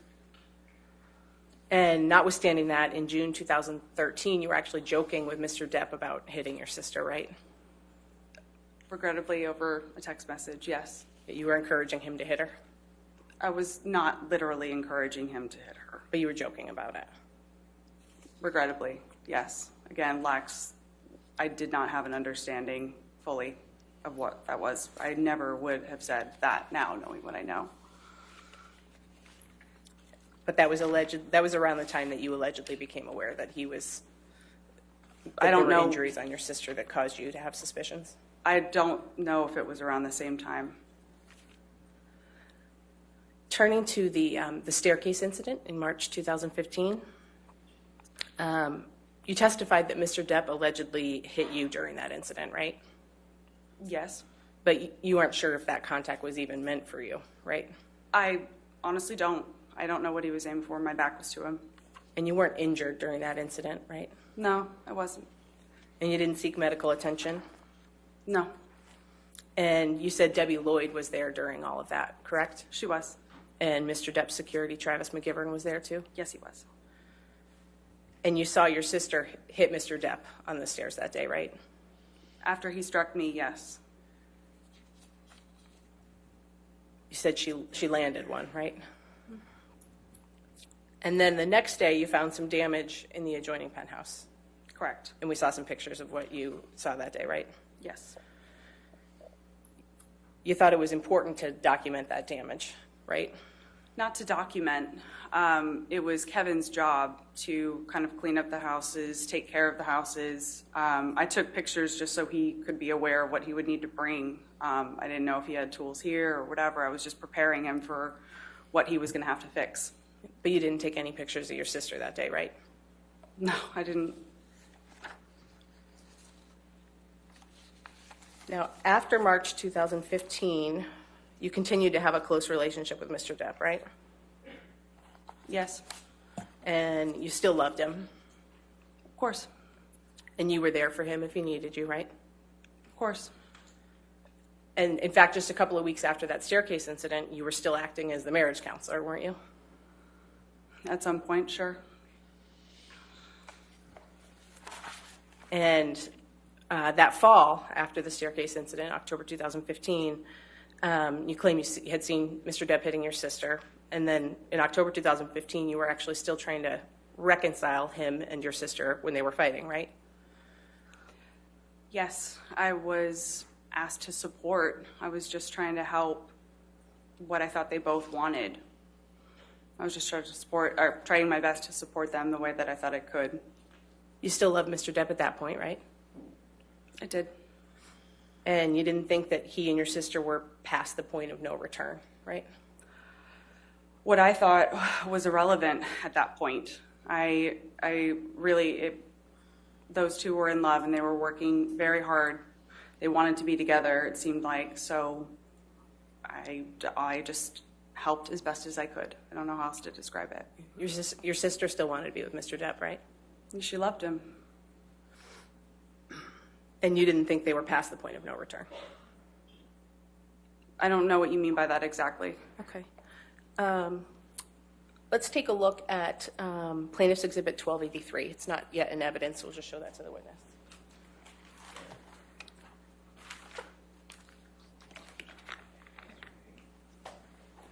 I've got this, if I might approach, Your Honor, I have this in redacted and unredacted. Okay, you want to come forward?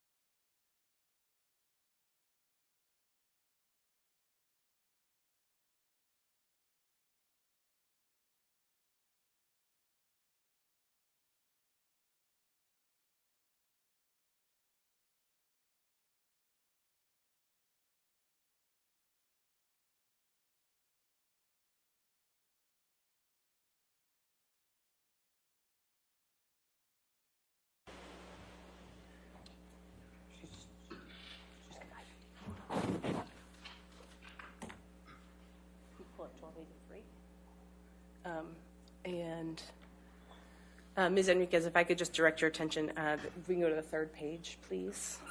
Do I have control of this or no? No, you do not. Sorry, Oh, okay. we'll put it up for you. And we can go back to the first page if you'd like, or we can take a look at the unredacted version if we need to. But do you recognize these as text messages that you sent to Mr. Depp on October 2nd, 2015?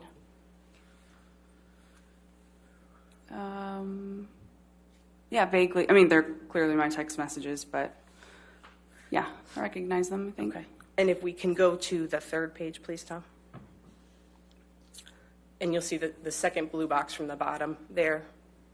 You texted Mr. Depp and you said, I love both of you so much and would fucking stay out of it if I thought this shit were past the point of no return. Mm-hmm. But that's not where you guys are right now. Did I read that right? Oh, but that's not where you guys are at. Yes. So you didn't think they were past the point of no return in October 2015, right? At that point, clearly I didn't. Can you take that down? Oh.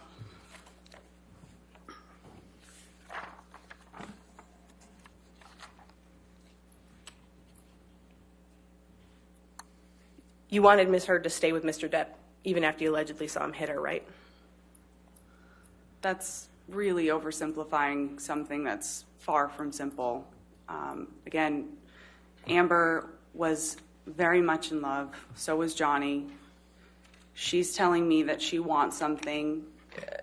Whether or not I agreed to it or not, whether or not I was okay with what was happening, it wasn't my place. If my sister said that she still wanted to be with Johnny, and if I could help with that in any way, I was going to support her. I was going to be there for her to support that. Yeah, you didn't want to contradict your sister, right?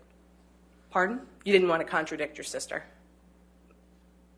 I don't know if I'd characterize it that way. I was trying to support my sister the best that I could or knew how or thought she wanted. And you say you wanted to protect her, though, right? At that point, I don't know if I would categorize it as that. I was just trying to support my sister. You went to Coachella with your sister for her 30th birthday in 2016, right? Yes. And you testified that you were aware, I believe, that she and Mr. Depp had fought the night before? You could turn your microphone on, Ms. Bretterhoff. Never mind, I withdraw that objection. Okay, withdrawn. All right. You can answer the question, ma'am. Yes, I was aware that they had argued the night before. You didn't see any bruises on Ms. Heard at Coachella that year, though, right? Yeah, she was wearing a lot of makeup. You didn't see any marks on her? Not that I can recall. Didn't notice any swelling, right? To the best of my recollection, I don't. And your sister didn't have a working phone on her that day, did she? No, she didn't. But you did? Yes, I did. And you wanted Mr. Depp to know that Ms. Heard's phone wasn't working, right? I believe I reached out to him for her, yeah. And you were encouraging him to reach out to her through you if he was trying to reach her, right? I believe so at one point, yes. You didn't want him to think that he was ignoring her? I'm sorry? You didn't want him to think that he was ignoring her, right? Sure. And you wanted them to reconcile, didn't you? Amber really wanted him there. Despite the fact that they had had a fight the night before, it was very complicated. It was very nuanced. You know, they fought, they got back together. They fought, they loved each other. They hated each other, they loved each other. I just remember her wanting Johnny to come to Coachella at some point. I wasn't trying to reconcile them. I was just trying to help facilitate. And you did that even though you were concerned about marks that you say you'd seen on her since at least 2013 and during the course of their relationship, right? Again, that's really oversimplifying something. We all saw this. We all thought that we would see Johnny on the other end of this. Because, again, when he was sober, things were wonderful. When he wasn't sober, they were terrible, sure, but we all thought that he was just going to get better. We all wanted to just see the other side of that. So, yes, sure, if you look at it simply, but it's not simple at all. I don't know how else to answer it. And this was after you allegedly saw him hit her, right? Yes. And you knew that they had just had another fight, right? Yes.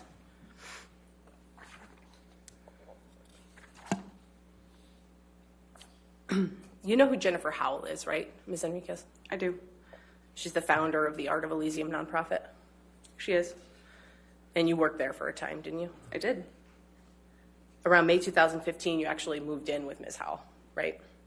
May 2015? 15? Yes. And you moved out of the penthouses because at that point you and your sister were fighting, right? It was around the time that, he had accused me of leaking stories, and that was the impetus of me leaving. And you testified earlier, I think, that he had asked you to sign an NDA, right? At some point. And that was around the same time that he was concerned you were leaking stories about their wedding to the media? I believe so. You and Ms. Howell were close? We were. Close enough that you lived with her for around a year? I don't recall if it was that long. And you confided in Ms. Howell, right? About some things, yes. She was my friend. You called her your chosen sister. Ms. Enriquez, you claim to have seen signs of injuries on your sister during the course of her relationship with Mr. Depp, right? Yes. But you never witnessed any incidents that resulted in visible injuries to your sister, right? Other than the staircase incident? I witnessed that incident. What are you asking me exactly? You never witnessed any incidents that resulted in signs of injury that you were concerned about over the course of their relationship? Other than the staircase incident, I did witness that. No, at no other time when you... No, that was the only time that I saw him. And you didn't see what caused any of the injuries you claim to have seen during the course of their relationship, right? Other than the staircase incident. Yeah, staircase incident is the only one that I saw. But you have seen your sister land a blow on Mr. Depp, right? That was the time, yes, after he hit me. No further questions, Your Honor. All right, redirect. I have no redirect. All right, is this witness subject to recall? No, she may be Is subject to recall? No? Okay, all right, ma'am, you are free to go, or you can stay in the courtroom. It's up to you, okay? Thank you. All right. Our next witness, Your Honor, is another deposition designation. Okay. It's going to be, How long is it? this particular one is about 45 minutes. Okay. All right, why don't we go ahead and, it's early, but why don't we go ahead and take our afternoon recess, though? That way we can get everything ready for you. So we'll just take our 15-minute break now, and then we'll come back and have that deposition, okay? So we'll see you in 15 minutes. Don't do any outside research and don't talk to anybody.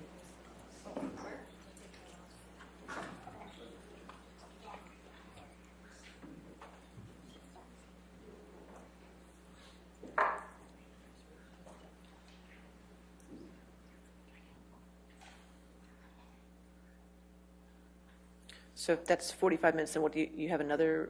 Yes, then we have another one. It's another deposition? We have a few more. Okay, so they're both depositions. Yeah, all the rest of them today are depositions. Okay, I just want to make sure we don't need any other items from that. Okay, that's fine. We'll come back at 3:05 then? Okay, all right, thank you.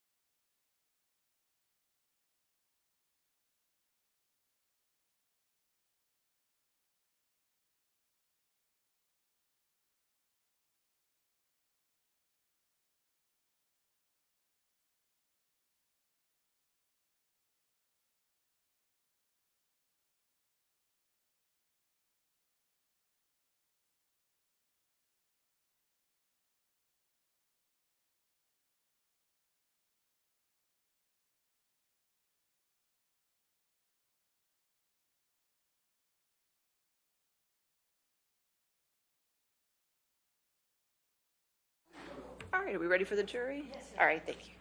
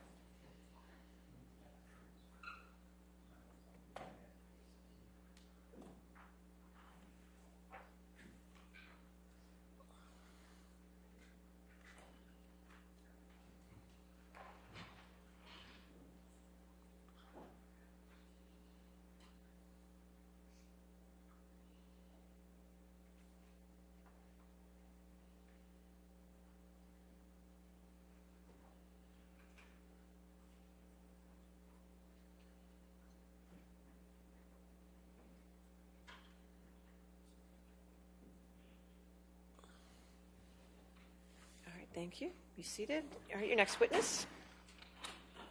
Our next witness, Your Honor, is Elizabeth Mars. Mars, M-A-R-S? M-A-R-Z. M-A-R-Z. Thank you. All right. Please state your full name for the record. Elizabeth Ray Mars. Between the time that you lived in New York, so let's say 2007, 2008 through 2015, 16, how many times would you estimate that you saw Ms. Heard? I don't remember. More than 4 times? No. In 2015 and 16, do you recall how close you and Ms. Pennington were as friends? Yeah, we were pretty close. Pretty close. In your previous testimony, I'll represent to you, Ms. Mars, that you testified that at least in July of 2016, you would communicate with Ms. Pennington weekly.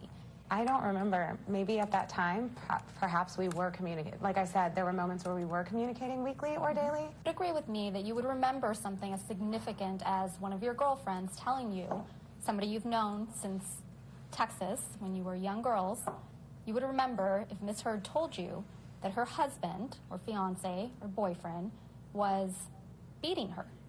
Do you remember that, correct?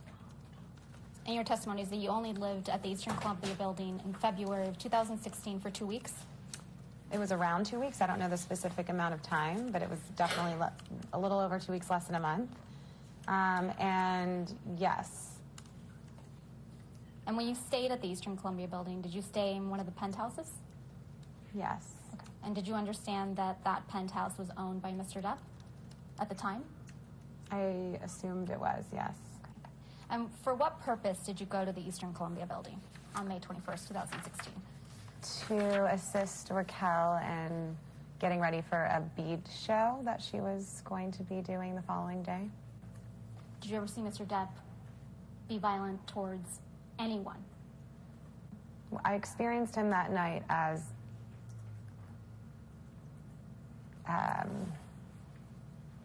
like I was scared of him. So that's all I can say from the moment that the one interaction I had with him that night, it was frightening to me. His behavior was frightening to me. No, she wouldn't wear makeup? I mean, I don't think of her as someone who wears a lot of makeup. No. Yeah, you've known her a long time. Right. She's never been somebody that wears a lot of makeup, correct? Exactly. Unless she's going to something that she needs to put makeup on for. Right. But other than that, she's usually barefaced and beautiful. Yeah. So it's your recollection, your best recollection, that Miss Pennington was with you in Penthouse 5 and never left with Miss Heard before Mr. Depp arrived. Is that correct? Correct. So you hear some type of commotion. You don't know where it's coming from, correct?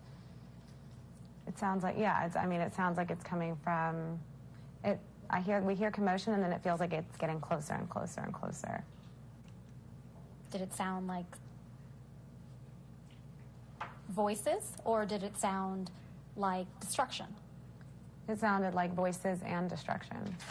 That the door was abruptly opened, correct? Abruptly opened. Okay, so you hear the commotion. It feels like it's getting closer and closer. What happened next? then, soon after the door slammed open and Johnny came like bursting through the door. Who opened the door? Johnny. Okay. Was Johnny alone? There was the two men behind him. Okay. Following him. So Johnny opens the door. He's got his two, what we'll assume are his bodyguards, with him. What happens next? So it all happened very fast. The door kind of burst open, and he came in very, just from my perspective, really under the influence of something, drugs or alcohol, because he was very sloppily, he looked wasted. He was holding a very large bottle of wine, looked like some sort of a Magnum bottle of wine, which was kind of spilling all over the place. And as he opened the door, he just, what I remember what he mumbled was, "Get your bitch out of here." And I just remember it all happened very fast, like the door slamming, him saying, "Get your bitch out of here," the wine, that whole, his whole being really frightened me. It almost felt like he was coming towards me from my perspective. Whether he was coming towards me or not, it scared me. And I just ran out past him. You said Mr. Depp appeared to be either drunk or high. Is that correct? He seemed to be intoxicated. Okay. Is that different than drunk? No. I guess. Yeah, he definitely seemed like he was under the influence of something. And on May 21st, 2016, how is Mr. Depp's demeanor different? It was much more sloppy and all over the place and frightening and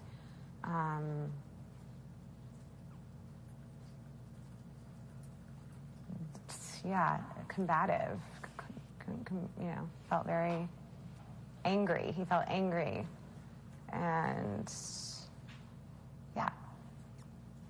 And when you say combative, what was combative specifically about his demeanor? Just the way he burst through the room, just very forcefully, and rushed in very quickly to the point that it made me want to get past him and run out very quickly. Like, it wasn't an invite. It was very, it was intense. Okay.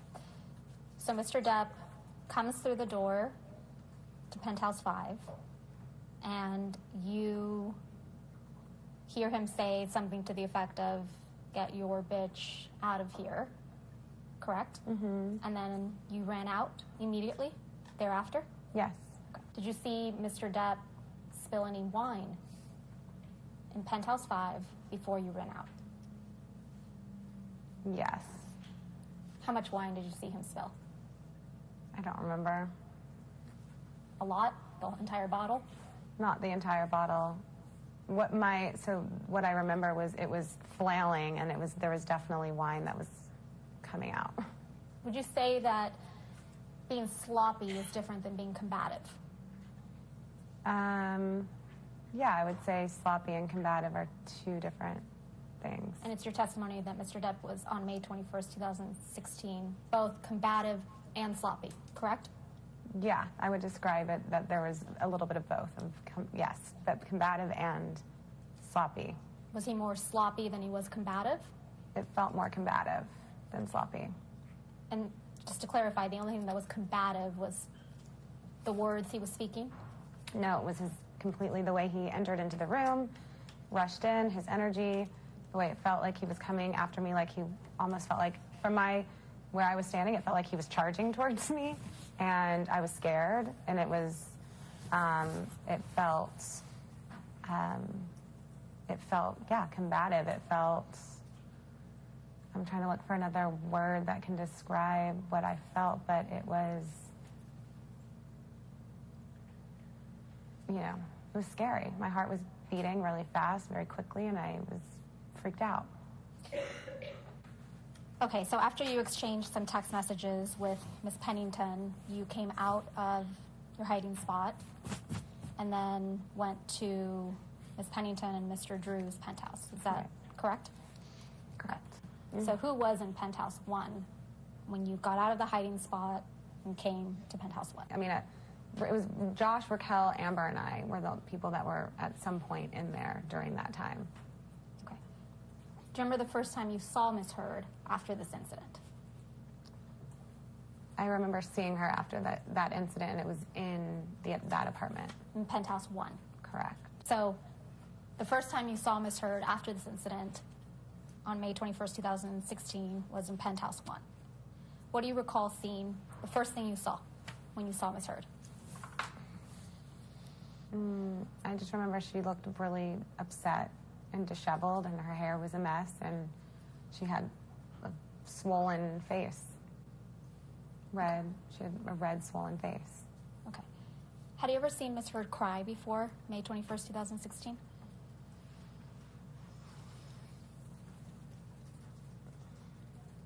I don't think so. Not that I can remember. Okay. What side of her face was swollen? I think it was her right side of her face.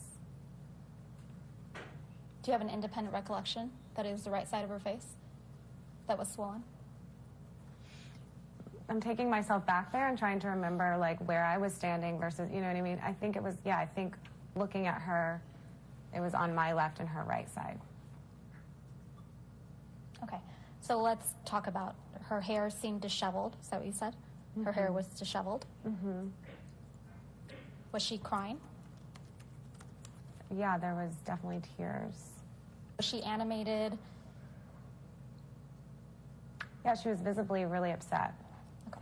So visibly very upset means what? She was crying? Mm-hmm. Okay. And what else? Tears, sadness, felt like confusion, felt like those were the main things. Would you describe, what did Mr. Drew say, if anything? I don't remember him saying what he said. I think everybody was just shaken up. So soon after you went into Penthouse 1, you remember some police officers coming to Penthouse 1. I remember there was police officers in the hallway. Mm-hmm. Okay. Was Ms. Heard icing her face after the incident, but before the police arrived? I think so. Who gave her the ice? I don't remember.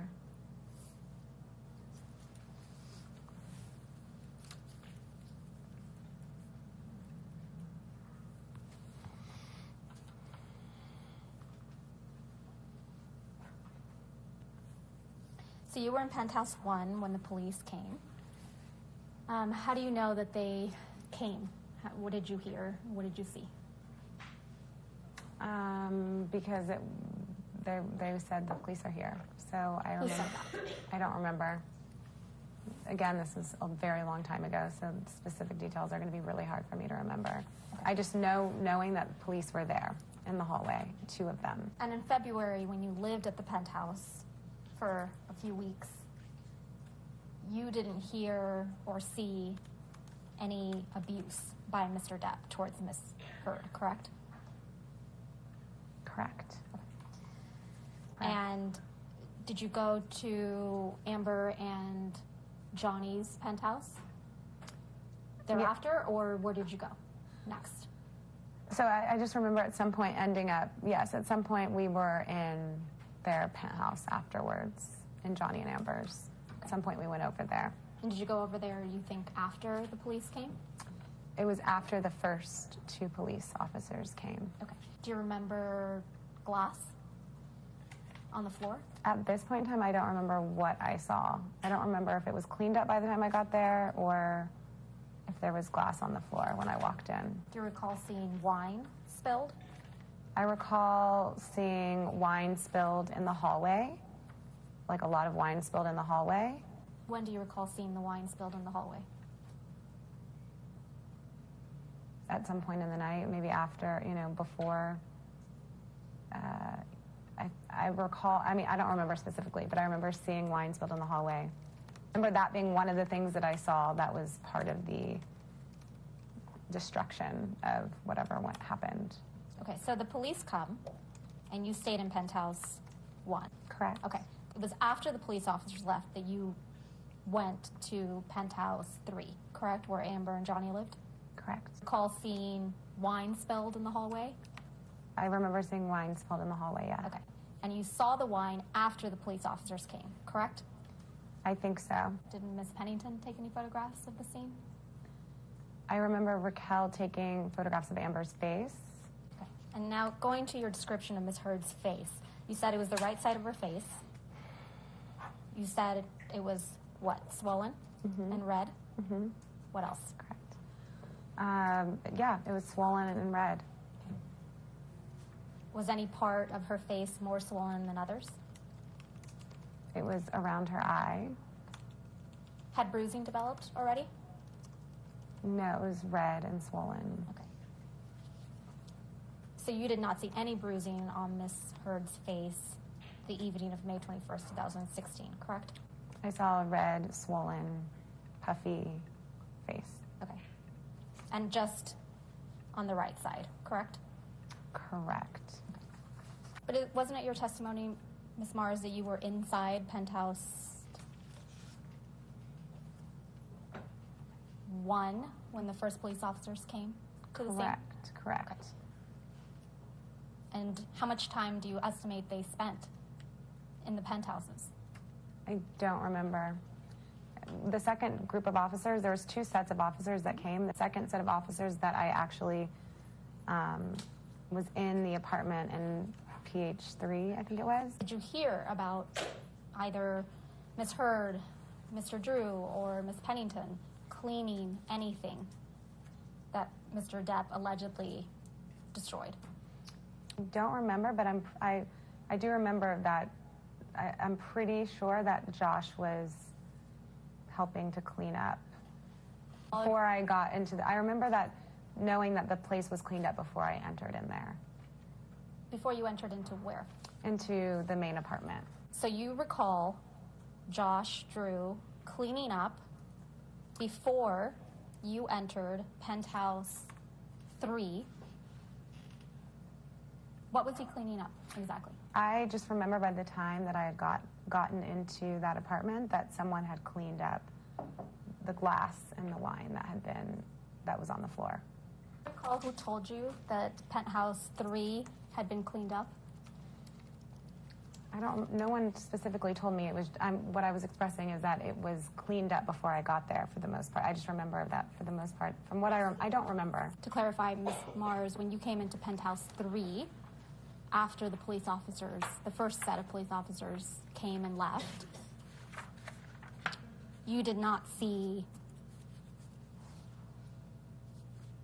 silver candlesticks, candelabra sticks, broken on the floor, baskets of fruit that had been on the kitchen island, fruit everywhere, baskets on the ground, containers holding the spoons and forks, kitchen utensils spilled, a lamp, a little statue thing, broken in Penthouse 5. I'm sorry, Penthouse 3. Now that I'm reading this, I'm sort of remembering that there was like some stuff that had like something that had been broken, like a little like the statue thing kind of sounds familiar to me now that I'm reading this, but again, I don't remember when I walked in if I don't remember this being on the floor. Okay. I don't remember seeing. Okay. So you don't remember seeing it? Yeah, I don't remember seeing it. I don't remember. But again, as I'm reading this statue, when I see the statue, there's something that's like, oh, maybe, yeah, I feel like I remember there was some things that were broken, but I don't specifically remember what they were. You did not witness firsthand I didn't what? firsthand anything. I didn't witness firsthand Johnny abusing Amber. But do you recall testifying to that effect, that Johnny charged at you and then you were scared? He charged towards me, and I was scared. I ran past him. You didn't run past him because he told everyone in that penthouse to get out of his penthouse? I ran past him because he ran into the unit, and it scared the shit out of me because he was wasted and screaming. So that's why I ran out. If there's a grown-ass man coming at you and saying, get your bitch out of here, and swaying a Magnum-sized bottle of wine, I'm sure I don't know what anyone do. I can't say what anyone do, but I ran out.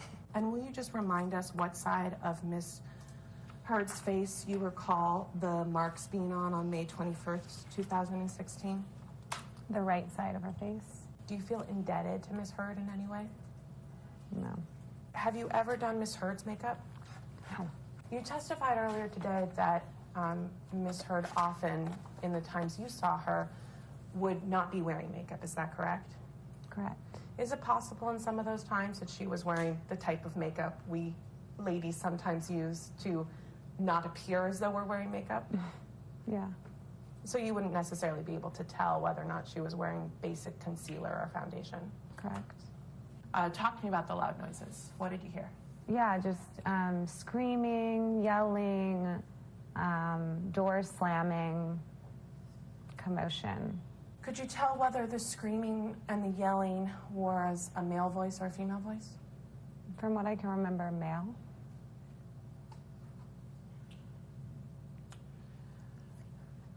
And could you tell where the screaming and the yelling was coming from? It felt like it was started farther down the hallway, and then it was coming, like, closer. So essentially, I mean, I don't know, but it could have been the hallway. And so after you start hearing the screaming and the yelling and the door slamming and the commotion, you testify that Mr. Drew got up and went to the door? Mm-hmm, yeah. What did Mr. Drew do? He was kind of pacing by the door and looking through the peephole. And what happened next? And then the door, like, burst open, and Johnny came charging in and screamed, again, holding the magnum-sized bottle of wine, flailing it around, looked intoxicated, kind of stumbling, and screamed, "Get your bitch out of here," as he ran in my direction. And I was scared. It was very frightening and just scary and unexpected. And so I just darted out past him and ran up towards the pool gym area and hid there. Prior to the night of May 21, 2016, had a man ever charged at you holding a Magnum bottle of wine, screaming profanities? Objection. And what was your reaction to this event when it happened on May 21, 2016? Fear.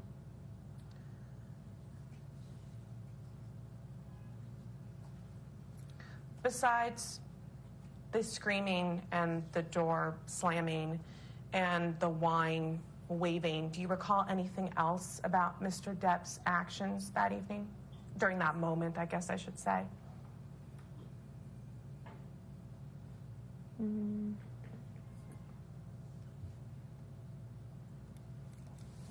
There's erratic. I would describe it as erratic behavior.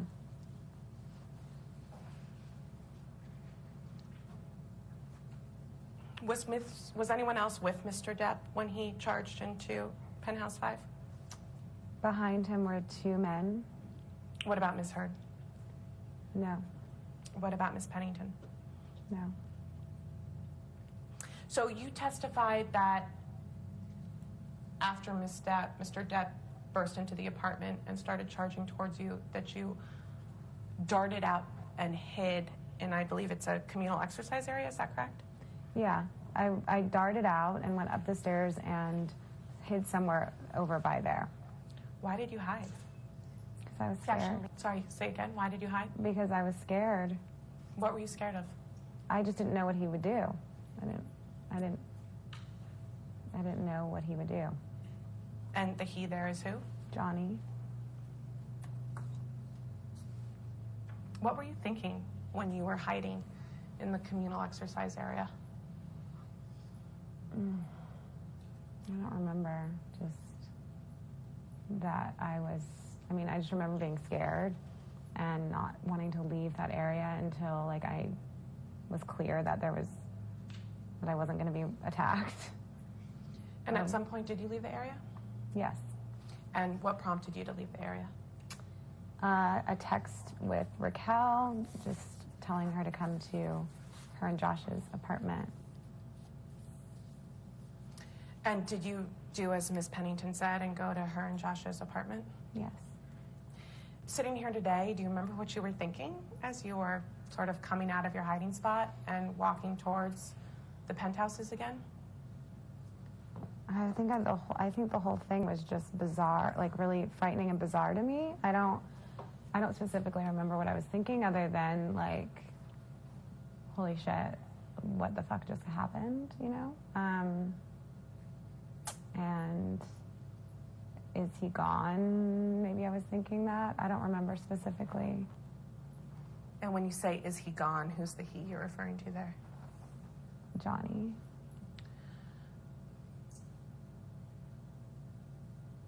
When you got to Miss Pennington's and Mr. Drew's penthouse, who'd you see? Who was there?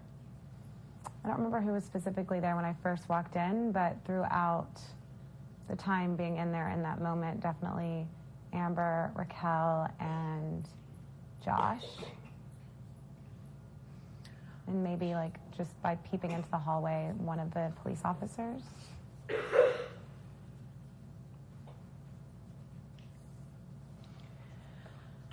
When you saw Miss Heard after you came back down from your hiding spot and you're in Mr. Drew's and Miss Pennington's apartment, how did she look? She looked frazzled and just completely disheveled. Her hair was all over the place. She had a swollen face, looked like she had been crying, and yeah. Do you think the swollen face was a result of her having been crying? No. What do you think it was a result of? It looked like she'd been like hit in some way. Like it was not from crying. She had markings on her face. Were the marks that you saw on Miss Heard's face after you came down from your hiding spot present when you had been hanging out with her earlier in the day? No. You testified earlier today that you witnessed some, I believe it was Miss Pennington or Mr. Drew, take some photos of Miss Heard's face. Do you remember that? Yes. I'd like to mark what will be Mars Exhibit 13. Miss Mars, as the court reporter hands you Exhibit 13, I'll represent to you that these were some photos taken on the night of May 21st, 2016. So if you turn to the second photo in the set, do you recognize the person in this photograph? Yes. Who is it? Amber. And do you see any marks on her face in this photograph? Yes. And do these marks look like the marks that you saw in person on her face on the evening of March 21, 2016? Yes. And just to clarify, these marks were not on her face when you saw Ms. Heard earlier that same afternoon and were helping Ms. Pennington make beads. Correct. There are other photos in this set. Why don't we turn back to the first one? Some broken frames on a bed. Do you know what this picture is of? Yeah, I mean, this is Amber and Johnny's bed, and there's photographs on it. So I take it that you've seen Amber and Johnny's bedroom before? Yes. Do you recall whether you went into Mr. Depp's and Ms. Heard's bedroom that night? No. No, you don't recall, or no, you didn't? No, I don't recall. The next photo in the set is the picture of Ms. Heard. Just after that, there's a photo, you're with me, of what appears to be a hallway. Mm-hmm. Are you with me? Yes. Do you recognize what this is an image of? Yes. What is it an image of? It's the hallway between all the penthouse apartments. So you've been on this hallway many times? Yes.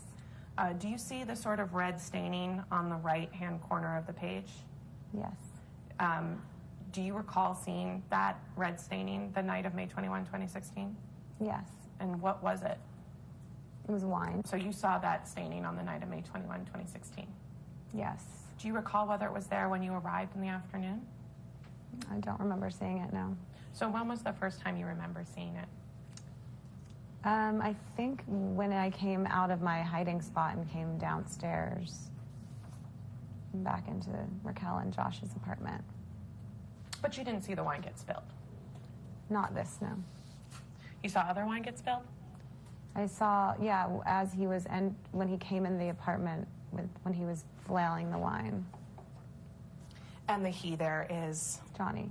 Then the last photo in this set appears to be of some picture frames hanging on a wall. Do you see that? Yes, I think it's in Amber and Johnny's apartment, I think. But again, I don't remember if it's in her studio. I don't know. Do you recall seeing this photo in one of the penthouses before? Yes. And when you saw it, was it broken? No. And what, if anything, do you remember about Miss Pennington's state? Also, distraught, upset. You'd been friends with Miss Pennington for many years at that point, correct? Correct. Had you ever seen her similarly distraught? Not similarly, but seen her sad. But have you ever seen her have the same reaction that she had that evening? No. So you also testified that you saw Mr. Drew in his and Miss Pennington's penthouse. What, if anything, do you remember about Mr. Drew's state? I just remember him being just a grounding energy, just trying to be supportive to Amber and to Raquel, and just really trying to be like the man in the situation that was going to like really be grounded amongst like women that were sort of like frightened and sort of a little more frantic. He was very grounded and very like clear, and I remember like feeling safe with him. Like he was, it was like protection. You testified earlier today that, quote, there are some things that I really remember and some things that are a little shady, end quote. Which bucket do the marks that you saw on Miss Heard's face on the evening of May 21, 2016 fall into? The things that were a little shady, or the things that you really remember? That I really remember. All right. Your next witness? Witness, Your Honor, is Melanie Iglesias, and that is also by video. And I will say that that begins with Ms. Vasquez questioning first, and then then I come back. All right. And can you spell it last name just for the court It's order? Inglessis. Thank you.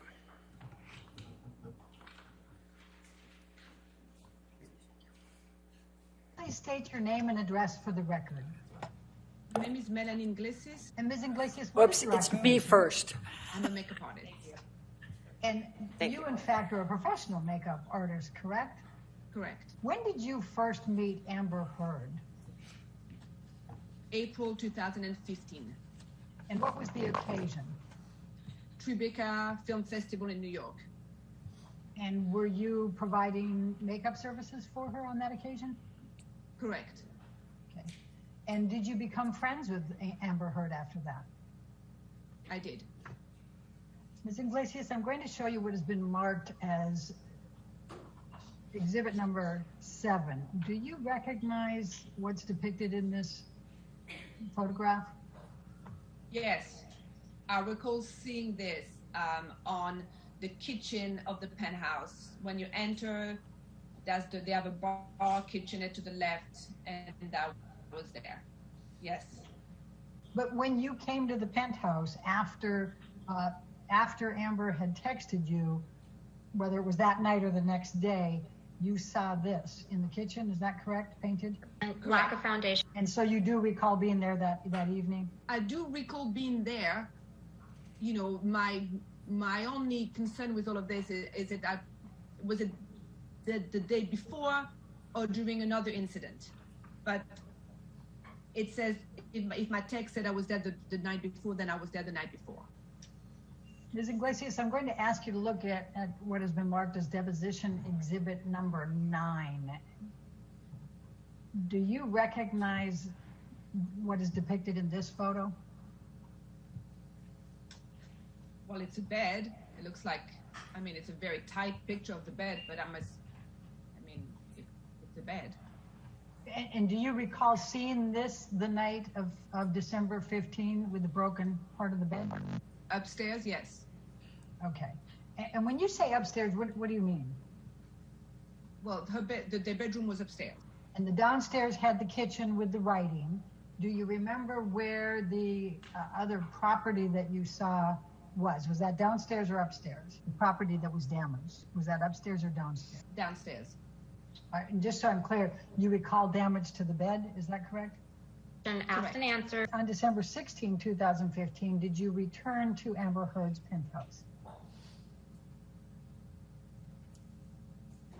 Yes. And why did you come to Amber Heard's penthouse on December 16?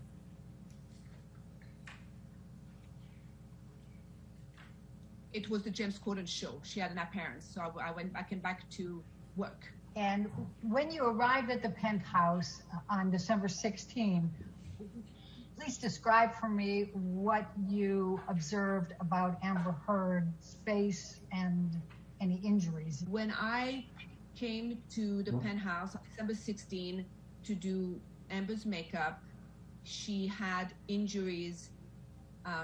She had two light, like, I don't know how, I don't know, I mean, I'm not a medical expert, I don't know how I would describe them, but it could have looked like somebody had headbutted her lightly, so she had a discoloration here, under both eyes, and on the bridge of the nose, and she had what I would call a split lip or something on the lip, like a gash or a split lip. Ms. Iglesias, I'm going to ask you to look at what has been marked as exhibit number 11. Do you recognize this photo as being Amber Heard's head? Yes. Okay. And could you please describe for me what this photo is showing? It's showing a chunk of missing hair. And what, if anything, did you observe on December 16 about Amber Heard missing a chunk of hair? I remember this because she showed it to us, and I looked at it. Okay. And can you describe what is depicted right along her scalp there? I don't know. Do you recall that there was some bruising along the scalp and some pus, for lack of a better word? I don't recall. Ms. Iglesias, I'm going to ask you to take a look at what has been marked as exhibit number 14. Do you recognize the person in this photo? Yes. And who is that? This is Amber Heard. Okay. And were you just described what you saw on the 16th with respect to Amber Heard's injuries. Does this accurately depict what you saw on Amber Heard on December 16, 2015? Yes. Ms. Iglesias, I'm going to ask you to take a look at what has been marked as Exhibit 16. Again, do you recognize the person in this photo? Yes. And who is that? Amber Heard. Okay. And does this picture reflect the injuries that you saw on Amber Heard on December 16, 2015? Yes. Okay. And then I'm going to ask you to take a look at one more of those, and that is Exhibit 17. And I'm going to ask again, Ms. Iglesias, do you recognize the person in this picture? And maybe to try to move it along, is it Amber Heard? Yes. Okay. And does this reflect what you saw as well on December 16, 2015? I mean, that's three pictures with very different lights, but yes. Now, do you also recall there being an injury to Amber Heard's lip? Correct. And Ms. Iglesias, I'm going to ask you to take a look at exhibit number 19, and do you recognize the person in this photograph as Amber Heard? Yes. And does this picture accurately reflect what you saw on Amber Heard on December 16, 2015? Yes. Ms. Iglesias, could you please describe what you did by way of makeup to prepare Amber Heard for the James Corden show on December 16, 2015? Yes.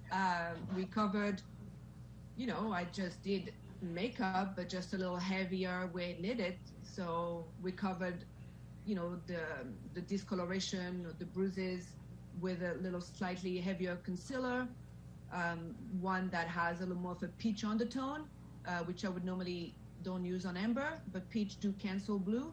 So I did that under the eyes, and although amber always, has a red lip, is one of the signature look, I remember clearly talking that we had no other option that night but then to use a red blood, like a really red lipstick to, make sure we could cover up the injuries on the lip. And were you able to cover all of the injuries with the makeup that you applied and as you just described? Yes. Ms. Iglesias, if you could look at what has been marked as exhibit number 22, do you recognize Amber Heard in that picture? Yes. Okay.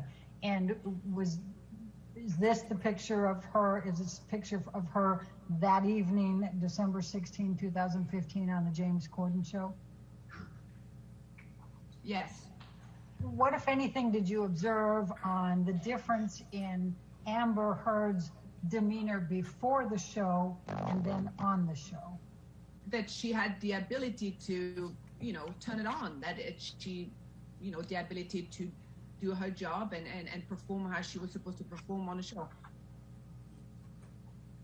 And prior to Amber going on the show and while you were working with her on her makeup, how would you describe Amber's mood and demeanor? Angry, sad, a little erratic, I think through waves of emotions, Do you recall someone named Ms. McMillan having any role in helping to prepare Amber Heard for that James Corden show that night, December 16? Yes. What do you recall? Samantha was a stylist. Samantha was there the day of the James Corden show, as she was always there to get her ready before an appearance or a show. And did Samantha work on Amber before or after you were applying the makeup? I don't know if she worked on Amber, but when I entered the Penthouse 5, Samantha was there with Amber. So Samantha was there before I entered the penthouse. And do you recall whether Samantha was hugging Amber when you came in? I recall opening the penthouse. So there's two penthouses. There's the penthouse where she gets ready. So Amber at the penthouse where Samantha gets her ready, where all Amber's clothes is. If I recall properly, that's the penthouse that I enter first, just to say hi before I would go set up in the other penthouse. And my recollection is when I enter, Amber was crying, looked pretty upset on Samantha's shoulder, or they were like, I don't know if hugging is the right way, but they would definitely had a moment where they were together, and Amber looked really upset. Ms. Iglesias, I'm going to ask just a couple more questions about the makeup that you applied on Amber on December 16, 2015 for the James Corden show. I think you said that you had applied some concealer and that you had some peach undertones with it to cancel out some blue. Did I hear that correctly? Yeah. I was asking about, I wrote down that you said that you had applied on Amber concealer, you had some peach undertones to cancel blue. Is that what you said? Correct. So what type of concealer did you apply to Amber? And if you use different color tones, can you please describe why you used the color tones you did? I used a different kind of concealer that I would normally use on Amber, which I used a concealer that had peach undertone. Peach undertone concealer are more effective to cover any darkness of blue undertone than a normal concealer. Do you know what type of makeup Amber Heard typically wore? Objection, Yes. vague and Can you please describe for me? Yes, she's pretty natural. She has a concealer, from a company called, or she used to have a concealer from a company called Clé de Peau. Her makeup would be pretty simple, concealer and a little benefit tint that she used on her lips and she used on her cheeks. Very natural. It had a natural look to it, correct? Correct. Okay. But she did wear concealer and what you described, correct? Do you mean in her daily life or that night? In her daily life. Yes. She has a concealer that she uses all the time, and she has a couple of products that she uses all the time, daily, yes. Well, I mean daily, yes, as far as I know. And do you feel confident in what you described that you saw that day of Amber Heard's injuries? And I'm talking about December 16, 2015. 1,000%, without a doubt.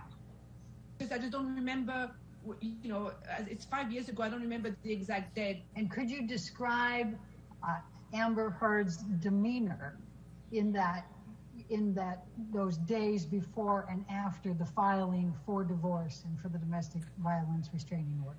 An area of different emotion, definitely from sadness to not wanting to divorce to anger to being really upset to being really sad. So it was just a roller coaster of emotion that I think we were all there those couple of days to help navigate and go through it. I take it from your response today, you still feel very emotional about this. It's very difficult for you, isn't it? It's not difficult for me, no, but it just reminded me at the time how I felt, yes. When did you first tell Ms. Heard that you were no longer interested in having her as a client and being friends with her? That phone call, about a month ago. How was it said?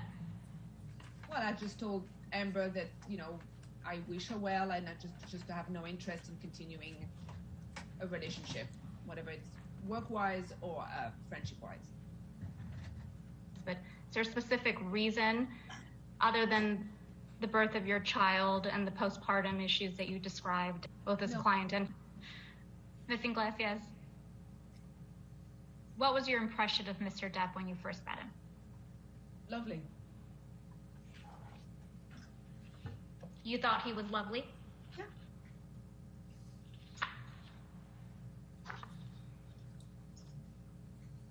Was each of the, well, let me ask the backup question. Did you interact with Mr. Depp? How many times did you interact with Mr. Depp? Through, you mean all in all? Oh, yes. The entirety of your interactions. How many were there? Approximately. 5, maybe less than 10. Maybe, yeah.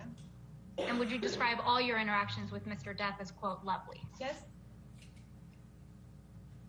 Did you ever see Mr. Depp act in a violent manner? No. Did you ever see Mr. Depp yell at Ms. Heard? No. Did you ever see him kick Ms. Heard? No. Did you ever see Mr. Depp throw an object at Ms. Heard? No. Did you ever see Mr. Depp slap Ms. Heard? No. Punch her? No. Did you ever see Mr. Depp kick Ms. Heard? No.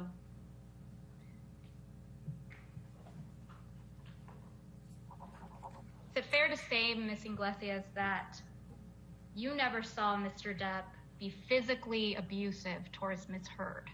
Correct. And you never saw Mr. Depp cause any injuries to Ms. Heard, correct? Did I ever saw him causing any injuries? No.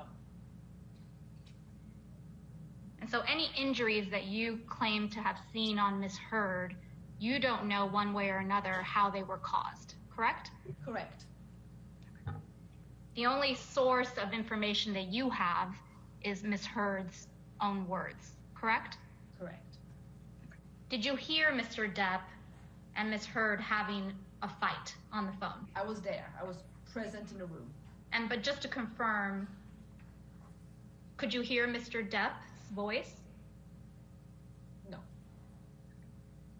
So fair to say that the only voice you heard was Miss Heard's, correct? Correct. And so you don't know what Mr. Depp said to Miss Heard on that phone call, correct? Correct.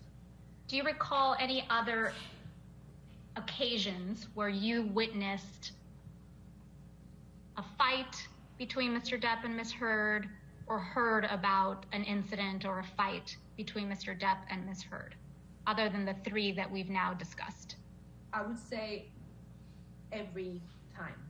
I would say that during my friendship with Amber, before she files for divorce, which, I mean, timeline, I don't know, a year, maybe a year and a half, it was always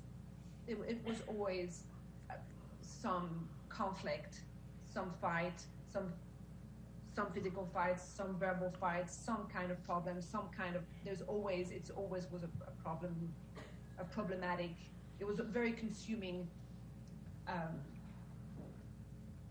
for me. It was all consuming about that relationship. It was a very consuming friendship, and hence that's why I decided not to continue it. But you yourself, Ms. Iglesias, didn't witness any of these altercations, fights, arguments, correct, between Mr. Depp? I think you testified that you interacted with Mr. Depp less than 10 times. When you did interact with Mr. Depp, was Ms. Heard present each of those times? All of those times. Did you find him particularly loving towards Ms. Heard? No, not particularly, no. And during these interactions with Mr. Depp and Ms. Heard, at that time, you were aware that Mr. Depp allegedly was abusing Ms. Heard, correct? Well, most of the interaction that I had was towards the end of 2015, right? I'm assuming, so I was not fully aware yet of, I guess, the seriousness of their fight, if I can say so. I think, most of the time I saw them together was towards the end of before December 15. So Thanksgiving, that time, and Amber's, I think, birthday, I'm getting confused with that. So the few times that I saw Mr. Depp was before I understood the seriousness of the fight. Understanding, again, came from Ms. Heard only, correct? Well, Ms. Heard and some of her friends, yes.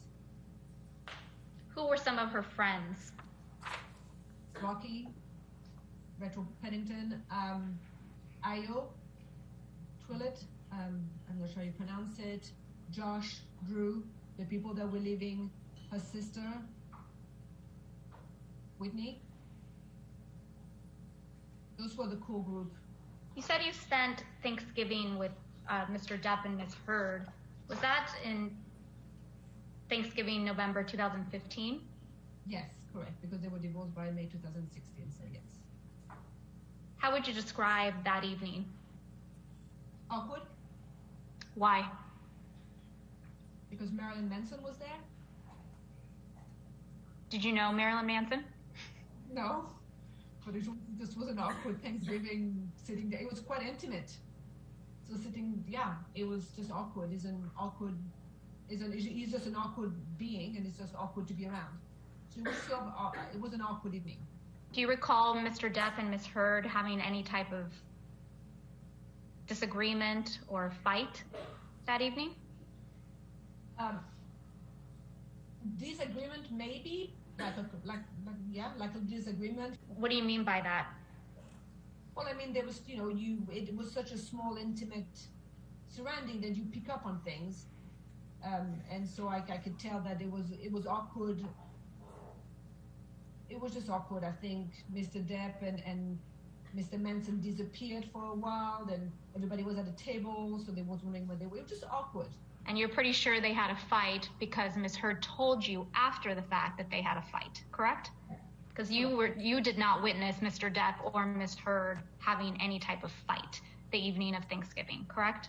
Correct.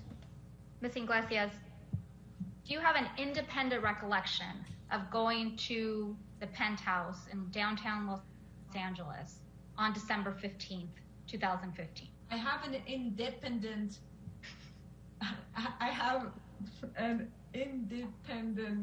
recollection of going to the penthouse before one of the incident.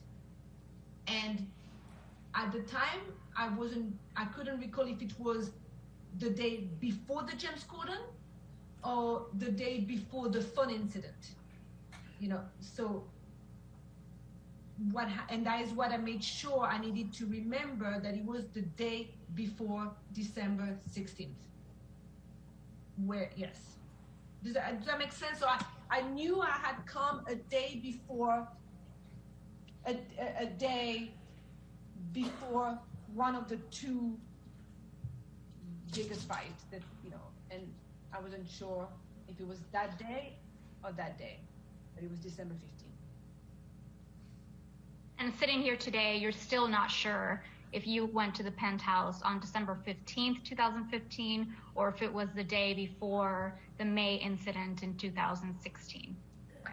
And when you went to the penthouse on December 15th, I believe you testified before that you didn't see any injuries on Amber Heard that evening, correct? Sorry, I don't recall seeing any injuries on Amber that night. Do you recall if Ms. Pennington was at the penthouse that evening? Yes. Do you recall if anybody else was at the penthouse that evening? I don't recall. But you do remember Ms. Heard being there and Ms. Pennington, correct? Correct. All right.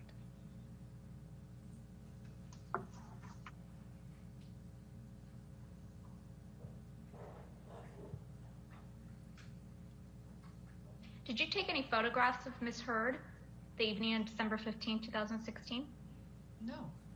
Do you recall being present when any photographs of Ms. Heard were taken on December 15, 2015? I don't recall. Do you remember being present when photographs of Ms. Heard's injuries were taken on December 16th, 2015? No. And did you take any pictures of Ms. Heard and her injuries on December 16th, 2015? No. So I don't want to take up the time of showing you all the photographs Ms. Bredehoff showed you earlier today, but there were a number of exhibits.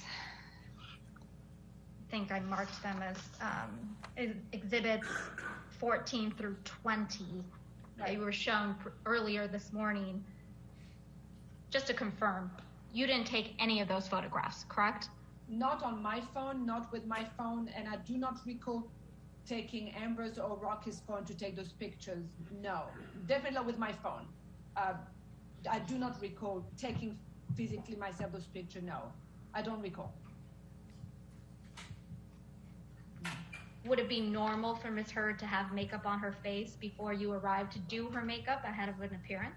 It would be normal for Amber to have concealer on, a little of that tint there, yes, because it is quite normal for Amber to wash her face. She always liked to wash the face before the makeup with the product that she likes, do a toner, so it wouldn't be abnormal for her to have a little makeup before and then wash her face and start clean. But you don't remember one way or another whether Ms. Heard had a fresh face with toner and moisturizer on when you arrived on December 16th, 2015, correct? No, I do not. I don't recall. Would she usually wash her face and go through that process in front of you? Yes, I mean in front of me in her bathroom, but we were close, so it wouldn't be abnormal for me to be chit-chatting with her while she cleaned her face. And I don't think specifically in front of me or not in front of me, but yeah, I mean she would wash her face in the bathroom, which is adjacent to where we get her ready. And I want to be really specific. So based on your best recollection, what injuries did you see on Ms. Heard on December 16th, 2015? Amber had a slight discoloration on both eyes and on the top of the bridge of the nose, and and I do believe the right eye had a little more of a gash right there. It wasn't that strong, it wasn't that swollen, but it was definitely some blue and yellow discoloration there, mainly on the inner corner and a little more here. And then she had on the right lip, as I said earlier, I'm not sure the exact medical term, but it looked like a split lip or like a gash here. Did you ever see Ms. Heard's lip bleed on December 15th or December 16th? I don't recall. But you remember that it was not bleeding on December 16th when you were applying the makeup, correct? When I was applying the makeup, correct. How about before you were applying the makeup? Do you recall it bleeding? I don't recall. And I think you just described it as either a gash or a split lip. I don't know what would be the medical term for it. I don't know what kind of injury would have caused this. I'm not a medical expert, nor forensic expert, but it was slightly swollen. And by the way, you can see it in that video. So it's crazy to me, but it was slightly swollen. And there was either a gash or a scab. No, not a scab, but it was swollen with some kind of cut.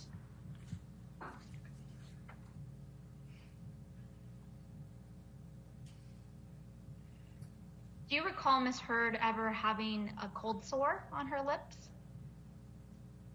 No.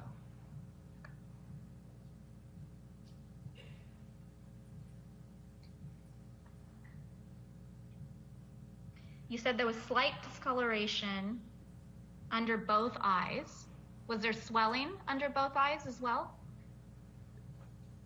We'll clarify swelling. Maybe very little, but it was mainly discoloration too. I recall mainly discoloration, like a bruise. Maybe there was a little tiny swelling on one of the eye that was a little more injured than the other, but not huge swelling, no. I believe your testimony earlier today was that he lightly headbutted her. Is that correct?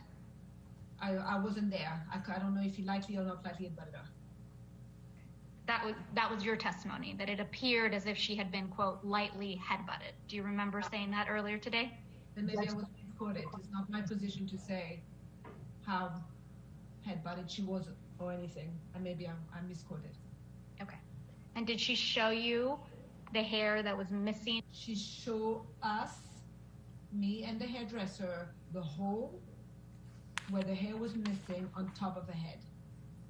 And was Miss McMillan there as well? No, Samantha McNair was really never when we get ready.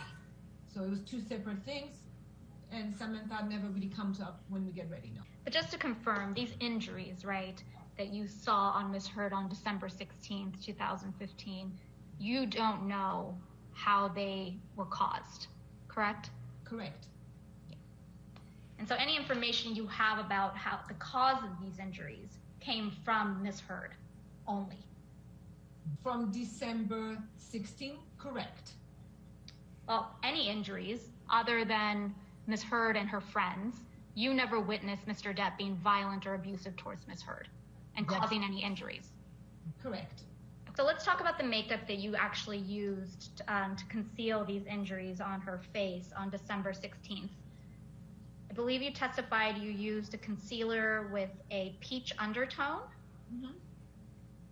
Did you have training and experience dealing with injuries or covering up bruising on people? Do you have any specific experience or education? Specific experience, I have experience in doing bruises and cover bruises for special effect. Yeah, I mean, throughout my career, I have created bruises, and I also have covered bruises for, with models or real life things, whatever it is. So yeah, I have experience in covering some bruises, yes. How about swelling? Same question. I mean, it's a little harder to cover swelling. That would be maybe, try to bring the swelling down. Covering it up would be harder. And how about cuts? Yeah.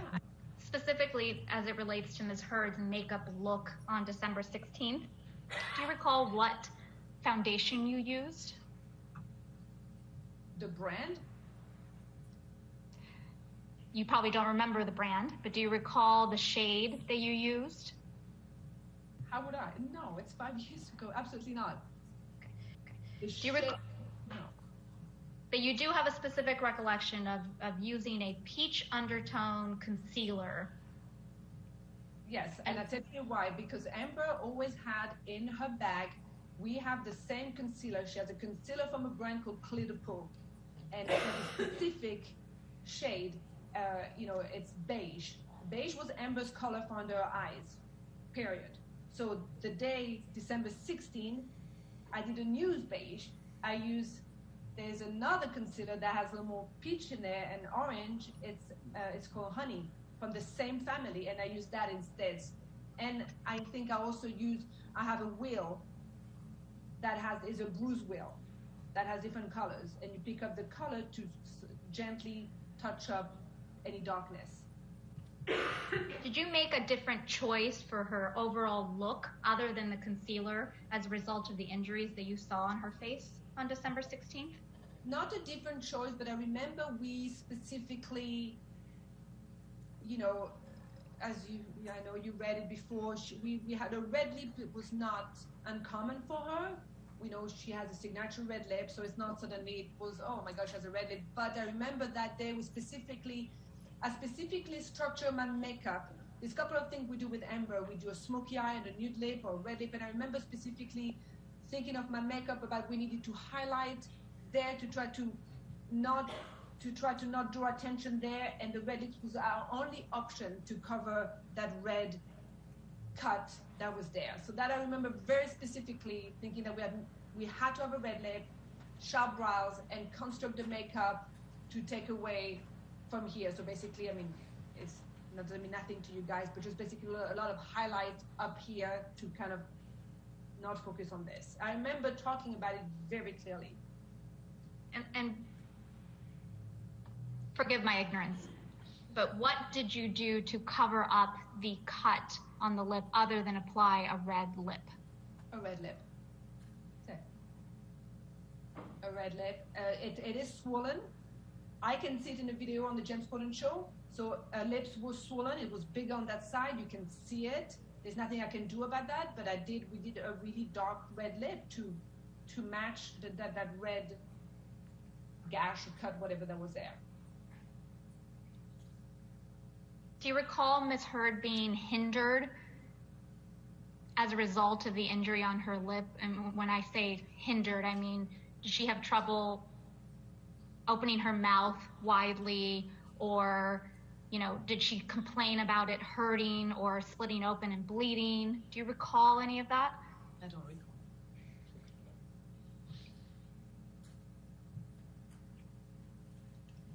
And again, just to confirm, on December 15th, 2015, you don't recall seeing any injuries, including a split lip on Amber Heard, correct? Correct. Do you recall having any specific conversation with the hairstylist that was doing Ms. Heard's hair on December 16th, 2015, as it related to the abuse that Ms. Heard was describing for you? Yeah, yes. We talked a bit about it, yes. And what do you recall about that conversation?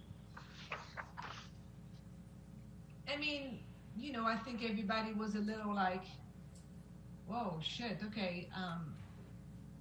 I think everybody was a little surprised. Everybody was a little like not knowing how to move forward with it. But we talked, as I said, when Amber was in the chair and Adia was behind her and I was in front of her, I recall the three of us having this conversation, and I recall Adia showing me the hole there. But just to confirm, you don't know how that chunk of hair was missing from Ms. Heard's head. You don't know what caused that chunk of hair to be missing, correct? I don't know it, correct. You don't have any personal knowledge, I should say, as to how that chunk of hair came to be missing from her head. Well, I did not witness it, correct. Alex, may I please have you bring up Dep 9? Ms. Iglesias, you've testified previously that you see, watching the video clip, right, you see Ms. Heard's, you see the swollen lip and you see bruising. Yeah. I see. I've known that face. I know that face so well. I've done it so many times. I can tell where the bruises are, and I can tell where the swollen lip is, correct.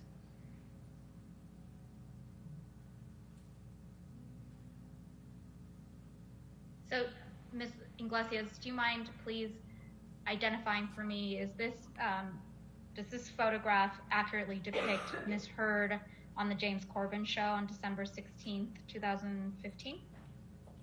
Yes. But can you describe for me where you see bruising on Ms. Heard's face? Well, I didn't say I saw bruise, but I saw the discoloration. I can see my makeup. So I see the discoloration on the right eye, just right under. I see that little dent there. And also, I mean, this is a picture that is, you know, this is not a really accurate picture. She's sideways. The light is one way, you know, but yes, there's better pictures that you can see. But if you give me the mouth, I will show you. But there's other still picture when you can see the split lip better, or the swollen lip. So I mean, I can see there's better pictures where you can see that side of her lip is swollen. This here. And when you're pointing, just to, for the record, you're pointing to the right side of Ms. Heard's lip, correct? Correct. It's here. It's nothing. But as I said, there's better pictures. She's sideways. There's better pictures where you can see what I feel you can see better. But it might be the same photograph. Yeah, she's still sideways. But Ms. Iglesias, this is your testimony that you believe you can see swelling on the right side of Ms. Heard's lip. Yes. Okay. Do you see any bruising or concealed bruising under her eyes? Well, I mean, I know I've concealed those bruises, so yeah, so I can see them because I know I did it, but so that's neither here or there, but yeah, I mean, I can see them just on the eyes, on the right eyes. I can see the little gash right there. And I can, all that darkness, right, I mean, I don't have the mask anymore, but all that darkness right there, that is not eyeshadow. And that is neither dark circle for not sleeping. This is part of the little, you know, the injury is showing through. Do you see any discoloration or bruising on the bridge of her nose? I do not, no, I must have done a great job there. Do you recall anything about Ms. Heard's appearance when you first encountered her in Coachella Valley? No, I don't recall. Did you notice any injuries on Ms. Heard? I don't recall. Do you recall Ms. Heard discussing any abuse that she had sustained the night of her birthday on April 21st, 2016 by Mr. Depp? Yes. What do you recall about that? I recall there was a fight, there was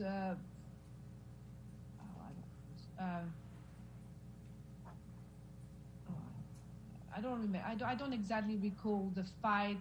I know there was a fight and there was some problem. That's why they were late coming back to Coachella's. I don't recall exactly what she told me, but there was some problem the night before, yes. But you don't remember seeing any injuries on Ms. Heard after her birthday dinner in April of 2016, correct? Correct. Do you recall seeing any injuries on Ms. Heard's face at that dinner on May 24th, 2016? I don't recall. Do you recall Ms. Heard's general demeanor at the dinner on May 24th, 2016? What I remember about that dinner is that she was, and I'll tell you why I remember this clearly, because she was very distraught and she was very confused if she should file or not for divorce. And she was really sad and upset and angry and all of it. And I remember that because that night I actually physically took her phone, so she should not, so that if Johnny tried to reach out to her again, she wouldn't have a phone that night, and she would go through the divorce tomorrow, the next day. So I remember physically having her phone, and when I dropped them back at the penthouse, she said, "Keep my phone, so if you contact me, I won't know, I won't cave, and I will file for divorce tomorrow." So I went home in my house with her phone, and that's why I remember. That's why it's sticking in my mind. And then the next morning, and you can see in those texts, she said, "I need my phone." And then I had to drive to the penthouse and give her her phone back. And at the time, that day, I'm assuming she filed for divorce, and that day, the whole circus started. And you believe that Ms. Heard should go through with the divorce, correct? Correct. And that was based on what exactly, Ms. Iglesias?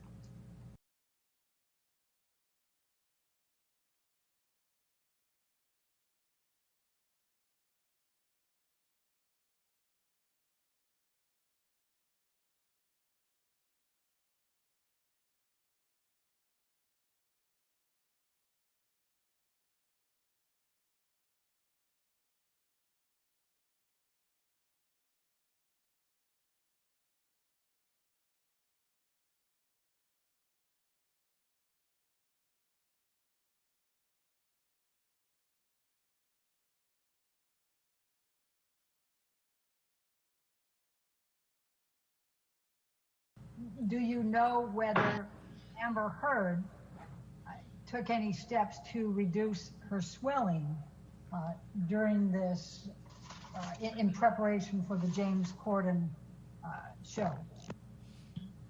Yes, she took arnica, and we had an arnica gel. I always have arnica gel in my kit anyway, and she had arnica gel. She used arnica gel and some ice. And what does arnica gel do with respect to swelling? I use arnica gel in my kit to bring any swelling area of my client's face down. And how does that typically work? What's your experience? It just brings the swelling down. I mean, not drastically, but it helps with the swelling a little bit.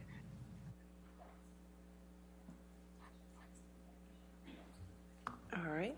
Yes, Your Honor, we have another video. Okay, if you could approach for a moment, let me just... Certainly.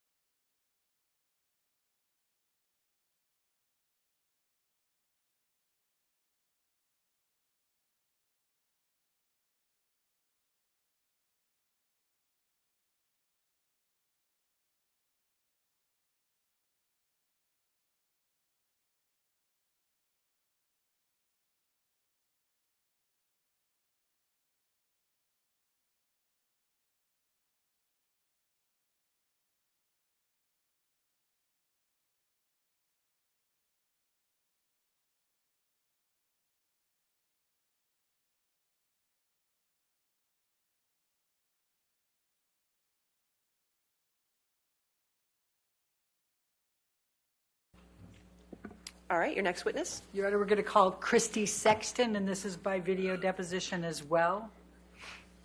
All I think right. that'll be the last one for the day. Okay, thank you. Some preliminaries. Ms. Sexton, why don't you state your whole name for the record and your current address? Christina Lisette Sexton, Queensland, Australia. For how long, Ms. Sexton, had you lived in Australia? I've been at that address since July 2017. There was a transitionary period. I met my husband in December of 2015. So 16 and 17 decisions on which country we were going to move to and such. So I did not establish residency here until July, and then began all my paperwork subsequently when we were married in October of 2017. So I take it from your last answer, Ms. Sexton, that Australia was the lucky winner for which country you and your husband would choose to live in. Is that correct? Yes, indeed. And do you currently have a job? Do you currently work right now in Australia? Yes, I'm an acting coach. When was it, to the best of your recollection, that she took a class that you were a TA in? I believe it was sometime in 2009. For how long did you remain Amber Heard's primary or exclusive acting coach? I don't know about exclusive. We don't have any sort of exclusivity contracts. She may work with other coaches. The last time we worked on a project together would be Aquaman, so 2017. I don't know about exclusive. We don't have any sort of exclusivity contracts. She may work with other coaches. The last time we worked on a project together would be Aquaman, so 2017. Okay, so the first movie, or the first TV series, I should say, that you recall working on as an acting coach with Amber Heard was the Playboy Club. Yes. It was there 2011. Yes. I take it from what you just described that although the frequency varied, it's fair to say, is it not, that you saw Ms. Heard many, many, many times during the period between 2010 and 2017? Oh, yes. Would it be fair to say that you saw Ms. Heard during this 7-year period more than 100 times? Easily, yes. And when you say easily, do you think it's also fair to say that you saw her more than 200 times? Absolutely, yeah. I'm going to go up another 100. Same answer for 300 times? Yeah. As I said, when I would see her, it would be multiple times a week in preparation for a project. When was the last time that you had a session with Amber Heard as her primary acting coach? Mid-2017. During that early period when she lived on Orange Avenue, how would you describe, Amber Heard as an actor? She was really focused on moving to the next level of her career and really stretching herself as an actor, which is why she started coaching so much at that time and initially even went to classes. So she was really driven to do a lot of work and kind of mine out everything that we could from the text and go over things a lot. So she was very driven as an actor to, I would say, get to the next phase of her career. We're looking at Sexton 1. Refresh your recollection as to when that took place. That's the IMDb page. Yes, it was either 2011 or 2012. If it's saying that it came out in 2011, then the premiere would have been in 2011, so yeah. When was the next time you recall seeing Johnny or Mr. Depp? I would say sometime in the middle of the following year. So sometime in the middle of 2012, you think? Yeah. And where was that? At her house on Orange. I remember seeing him quite a bit. In the early period... Again, I'm focused on the early period. Did you have occasion to run into Mr. Depp at your coaching sessions with Amber later when she moved into Sweetser Avenue and then at the penthouse in downtown Los Angeles? Yes, I did see him often at both Sweetser and the downtown house. And over that period of time, did you observe changes in Mr. Depp's behavior? Yeah, Johnny became, I would say, much darker as time went on. He was, like, figuratively and literally, he would sit in dark rooms. The art overall changed. Like, everything got much darker in the houses with, like, heavy, it was always a little, I don't know what the art form would be, dark, but it just, like, literally lighting would go down and big curtains would be everywhere, and he became much less talkative as time went on. I would see less and less of him personally. I would hear him in the house, but I would see less and less of him interaction-wise. And when I did, he wasn't very happy. What would you hear him say on those occasions when you could hear him but not see him? At different points in time, I heard different things.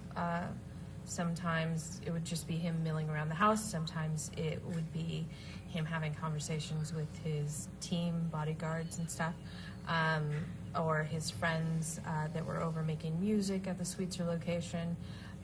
Sometimes it was him and Amber fighting.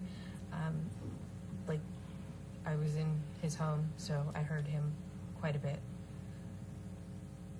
You said a couple of answers ago that from time to time you would hear Mr. Depp and Ms. Heard fighting.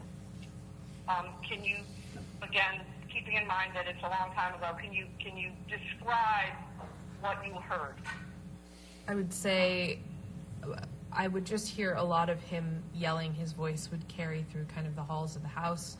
And then, like, I remember one time in specific that I could hear Amber was trying to get out of the room, and then the door shut again, and then I could just hear muffled yelling on his part. At the beginning of their relationship, once Ms. Heard has revealed to you that they were in fact in a relationship, did she talk to you about Mr. Depp's struggles with drugs and alcohol? In the early parts of their relationship, she had said that he was sober. She was trying to support him in his sobriety. And then subsequently throughout the relationship, we would talk about his breaks in sobriety. Based on your work as Ms. Heard's acting coach, primary acting coach, was it your understanding that Mr. Depp had opinions about what role Ms. Heard should take? There were a couple of occasions where I actually heard Johnny say, why would you want to do that kind of role? My woman isn't going to play that kind of role. Stuff like that I heard a few times from him over the course of time. Other than saying that hearing Mr. Depp say he didn't want his woman playing a whore, did you ever hear him use any other language like that about the kind of roles that Ms. Heard was being offered? To focus you in, Ms. Sexton, I'm talking about the period when Amber and Johnny were together in a relationship until you stopped being her acting coach in 2017. And I'm focusing in on what you recall hearing from Mr. Depp about what roles he thought Ms. Heard should play. As I said, he would be sitting. Initially, when she lived in the Orange location, sometimes he would be nearby. It was a fairly small house, and he would be nearby and kind of earshot. So there were times that he was kind of just disparaging. That's a shitty role. Why would you do that? That kind of thing. But he wasn't super negative then. Later on, as it went on, he was very vocal about the negative terms. Like I said, he called it a whore part or a trash part, or a piece of shit, all sorts of things like that. Generally pretty negative if it was something he didn't want her to do. Did the number of roles that Ms. Heard auditioned for change during the time that she was involved with Mr. Depp? Yes, it did. It was decreasing as it went, and there would be stretches of time where she wasn't auditioning at all or working on anything at all. During the time that Mr. Depp and Ms. Heard were together, did you observe changes in their relationship over time?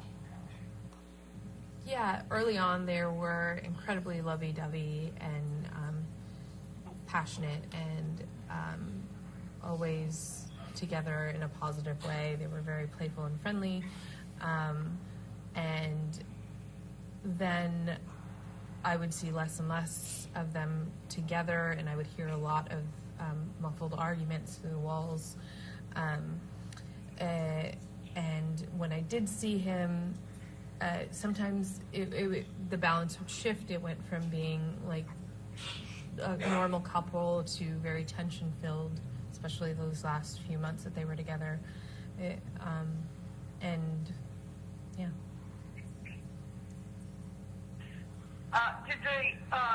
Was there a withdrawn?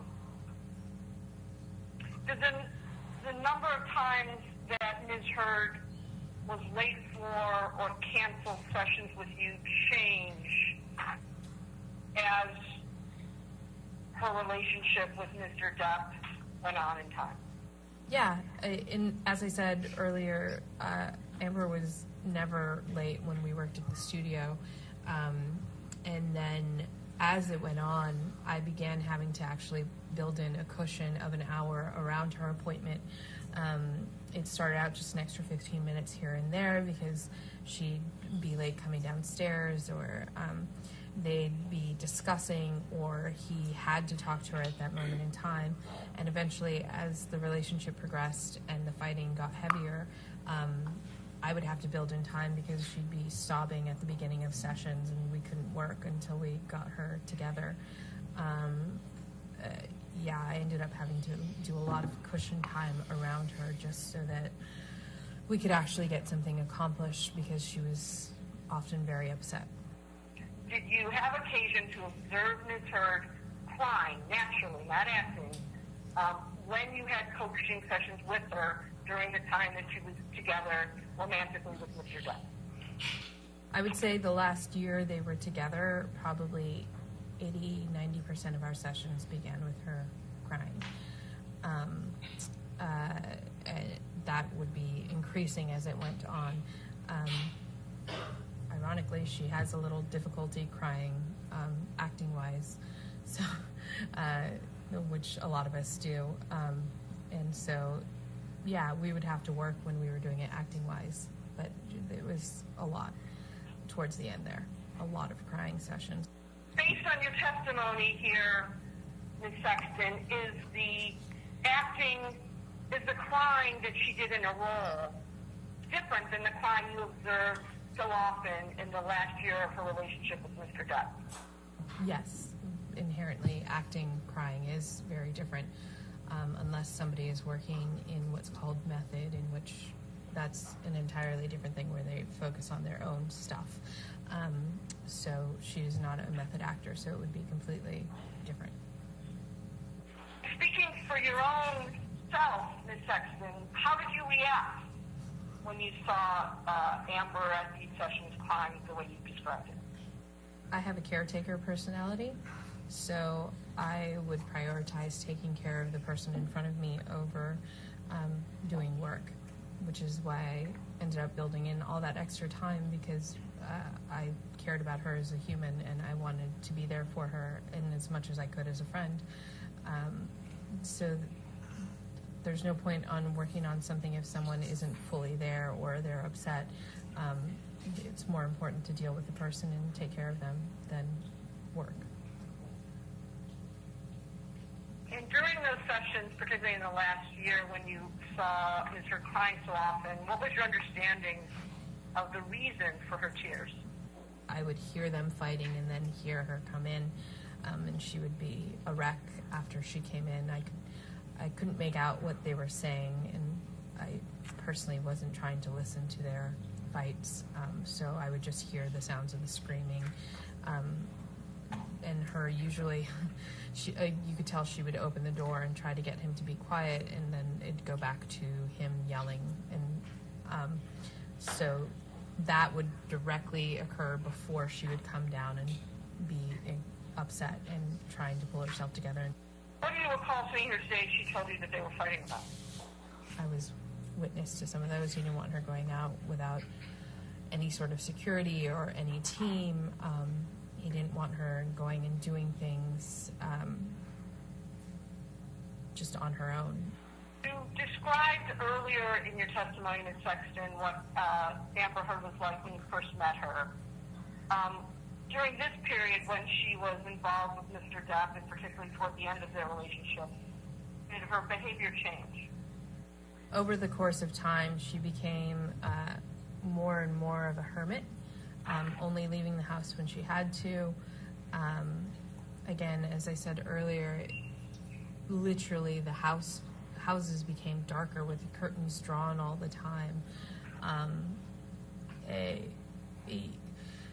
I remember one time in particular when she was living at the Eastern Columbia that we went downstairs to get a slice of pizza. I think there were 4 of us, and Amber gave a homeless kid down there some money, and we helped him get to the bus stop, and we came back up, and Johnny yelled at her about going out, and that she knew better than to be going out at night and that kind of thing. And when we tried to kind of be like, it's fine, we got pizza downstairs at the building across the street, then he just started screaming and getting really angry, so I made my way out. What about her weight? Did you notice any changes during that period in her weight? Just to be clear, Ms. Sexton, I'm asking about the time that she was involved with Mr. Depp. So Amber is one of those people that loses weight when she's stressed out. So she would drop weight and look skeletal at certain points in time. I remember right before their wedding, she had lost a significant amount of weight to the point that I was asking her if she was eating regularly. So she's always been fit, but she would drop down and get a little gaunt if she was super stressed out. And in that last year that she was involved with Mr. Depp, do you know changes in her weight? Yeah, she lost a significant amount of weight, and I noticed it specifically because I had been in Australia doing a film, and then when I came back, so I'd been in Australia since December, I came back in February, and she looked, she was skin and bones. Like she was much thinner than she normally was at that point. So I know during that time period that she had lost a lot of weight and she was very gaunt. Now, I'm going to shortly move on to specific incidents, but for now, Ms. Sexton, I want to speak generally about things you observed and saw. And the first question I have in that regard is, during the time that you were Amber Heard's acting coach and she was involved with Mr. Depp, did you observe injuries on Ms. Heard? When she came back from Australia, there were a lot of like little red marks on her arms that looked like freshly healing things. Skin, like red marks on her skin, on her arms that I saw. And then subsequently I would see like bruises that looked like arms being grabbed or wrists. Then I saw that all towards the end. Did there come a time when you accompanied Amber Heard and Johnny Depp to Hicksville, California? Yes, I went to Hicksville for Johnny's birthday celebration with them. And in your own words, can you tell me about that trip and what happened chronologically? We arrived at Hicksville and we had made kind of like a barbecue and drinks. As we were having a lovely time. Johnny was playing guitar and singing. And then as the night went on, like around sundown, they started passing around a bag of mushrooms and a bag of white powder. I didn't even partake in the alcohol because I had had surgery a few months before, so I was the only one stone cold sober. Then I went to bed early, and while my friend and I were in our trailer, and we heard the fighting happening, Johnny screaming, and a commotion. We didn't come out of our trailer, and then the quieting down, and everyone being like, "Oh, it's okay." The bodyguards, I heard them running over there, and then the next morning when we got up, the group was talking about what had happened that night. And then I kind of left that conversation and went to the trailer to check on Amber, and I saw the completely torn apart trailer. Johnny was apologizing for what he had done, and he was instructing his bodyguards to just pay it off. Let's just take care of it. And I stayed with Amber. She was really shaken up. The next day, can you describe for me what the trailer where Amber and Johnny were staying looked like? The inside was in shambles. I remember seeing a light hanging off the wall. There was broken stuff everywhere. Dishes, it looked like, or not dishes, like the wood was broken. Things were hanging off the wall. It was in shambles on the inside. And that next day, I think you said that you had occasion to see Mr. Depp. Is that correct? Yeah. How did he look that next day when you saw the trailer? He looked very worried. He was apologizing. He was saying he would take care of it. He was like, "Don't worry about it, babe. We're going to get this taken care of." And Amber was really like closed off and quiet, and he just kept kind of apologizing to her over and over again, and then telling his bodyguards to just take care of it, just get it done, whatever it is, just pay for it. And then he went off to go have that conversation with them. What was Mr. Depp saying that next day when he was apologizing? I just remember him saying, "I'm so sorry, babe. I'll take care of it. I know this is bad, but I can take care of it. I'm sorry I did this," that kind of thing. I think you said, testified in survey, but I want to make sure the record is clear. Did you recall Mr. Depp using the word monster that day? I heard him on different times making apologies that he said, "I'm sorry I turned into a monster." I just remember a profuse amount of apologies. I don't know if that time in particular had that verbiage. Anything else about Hicksville that you remember that you haven't told me about? I mean, the only thing I stated that I did see him eat the mushrooms. I saw him holding the white bag. I don't know what he did with that, the bag of white powder. Everyone except for me was drinking, and different people were partaking in different drugs at that time. So I didn't keep track of that. Yeah, I don't know anything else that I can recall. Okay. I want to go forward to another incident, and that is the day of April 21, 2016, which I'll represent to you, was Amber Heard's 30th birthday. Did you have occasion to see Amber Heard that day? Yes, I attended the party. And again, you say you attended the party. Can you describe the party you attended, who was there? The party was happening in one of the penthouses, the one that they didn't live in. It's where they did most of their art, and we did most of our coaching. And I don't remember the number of that one. and there were several friends of Amber's there, and we spent the first couple hours waiting for Johnny. And then eventually Amber said, just let's not stop waiting for him, let's just start. So we went out to the balcony to start dinner, and that's when Johnny finally came down, and he was severely inebriated when he came down.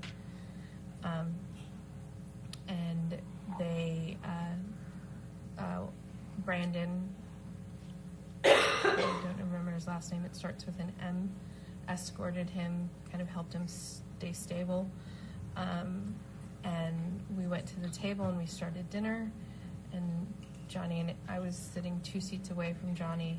Johnny and Amber clearly were very tense and had been, I don't know what they had been doing, but they were very tense, and he would try to kind of touch her and she would shy away. And then Rocky was trying to change the tone of the party because it had really gotten very somber at that point. And she asked everyone to kind of say their favorite story about Amber. And as we went around the table, everyone shared their stories. And when we got to Johnny, he started talking about that he remembered when he first met her, the imprint of Amber's ass on his couch were his words. And it just all kind of took a turn from there. She was clearly embarrassed. She asked him to stop, and he kept telling the story. And it got really awkward and uncomfortable at that point, and never really recovered any sort of jovial energy. We ate, and then I left shortly thereafter. I forgot to ask you this question about Hicksville. The day after, when you saw Mr. Depp and Ms. Heard in the wrecked trailer, did Ms. Heard seem embarrassed? Yeah, as I said, Amber was very closed off. She was very quiet. She had said, "Don't come in. I don't want you to see this." So, yeah, she seemed very embarrassed. Now, Switching forward to Amber's 30th birthday party, I think you testified that Mr. Depp seemed inebriated when he arrived. What's your basis for saying that? He was slurring his words and wobbly on his feet. He ran into a couple things, which is when Brandon came over and kind of locked arms with him to kind of help him stand up. You said you saw her later with a healing bruise. Where do you recall seeing that healing bruise? On her cheek. It was on her right cheek. I think it was right, yeah. Do you know how long after the incident that you just discussed with the cell phone you saw Ms. Heard in her face? It was a few days later, but I couldn't tell you exactly when. I mean, everyone heals at a different rate. I could still see kind of the yellow and stuff in there, so.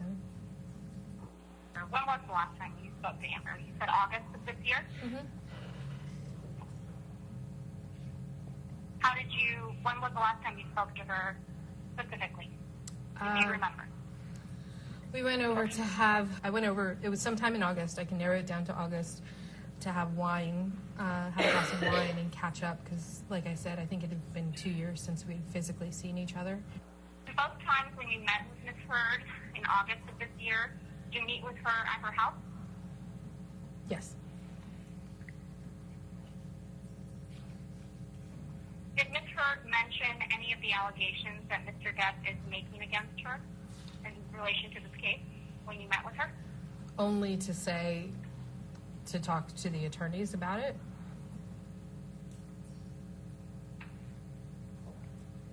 When you say only to talk to the attorneys about it, what specifically did Ms. Heard tell you? Like she said, would you be willing to sit down and talk to my attorneys about everything that you witnessed? And then afterwards, after I kind of talked about it all, it felt really intense to me, and I felt incredibly guilty. Was it during one of these 2 times that you met with Ms. Heard in August of this year that Ms. Heard told you for the first time that Mr. Depp had allegedly raped her with a bottle in Australia? Yeah, she did talk about the bottle then, yeah. Was it the first meeting that you had with Ms. Heard in August of this year that she mentioned that? No, it was after, like, I had come to see her and had a wine night and catch up. And then after I had talked to the attorneys, after we had a good cry, we were talking more about what had happened, and she was saying how she didn't even tell me everything. And yeah, that's when it came out. And just to confirm, Ms. Sexton, Ms. Hurd told you about the bottle incident in Australia where she claims Mr. Depp penetrated her with it before your deposition, your first deposition in the case in August of 2019? Yes. It was after I had talked to the attorneys. After you had spoken to the attorneys informally, correct, at her house? Yeah. But it was before you were formally deposed in this case on, I believe it was August 30th, 2019. Yes.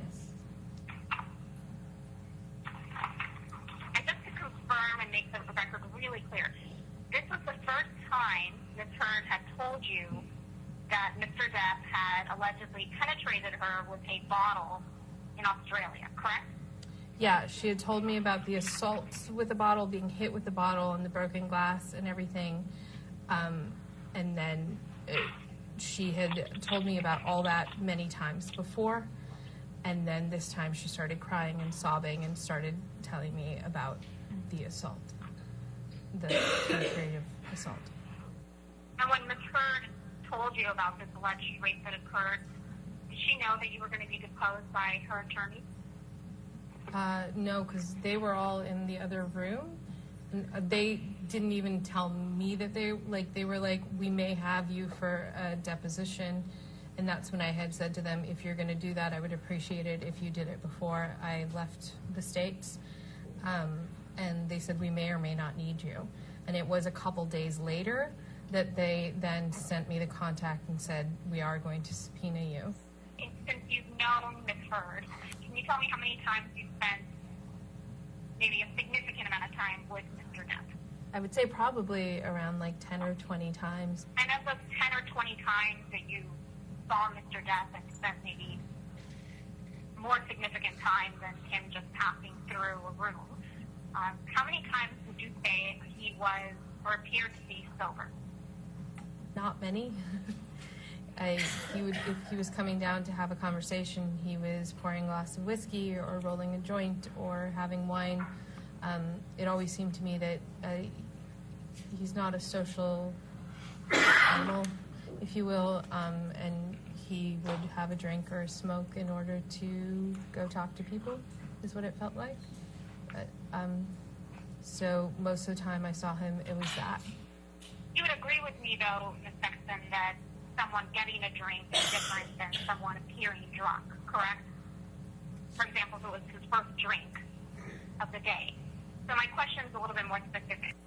Of the 10 or 20 times that you saw Mr. Depp, how many times did he appear inebriated? Not, holding a glass of whiskey or smoking a joint, but how many times did he appear inebriated to you? I would say at least half, if not more. How would you describe Mr. Depp's personality when he was or appeared sober versus when he appeared inebriated? He was very quiet when he was sober, and before he would start drinking, he was very quiet. Almost a whisper, mumble most of the time. And then he would get very loud when he was inebriated, and he would go to like boisterous first and telling like cool stories and stuff, that kind of happy drunk, and then it would move into the loud, angry drunk. When you say loud and angry drunk, did you witness Mr. Depp be angry when he was drunk? A couple of times, yeah. When was the first time you witnessed Mr. Depp appear to be angry and inebriated? I couldn't tell you the first time per se. I have images in my head. I remember him like yelling and screaming, and the bodyguard coming over and being like, "Hey, boss, let's take this to another room." Can you tell me as much as you can remember of that incident? I remember being in the kitchen of that house, And he came down and he was yelling about something. Amber and I were having a conversation, and we were going to, I think we were going to work on something that day. It was later in the evening where it was really dark in there. Like I said, sometimes they drew all the curtains. In my memory, it's very dark. And he was yelling, and that older guy came and like scooped his arm around him and was like, "All right, boss, let's take this to another place," because he was inebriated. I could tell from the way he was talking, and he was just kind of yelling. And I don't recall what was happening. It all kind of happened very quickly. I don't recall what he was yelling about, or if it was even at anybody. He was just kind of down there and drunk and yelling, and he scooped him up. You anticipated my questions, which were who was he yelling at and what was he yelling about. So you don't recall, is that correct? No, I don't. And you said the other instance that you remember of Mr. Depp appearing inebriated and being angry was at one of his penthouses in downtown LA, is that correct? Mm-hmm. What were the circumstances that you remember about that incident? I remember one time he was mad that people were in the house because I had just gotten there. I don't even remember. There might have been like 2 people there or something. I don't remember. But yeah, he was storming up those stairs to his office bedroom area. And then Amber and I went to the other penthouse to work. And in either incident, both at Sweetser and at the penthouse, when you saw Mr. Depp and he appeared inebriated and was angry and yelling, did you see him hit Ms. Heard at any point? No, I did not see him hit her. Did you see him kick Ms. Heard? I did not see him kick her. Did you see him throw something at Ms. Heard? I saw him coming at her, and that's when the bodyguard stepped in, like coming towards her. But I did not, like, it, so throwing himself at, like, but I was not witness to him throwing objects at her. When you say he was coming at her, are you describing the incident at Sweetser or at the penthouse? Sweetser, he came in through that hallway, and we were sitting at, it was kind of like an island there, like, right in front of the fridge, and I was in front of the fridge, and he came in from there, was like coming at her, and then the bodyguard, like, came in and scooped him up. This is the incident. You don't remember what Mr. Depp was yelling about or Yeah. what? Yes. But it appeared to you that Mr. Depp was coming at Ms. Heard. Yeah. Correct? She was shaking and upset.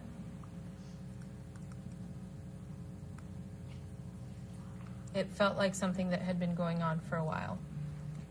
And all the time that you've known Ms. Heard and Mr. Depp, did you ever see Mr. Depp be violent towards Ms. Heard? I never saw him hit her. I heard him use terminology, as I said before, and as I said, come at her, but I never saw him hit her. If I had, I would have called the cops, to be honest. You never saw Mr. Depp throw anything at her, any objects at her, correct? No, the only thing I saw was the aftermath. Like, I would see things broken afterwards. And like I said, in Hicksville, I heard the yelling and then saw the breaking and saw him apologizing for it. But I, with my own 2 eyes, did not see him physically break the stuff or throw the stuff. When Mr. Depp and Ms. Heard went to Australia, did she tell you that she threw a bottle of vodka at him and that's what severed his finger? No, she had told me that he had broken the bottle and cut himself with the bottle that he had broken. When she told you that he had cut himself with the bottle he had broken, did she say that he had taken the bottle and cut off his finger, or that it was an accident and that his finger was severed from the broken bottle? Do you understand the distinction? Yeah, she didn't say that he... She didn't indicate that he cut off went purposely to cut it. What it seemed to me is that he had broken the bottle against something, and then he was doing things with the bottle, like shaking it around, and that he had cut himself from that. It didn't indicate that he had in any way purposely cut himself. Do you recall Johnny ever saying something to you in a conversation with him later about his ability to pass insurance tests? I remember a specific time when Amber still lived at Orange, and Amber was out with her girlfriends, and I had come over too early for the party, so it was just Johnny and I sitting there having some whiskey, and he was smoking cigars, and he was talking about that it was, I said something about, he said he had to get up early to do a test, and I was like, oh, don't you have any sort of, concern about that? And he's like, it's easy to fake insurance tests. That's why we do what we do. I was talking to him because another client of mine had to do an insurance test, and he was like, oh, you can fake a piss test, you can do this. And he just kind of went over a few different ways that it's easy to fake insurance tests and made a joke of it.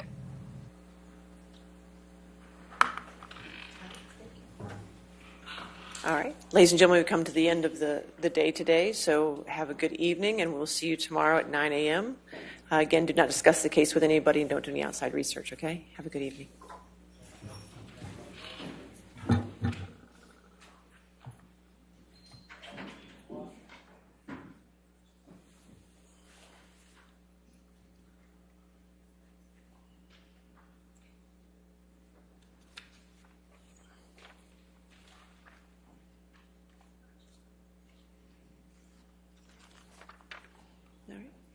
Do you have any remote witnesses tomorrow that you need access for?